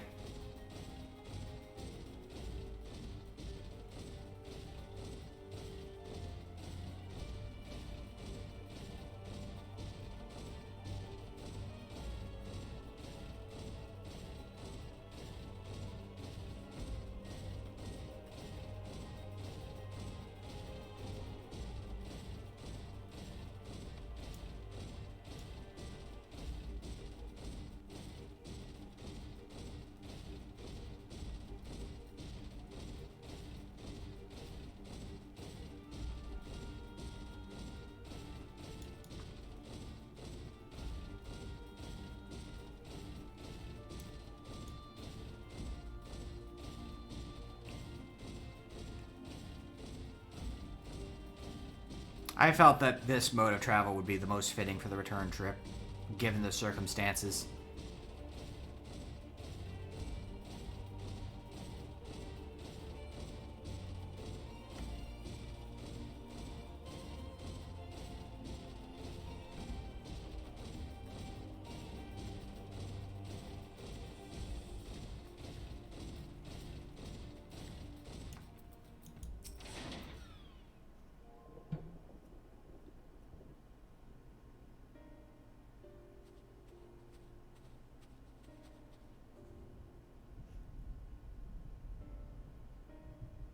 They found out.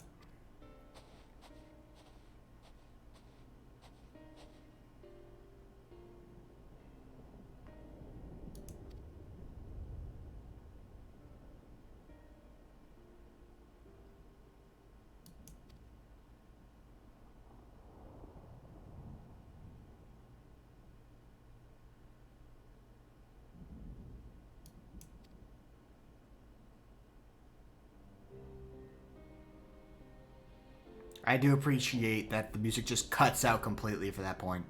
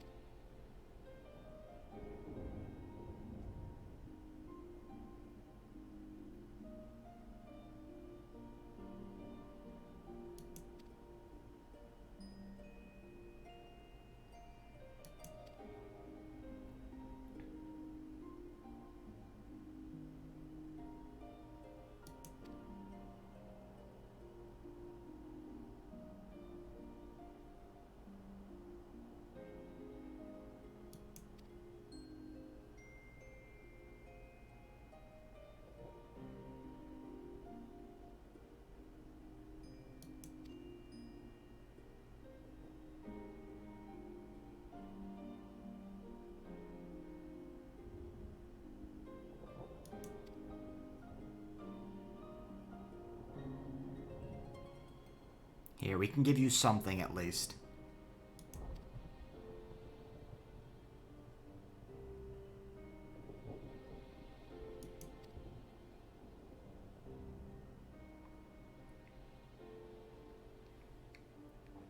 They're pretty broken at this point.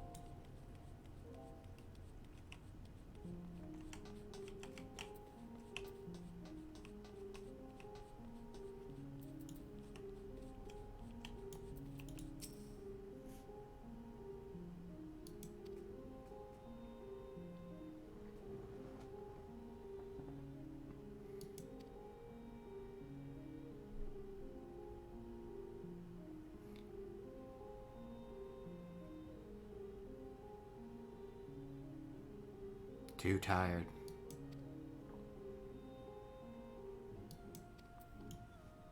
We've all had enough.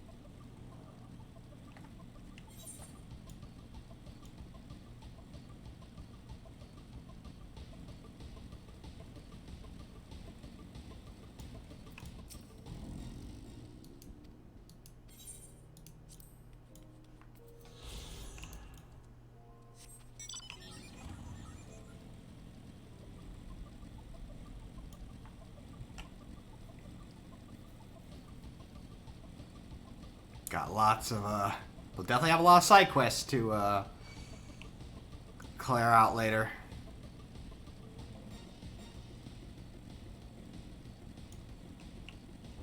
So I have 2 zones worth.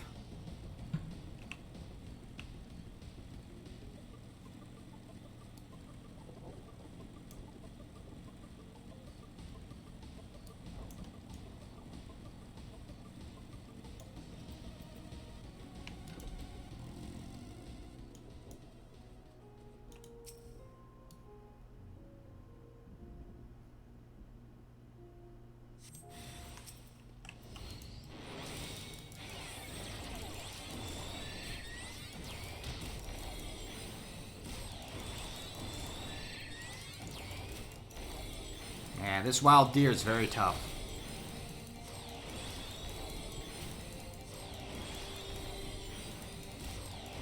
Though I am doing healer damage, so. Dear me.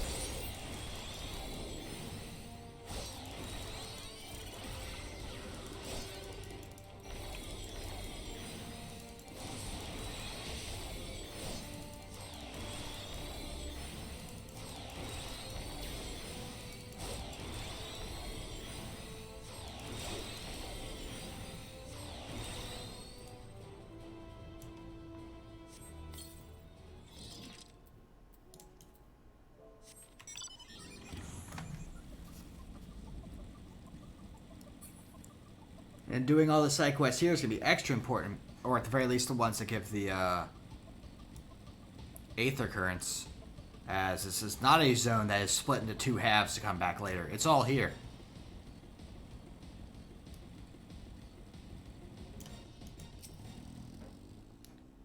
So we could be gaining flight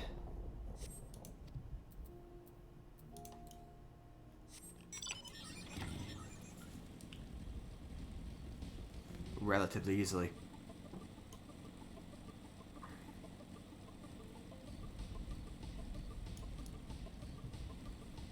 And then I can be a bit more freeform in my choice of mounts, as flight speed is constant regardless.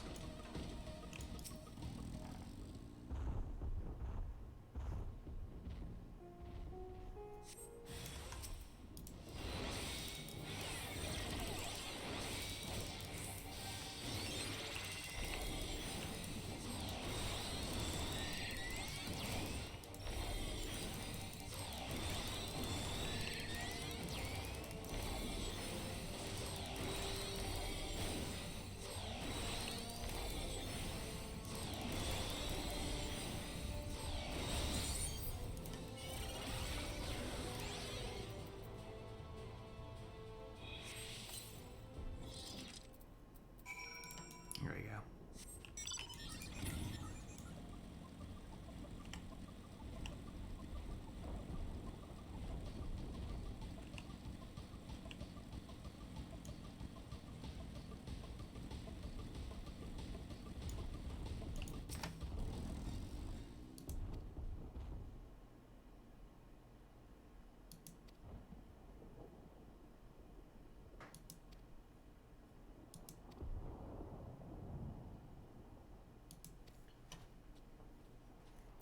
Yeah, a lot of stuff kind of went down.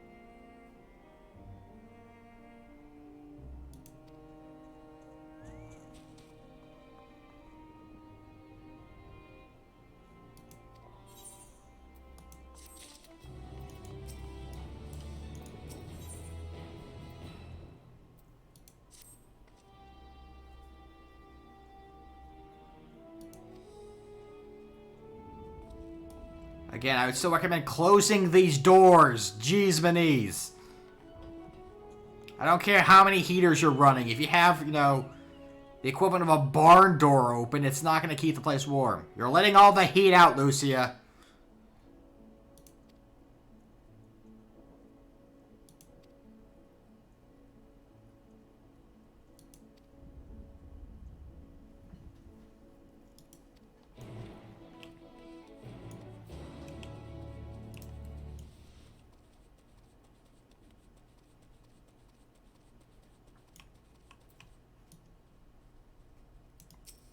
Puppy.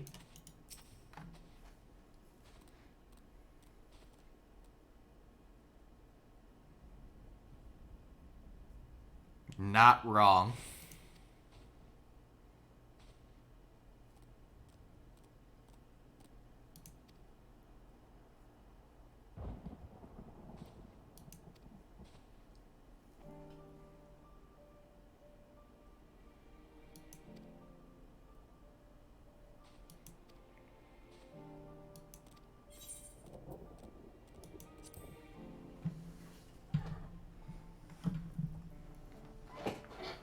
Time for a restful supper after everything that's happened.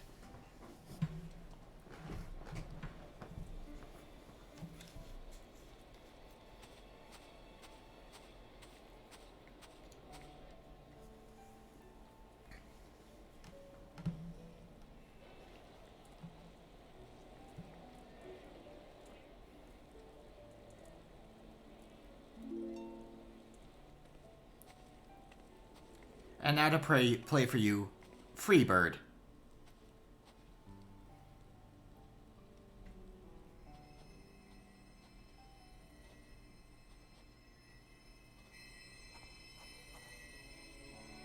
You know, for a second, just because the guy's hair, he looked like Hildebrand. Huh. Oh, hey, that's where Hildebrand ended up.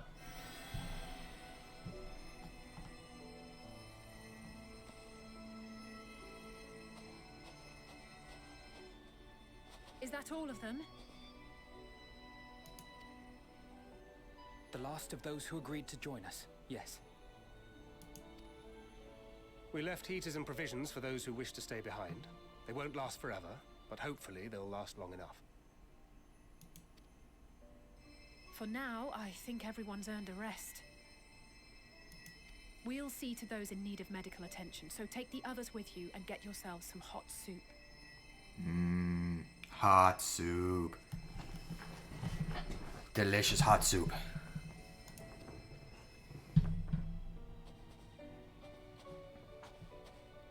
I don't know if my came across, because I've seen like doing the guttural but I think I'm saying it too softly that the mic isn't picking it up.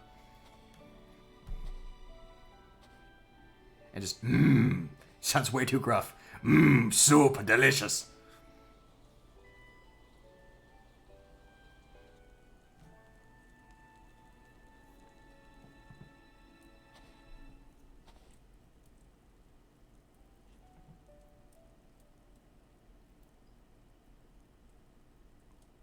Oh, he's playing Freebird again.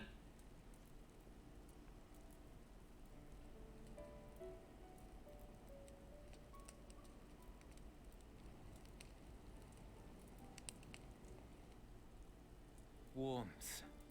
At last.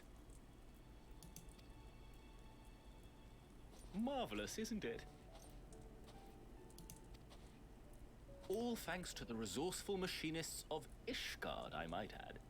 On their behalf, I bid you warm yourself to your heart's content. Ishgard invented fire, you see. Hold on. Your people might have scribbled a few things on a piece of parchment, but it was our Leminson Smiths that put the bloody things together.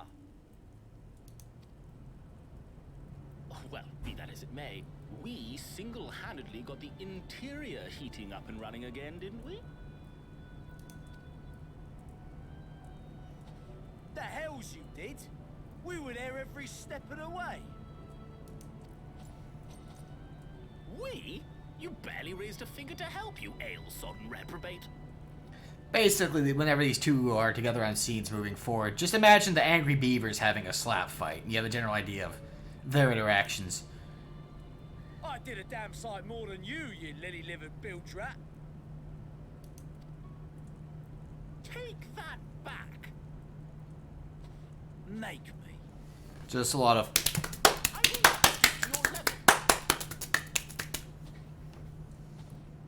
Here.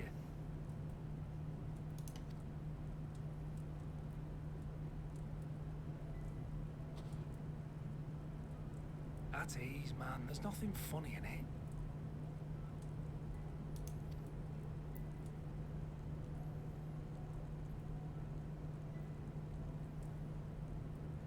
I'm from Alamigo, but was a conscript until recently. Used to eat this with the officers. Oops. I've awakened the puppy with slap fights. But no, like this kind of gives an idea of just how powerful the will to help that's in the Ilzabard contingent. This is a guy who was conscripted, from Alamigo, conscripted into the Garlean army, subjugated nation, forced to be in the military. He's still here, along with everyone else, to help the Garleans, help them out. And here he is, offering a hand of friendship. Apparently, it's adapted from a steppe recipe. This is my first time trying it, and I have to say, it's not half bad.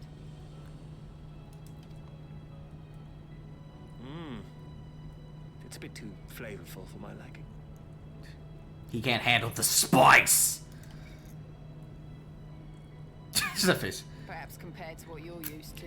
That dead-eyed stare was like, really?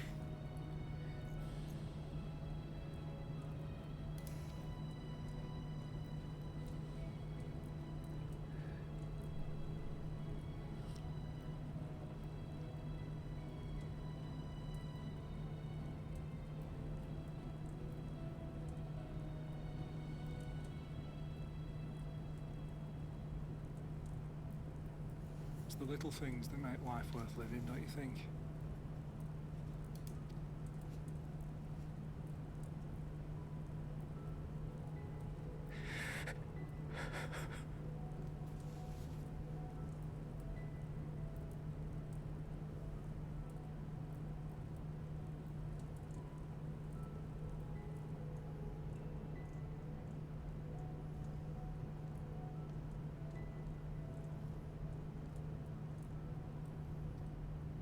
It's the warmth of multiple swords here. I know this is not a dream, and yet...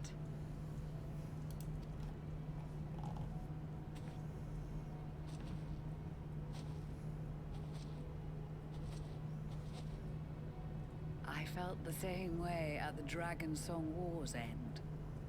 Every morning I would step outside and need to be reminded that it wasn't my imagination. That my world had been forever changed.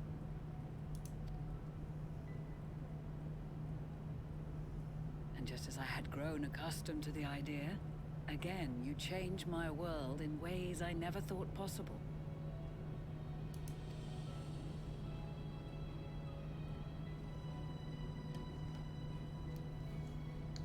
Were it not for you and your fellow scions, the rifts between man and dragon and myriad tribes might never have been bridged.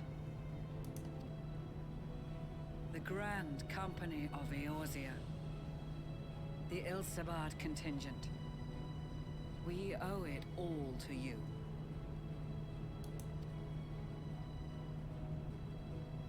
We've shed many tears in recent days, of pain and sorrow, triumph and joy.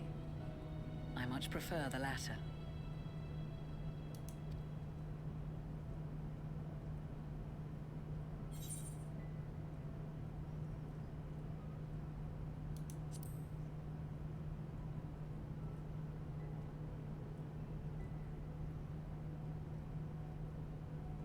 Indeed, we can but do our utmost to unite these disparate peoples and lead them to victory.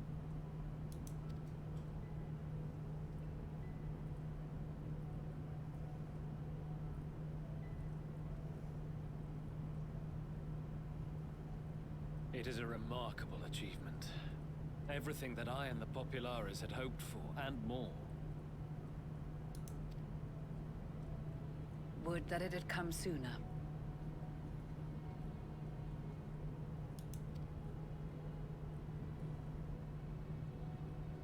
Indeed.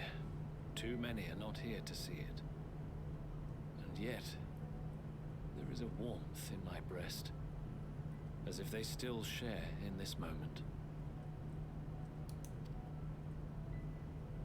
Yes, I know what you mean.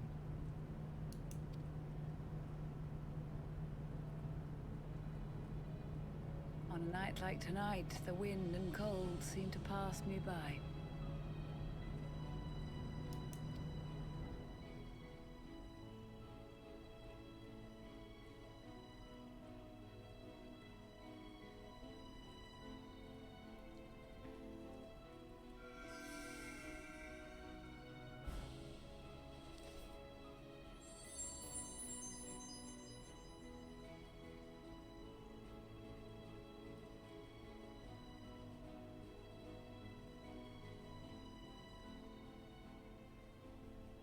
A nice bit of hope.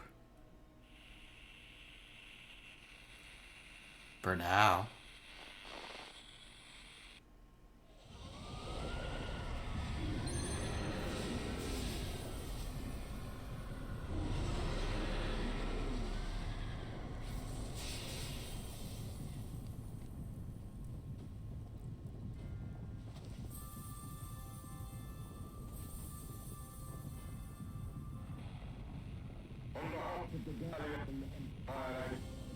Thank you for inviting me today.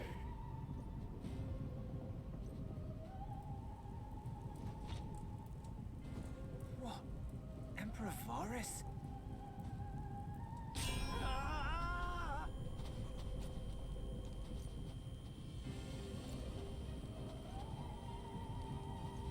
They are being tempered. The talismans. Quickly!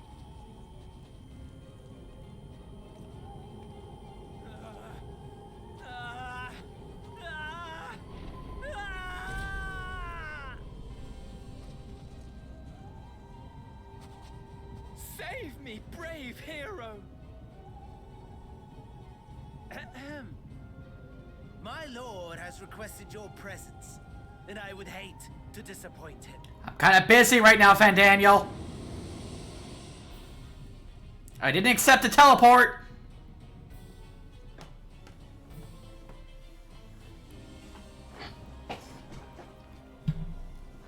You know, if it was that easy to abduct the Warrior of Light, you wonder why they hadn't done that sooner. Experiment was a success, but I fear our time is short. The experiment to teleport me randomly? Steal me without my permission? I shall begin the preparations. I don't like the sound of that.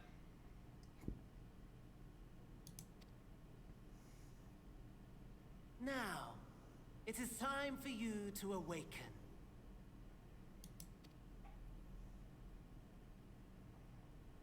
Oh. Oh. Good morrow to you.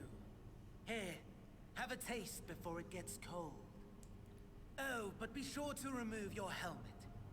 Take a moment, too, to familiarize yourself with that borrowed flesh.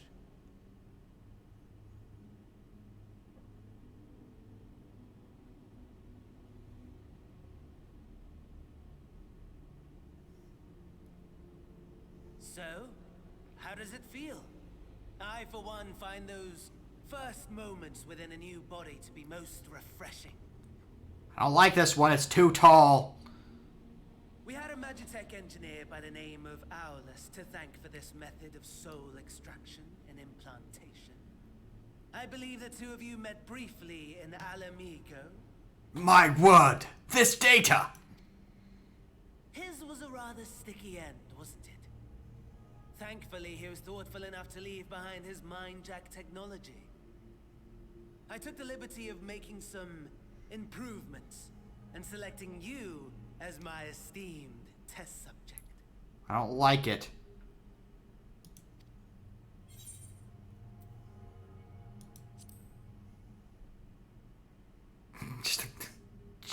I was resting! Now, to us Asians, it is no different from trying on new clothes. Why not make the most of it by partaking in this fine cuisine? I've kind of lost my appetite, thank you. I must say, I have gone to great lengths to reunite you with my lord. And that's part of it. When I discovered that his friend was in this neck of the woods, I suggested inviting you over for dinner. You can ask that normally. He never deigned to respond, but I took his silence as a resounding yes. Seriously, both of you could just try asking directly.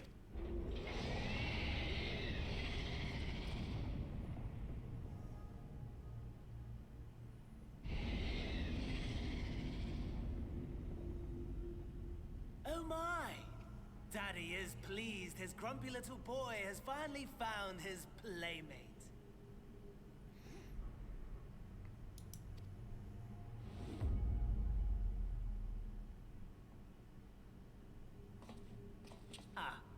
Exposition is in order. Well, I mean, everyone is just talking about Lord Varys talking to them, so... The Garlean Empire has long outlawed all forms of religion. No gods to worship, no risk of summoning. Brilliantly simple. But people being people must turn to something or someone in their hour of need. Who then? Their talk before, and like prior to Endwalker, about the whole idea of tempering to the nation, like worshipping the nation itself, Garlemald, as a primal. But it's actually much more simple. By His Radiance the Emperor, of course. It's like the whole Warhammer 40k thing. As you have observed firsthand, Garlemald has seen better days. The legendary Solus Galvus, dead. Provinces near and far in open rebellion. our bold new emperor assassinated. And that last one even sparked a civil war. What rotten luck. The people cried out for salvation. Their earnest pleas, one might even call them prayers, a supplication united for the Empire to reclaim her former glory. And so their will did manifest, channeled through the corpse of none other than Emperor Varus himself. And lo, the Savior was born, the embodiment of the Garlean spirit, their anima.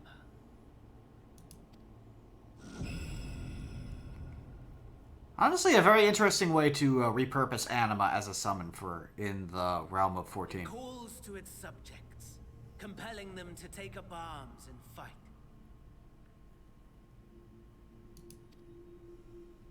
And just as the wealth and power gravitate towards the Empire's capital, so too does ether from every corner of the globe. The towers with which you and your allies have been so preoccupied were created as an extension of anima itself.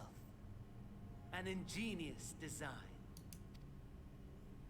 Would you not agree, my lord? I need more pepper for my potatoes.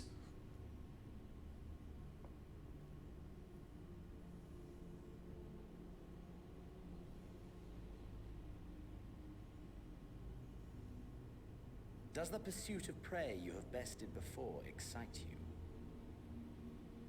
Oh, he's just changing the subject. Of course not. Absent the challenge, the thrill, your prize is a hollow victory. Butchery. This is my type of dinner conversation.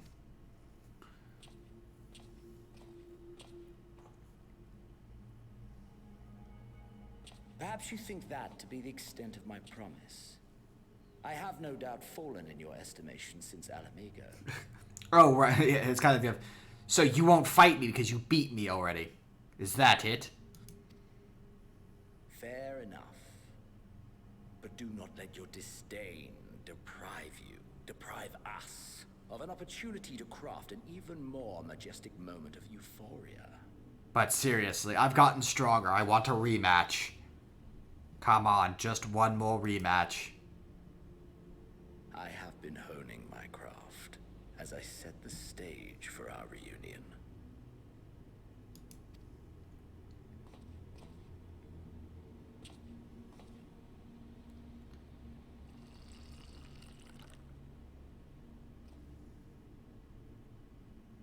Wheresoever there is suffering and despair, you appear to fulfill your duty as defender of this star.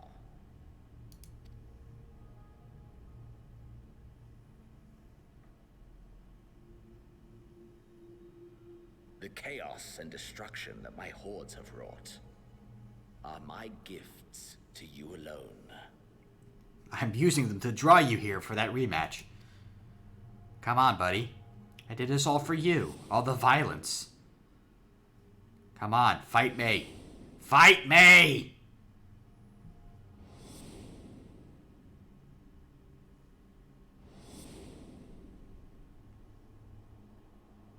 Do you want to fight me yet?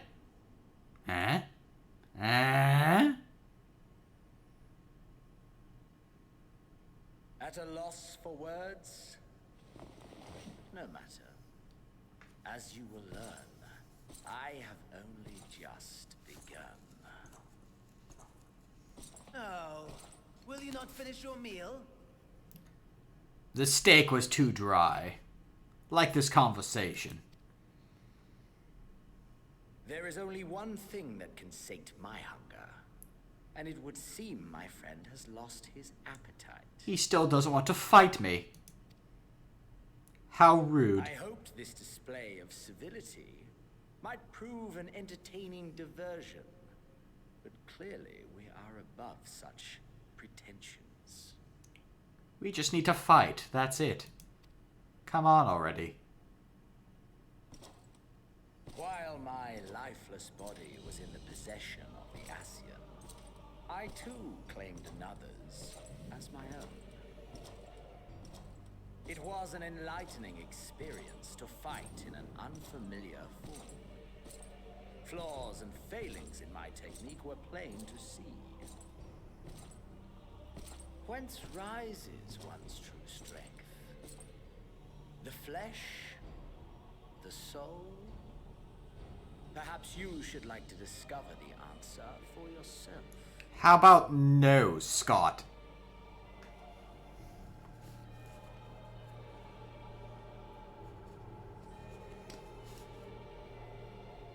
Hey, that's mine. I need that back.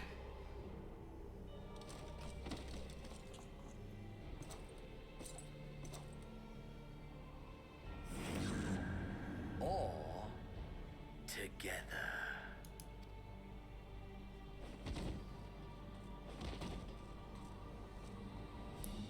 If you won't fight me, what if I fight me?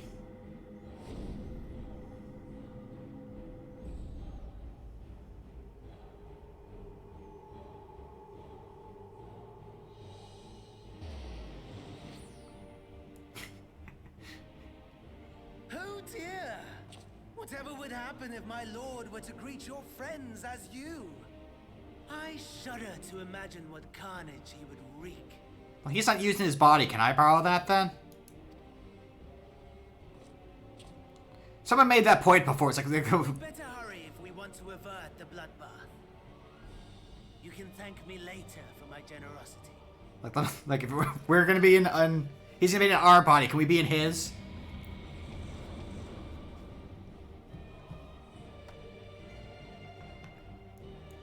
Get a taste of Reaper before, if you haven't been leveling Reaper.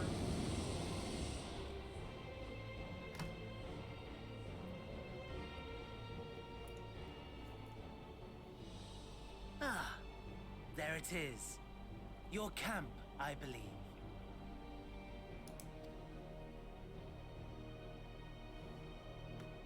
If I were to hazard a guess, I would say that you, the other you... You can just say Xenos. ...way there as we speak. We both know that's Xenos. You could just say it's Xenos.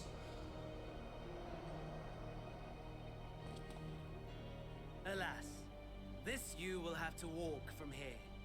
Or run, if you can manage it. My lord would be cross if I made it too easy.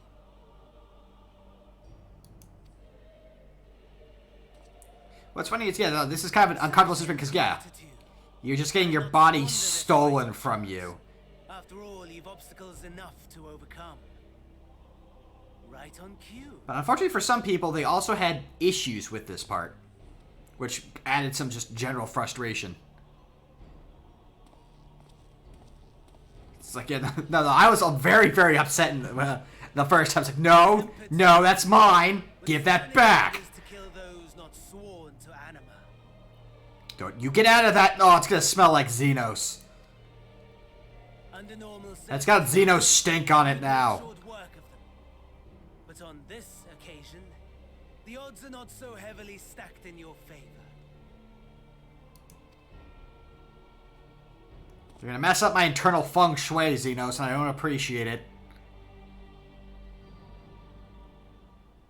Yeah. Now, what's funny is, my first time through this, I found the second part before the first part, which I'll kind of show in a second. Shut up, Fandaniel.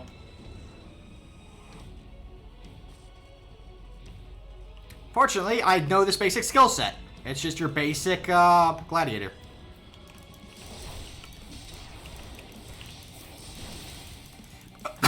But I will say, this fight is actually, like, the way this is set up is very good.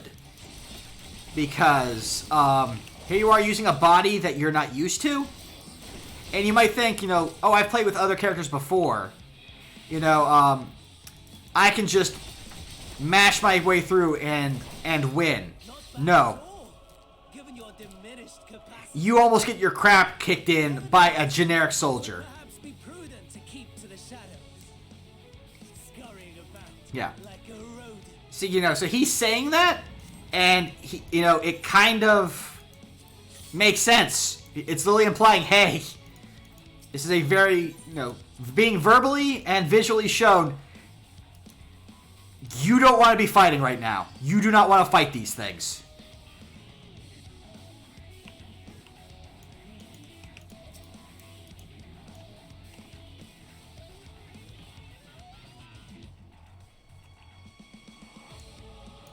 Fortunately, I've been honed in Eureka. If there's anyone who knows about sneaking around, using the terrain to our advantage,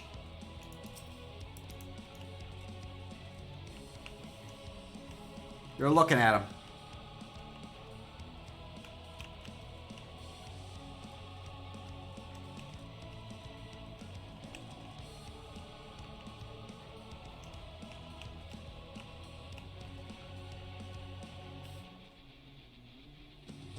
And also the time limit doesn't help. Turn around. Turn around! You! You're literally in my way right now. I actually got through here without getting into a single... You know what? Fine.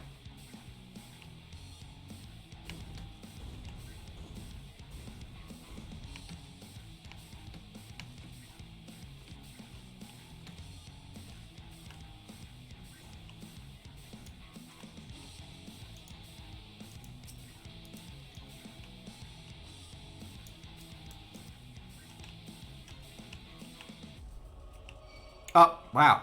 I actually got into a fight. Oops. I am doing...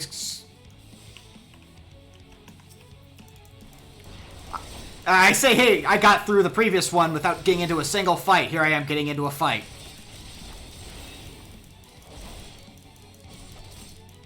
I managed to completely avoid everything. But of course, I'm streaming it and I'm taking a much different path, I think, than the one I originally took. So, I might be going... I got myself turned around by sneaking around. Hold on. You want to go this way.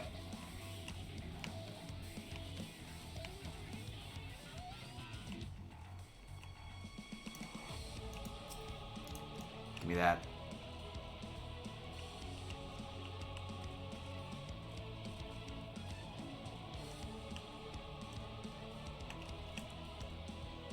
Yeah, I feel like I just literally just ran straight by this without meaning to.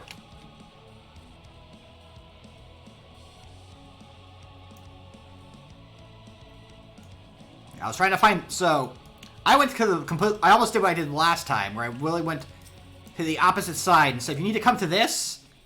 And then it mentions, hey, the fuel. I found the place where the fuel was, but you can't grab it yet. Also, fun fact.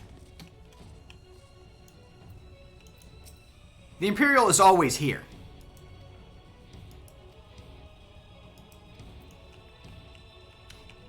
If you did what I did in the first playthrough, is I had found the ceruleum engine before, so what I did was I ran back, grabbed it, came back, fueled it up, and then the soldier will call out and get your attention then.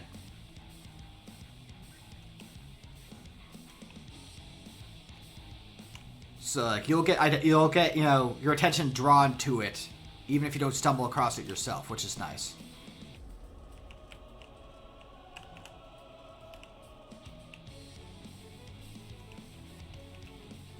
Okay, now we want to go this way. Yeah, because I recognize, like, wait a second, I'm going way too far afield from where I needed to be. And other people have gotten similarly lost here, which I think is what caused some confusion for some people, because they're already in a situation with a time limit. They're, you know, needing to avoid stuff.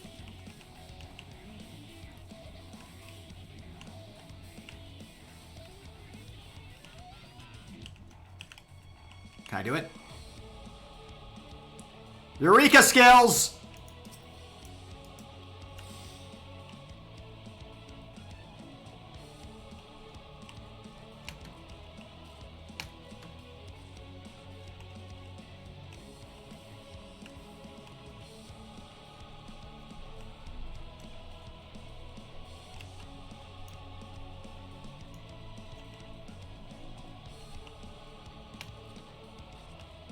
Using the terrain.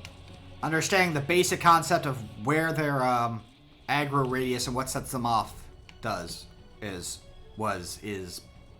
be, do, words.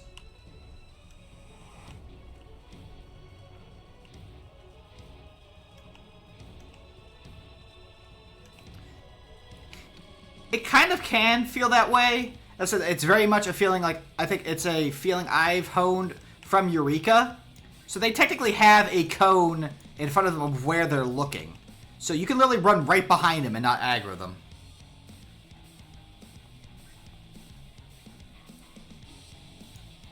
And in Eureka, you had other enemy types that would have other things that grab your attention, such as running, just straight running, casting magic, or just being low health.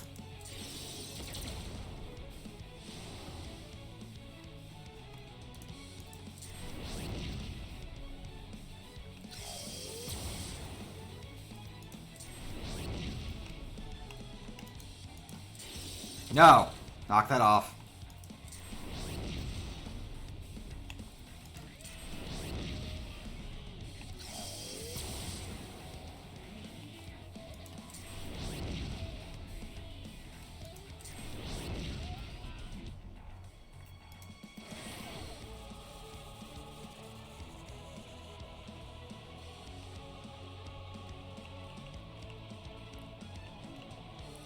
Yeah, no, it's yeah, as I said, these are kind of playing in Eureka, where you're trying to avoid a lot of stuff to get to places ahead of schedule and things like that. You really figure out, hey, this, kind of how the aggro radius works. Because for some enemies, it is proximity. They just hear you. But for a lot of them, it's just, yeah, it's visual. It's where roughly they're looking in a general direction. And so you can really just walk behind them and be fine.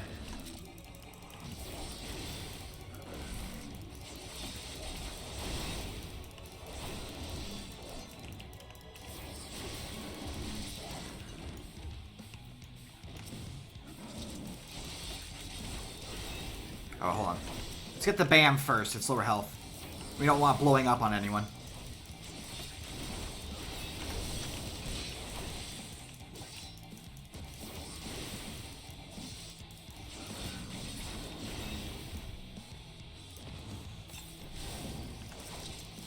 There we go. I have that blue spell.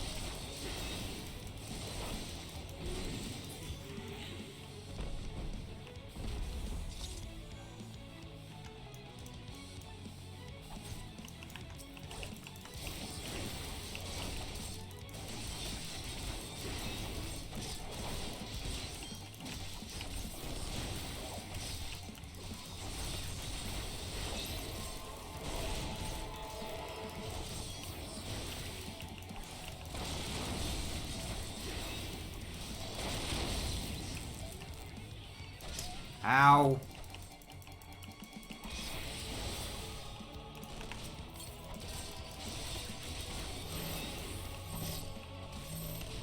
Guys, don't do it! You're all weak! No!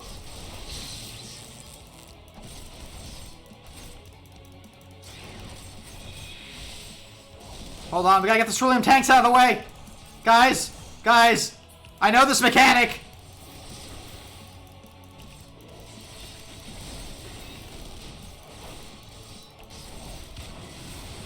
Guys! You didn't move the... Borrowed flesh. Forced to live in the body of another. Fading consciousness, struggling to stay alive.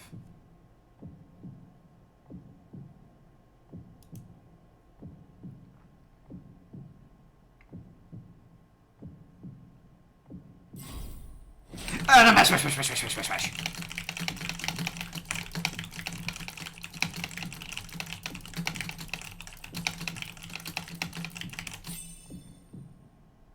The skilled 4-button mash. Gravely wounded and unable to stand, but still clinging to consciousness.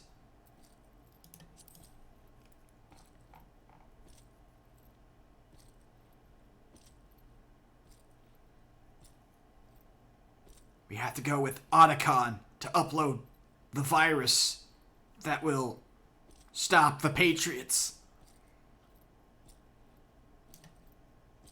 What's nice is this stack goes down so you actually start going faster. Starts at 5 and just drops down.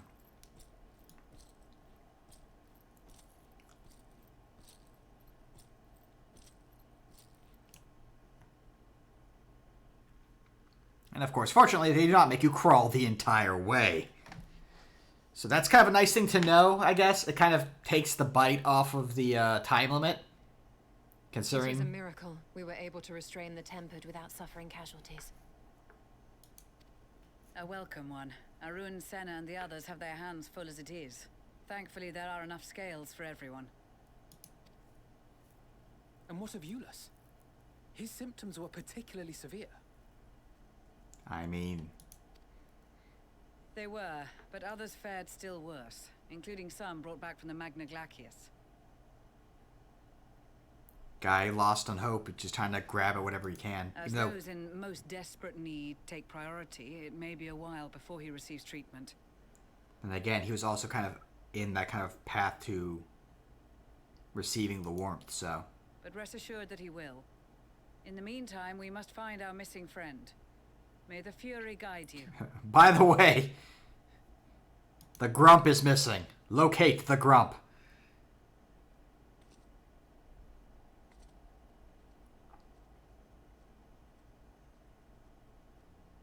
Of all the bloody times for a disappearing act. It wasn't by choice, Estinian.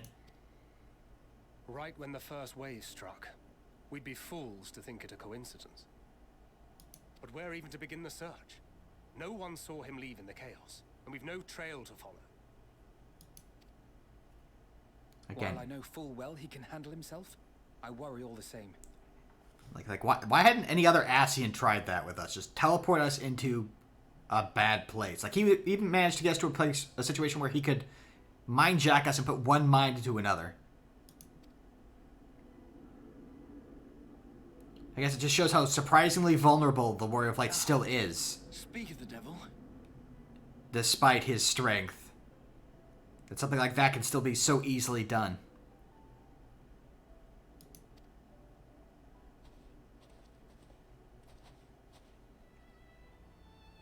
Well, time to call off the search.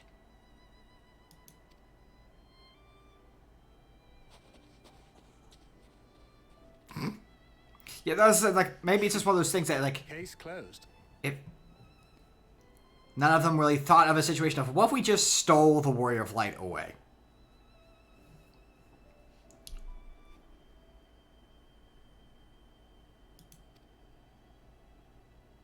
That's him. Over there. Uh-oh. Aye, 'twould appear so. Thou art struggling to perceive his presence? Well, teleport spells are canon, but the idea usually is that it's like a ritual in D&D. It takes a lot of time to cast. It's not something you can just do instantly, so it can be easily interrupted. But apparently, Fandaniel, no, the Ascians can kind of do very quick teleports away. I guess it was just never brought onto the concept of, can they just take someone else with them? Up to and including the Warrior of Light. Because I think the only other time we've seen a Ascian hijack someone via teleport was actually way back in A Realm Reborn, where what's his face steals Minfilia. You have to go into his rift to fight him. I am. Perhaps in the aftermath of the wave, there is some residual effect interfering with my faculties. But something ain't right, says Y'shtola. I always gotta wonder how, Where have you been? Xenos has to feel walking, like, yes, he's been in another body, but it's something roughly his height. I wonder how he feels moving around in a body that's 3 feet tall. Now, all's well that ends well. Are you all right? Do you have any idea how hard it is moving when you're 3 feet tall? Are you all right? Like, this is weird, man. Why is everything so big? You know what? Plan B. Who are you?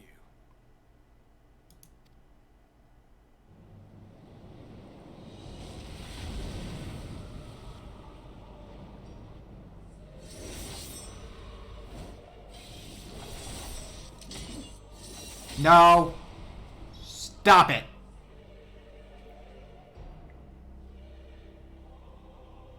I said that's mine.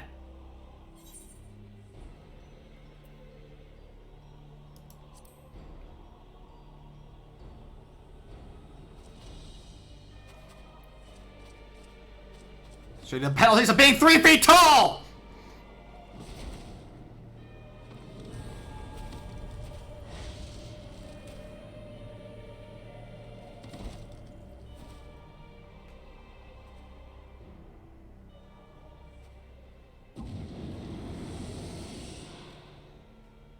Sadly, that is all we have time for today. The effect has run its course, and back to your own bodies you must go.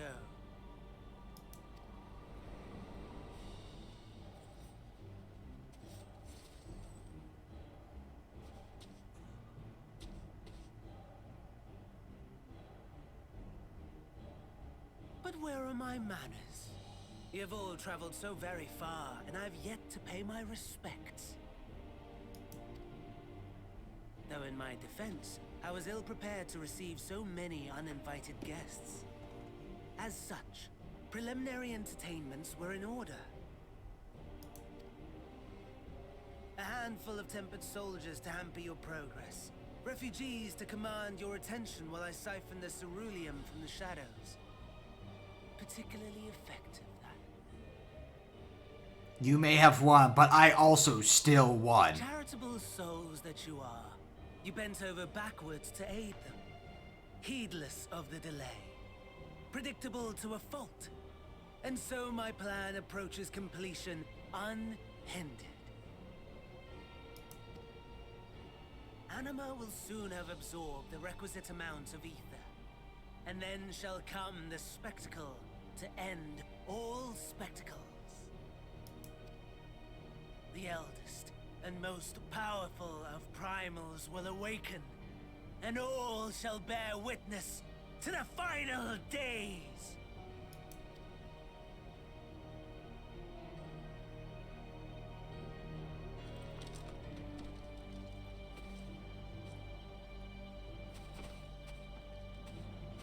Now we talk about, something feels, uncomfortable.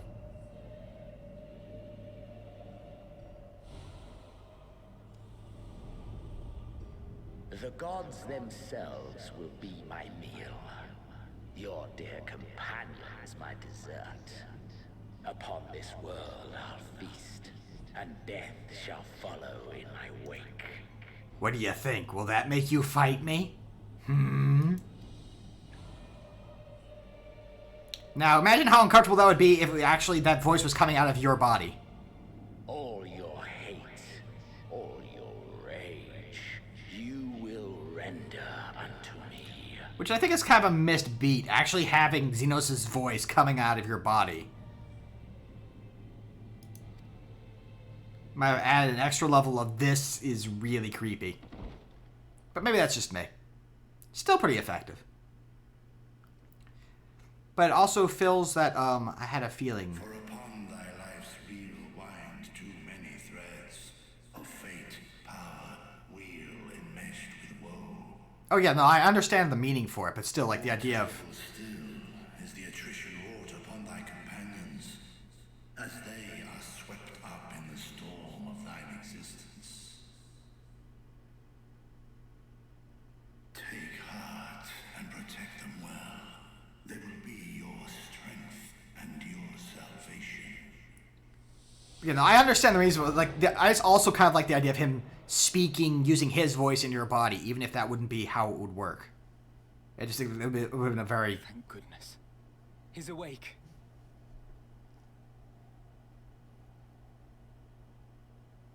Also, again, Xeno's kind of hinting at a theory I've had since Shadowbringers, where he is planning to consume Zodiark for his rematch with us, just like how he consumed Shinryu. That's kind of a theory, pet theory I have had since Shadowbringers, that was going to happen, that we would potentially have to eat Hydaelyn, or, somehow be infused with Hydaelyn's power more fully, and have basically an Elder Primal versus Elder Primal fight.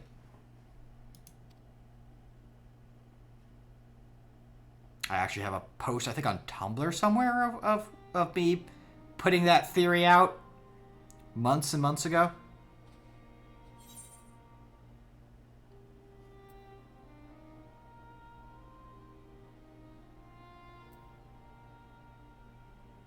So I'm not dead yet?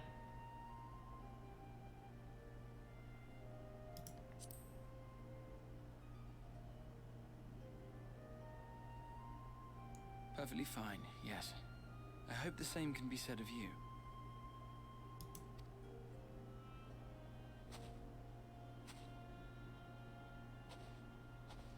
Ow. Did anyone get the number of that me that hit me? Everything in working order? Like, something like that also could have worked, just like, you're actually piloting the primals. Have a whole new skill set for a big primal on primal fight. Relief. Oh, and before I forget, thanks for coming to our rescue.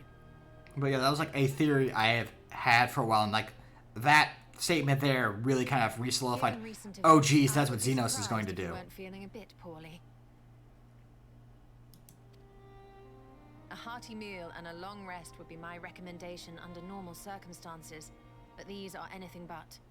If Fandaniel's boasts are to be believed, we must act quickly. Once you've blown away the cobwebs, we can discuss preparations for our assault on the Tower of Babel. I was hoping that I would be able to continue my, at least for the early part, of clearing an entire zone per stream. But I don't think we'll be managing it because it's already, we've already gone for the full 5 hours over the 4, so...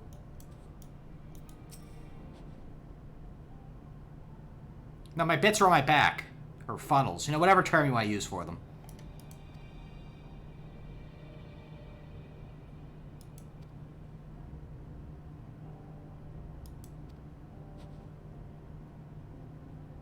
Yeah, options is also another good term for them.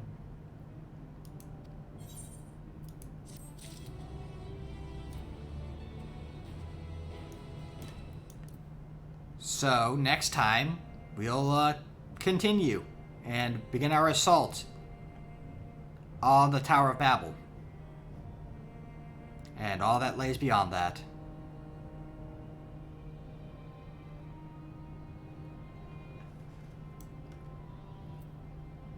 For now, though,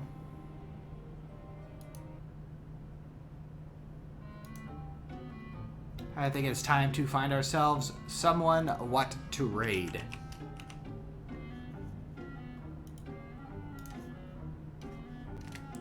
Let's see who all's up and about.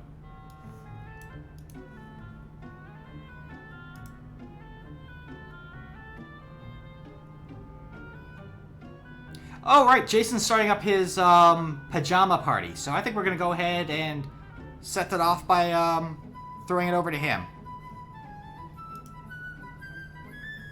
Yeah, this going live notification just went off, so... I think we'll go and say hi to him. I will probably see about participating in some of that. I'm juggling between whether I want to do that or participating in the my usual Saturday night Final Fantasy thing that I've been missing because of the login queues. But, I might at least join for a little bit. So if you want to, see more of me for whatever reason, if you haven't had enough of me today, that might be, this might be the place to do it. So yeah, he's going live in about 9 minutes. So let's go ahead and get him ready, get him some viewership, show him some love. So maybe I'll see you guys there. Other than that, I guess hopefully I'll catch you guys tomorrow where we continue our Till the Endwalker. And hopefully get to and through the Tower of Babel and what lies beyond that. So, until then, whether it's, over on Jason's stream or tomorrow, I'll see you next time I see you. Thank you everyone who came by, Sombrero, Armon, everyone who came by. It's always appreciated, whether you join now, during the streams live, or watch the VODs later. And until next time I see you, you all take care of yourselves, alright? Catch you later.